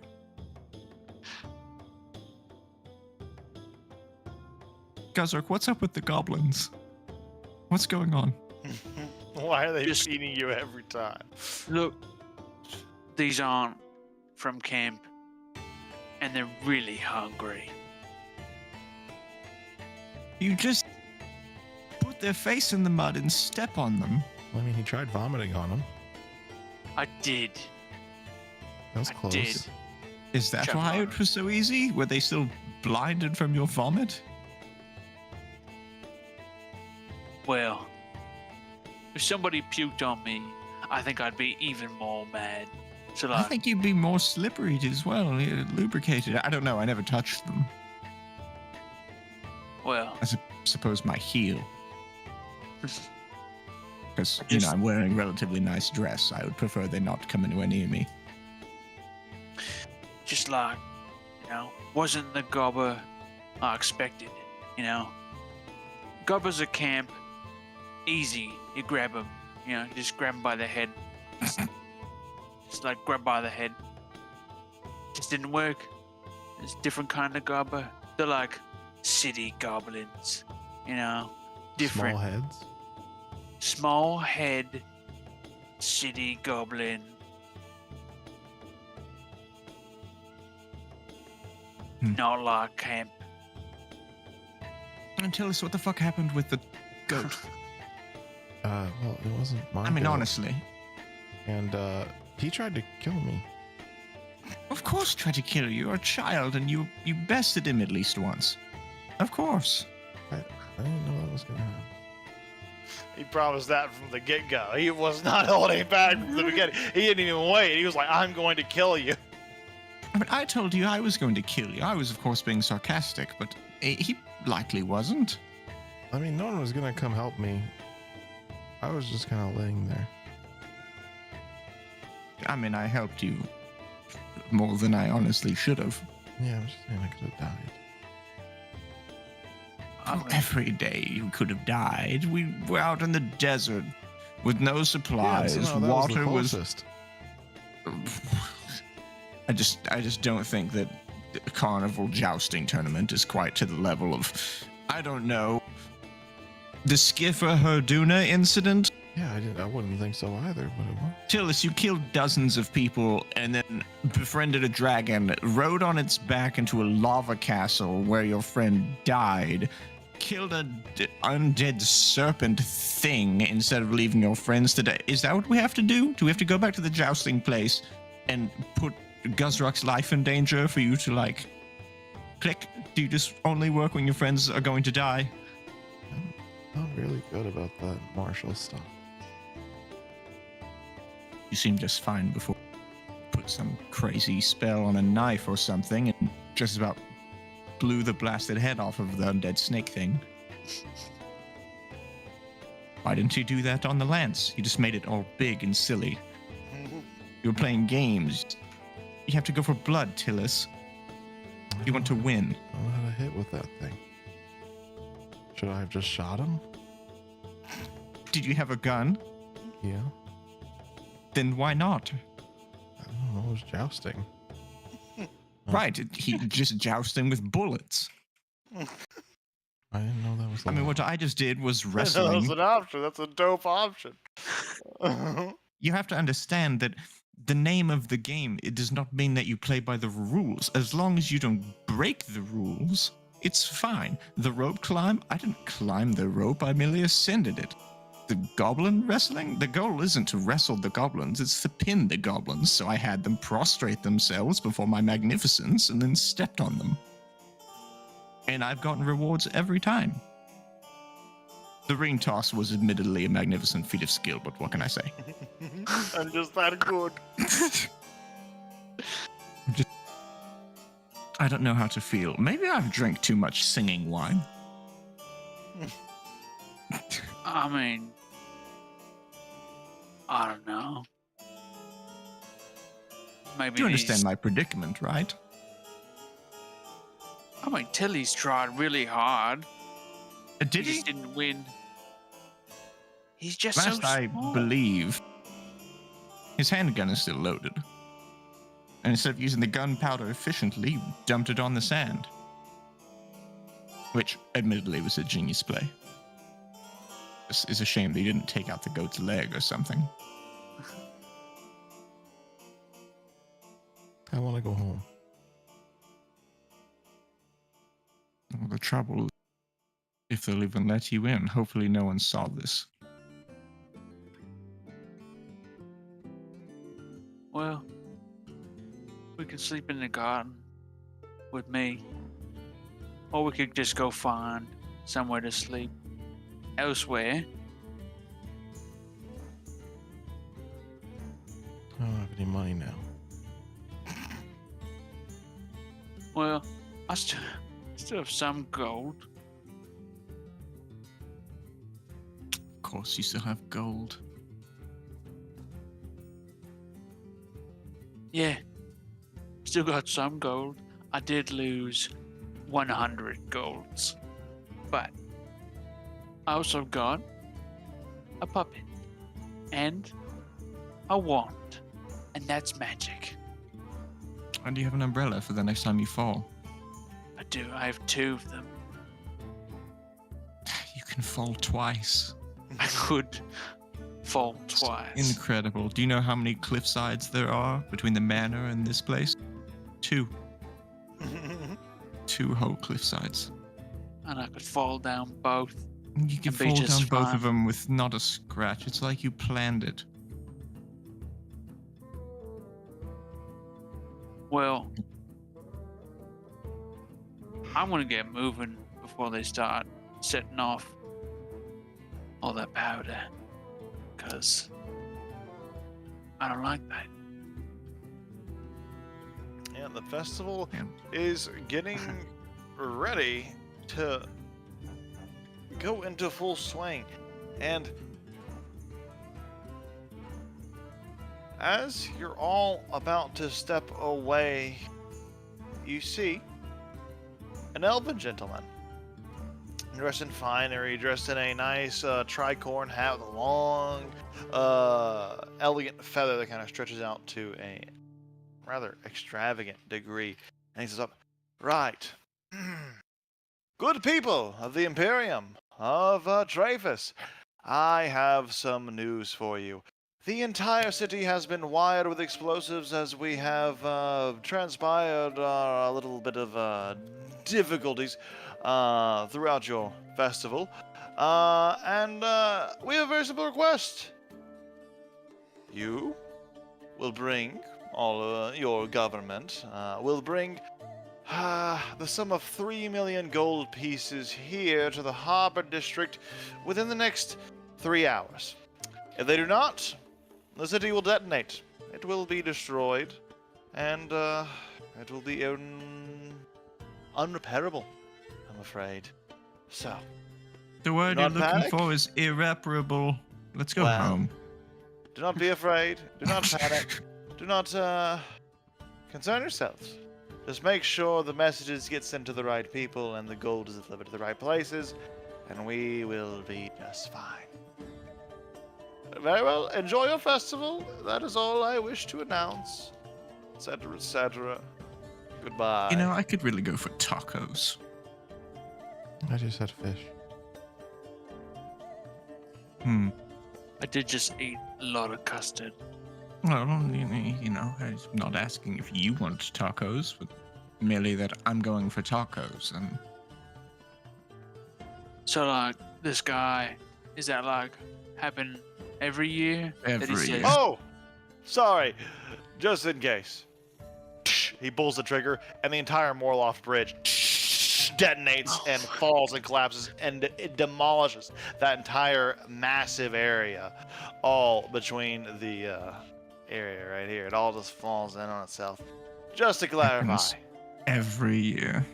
every year. Anyways, see you all hopefully in just a couple of hours. Yes, maybe. I've got 2 silver pieces if it'll make you fuck off. Yeah. He just continues to ignore you and kind of continues on with the speech. At any Right. rate, it has been a pleasure. He bows. Goodbye. And he snaps his fingers. A purplish door emerges and he disappears through it. We have to take the long way now. I pay for griffins and we're woefully out of money. Because What a pain. fucking on the ground, hands over head. He's in fetal position because the whole sky just exploded. The festival is turning into a disaster. People are panicking. People are crowding. People are fleeing the scene, screaming. There are dozens, hundreds of people trying to figure out what happened after the collapse of the bridge. Again, to give you the scale of the bridge, that bridge is massive. That falling on the city district below it is devastating. Hundreds died in this incident, almost instinctively, is what you can tell. There are people trying to dig out various survivors from the rubble and the such, but Gazrock, how many There's a little sevens of success. people do you think were just crushed to death underneath that bridge? If you had to ballpark. Because it's like, oh, shit, fuck, shit. Like 7 to like the 6th, maybe? Give or take.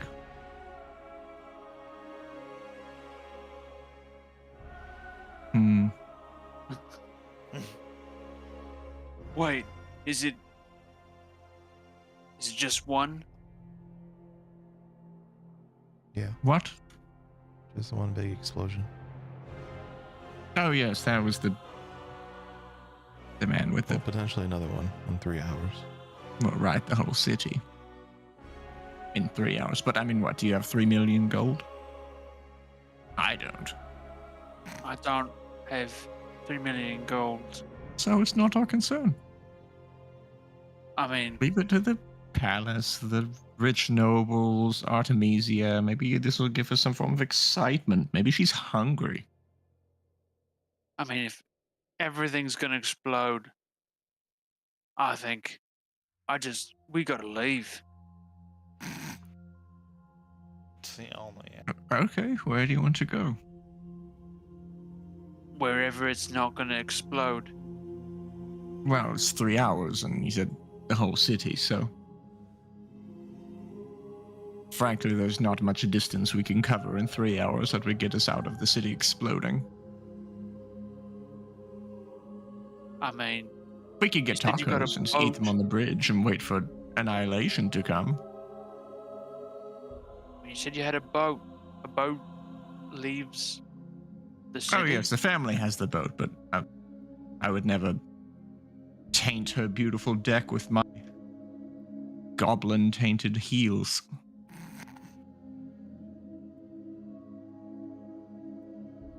The Larkspur Cornet is far above that. That's absurd. But we could hijack another boat. That could be fun. If it gets us out of the city that's gonna explode, it sounds like a good idea. It would be quite rude to leave without letting Artemisia know I was going, but if it's out for a jaunt, just to boat out of the city, wait for the fireworks to end, and then come back, that could be amenable. Can we sail far enough away? I don't know. I assume the city exploding is likely not going to travel across water, but what do I know about gunpowder? What do any of us know about gunpowder? Just It's where dangerous. it is. How to activate it with my mind. Is that all? How much gunpowder do you feel?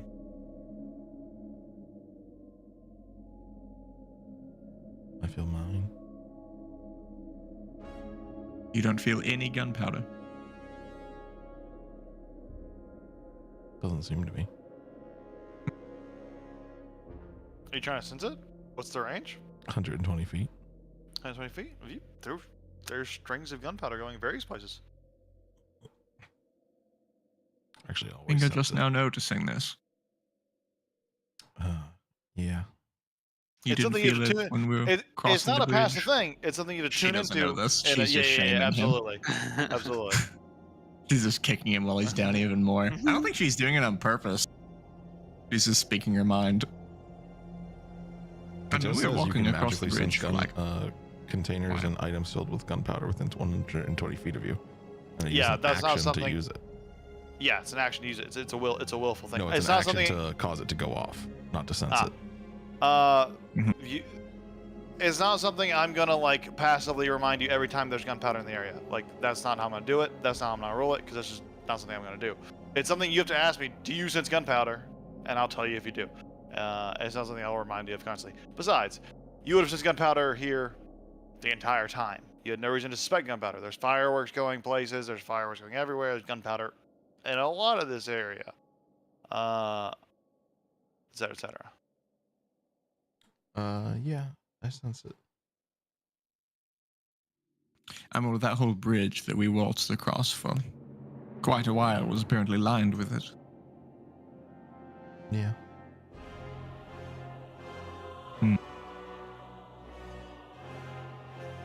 Interesting. Thought you guys were using it for something. Wait, no, never mind. So, are we stealing a boat? Or are we getting tacos? Well, if there's gunpowder everywhere,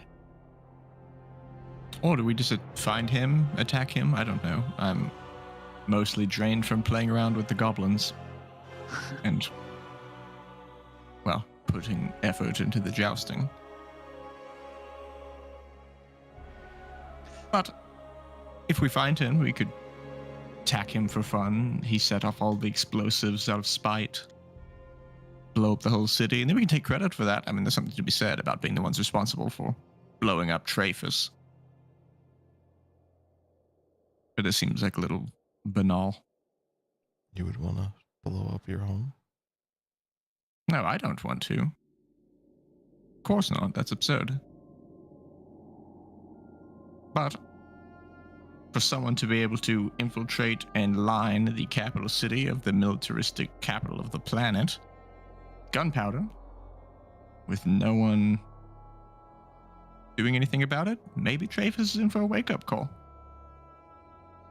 Seems maybe security is a little lax. People aren't asking enough questions.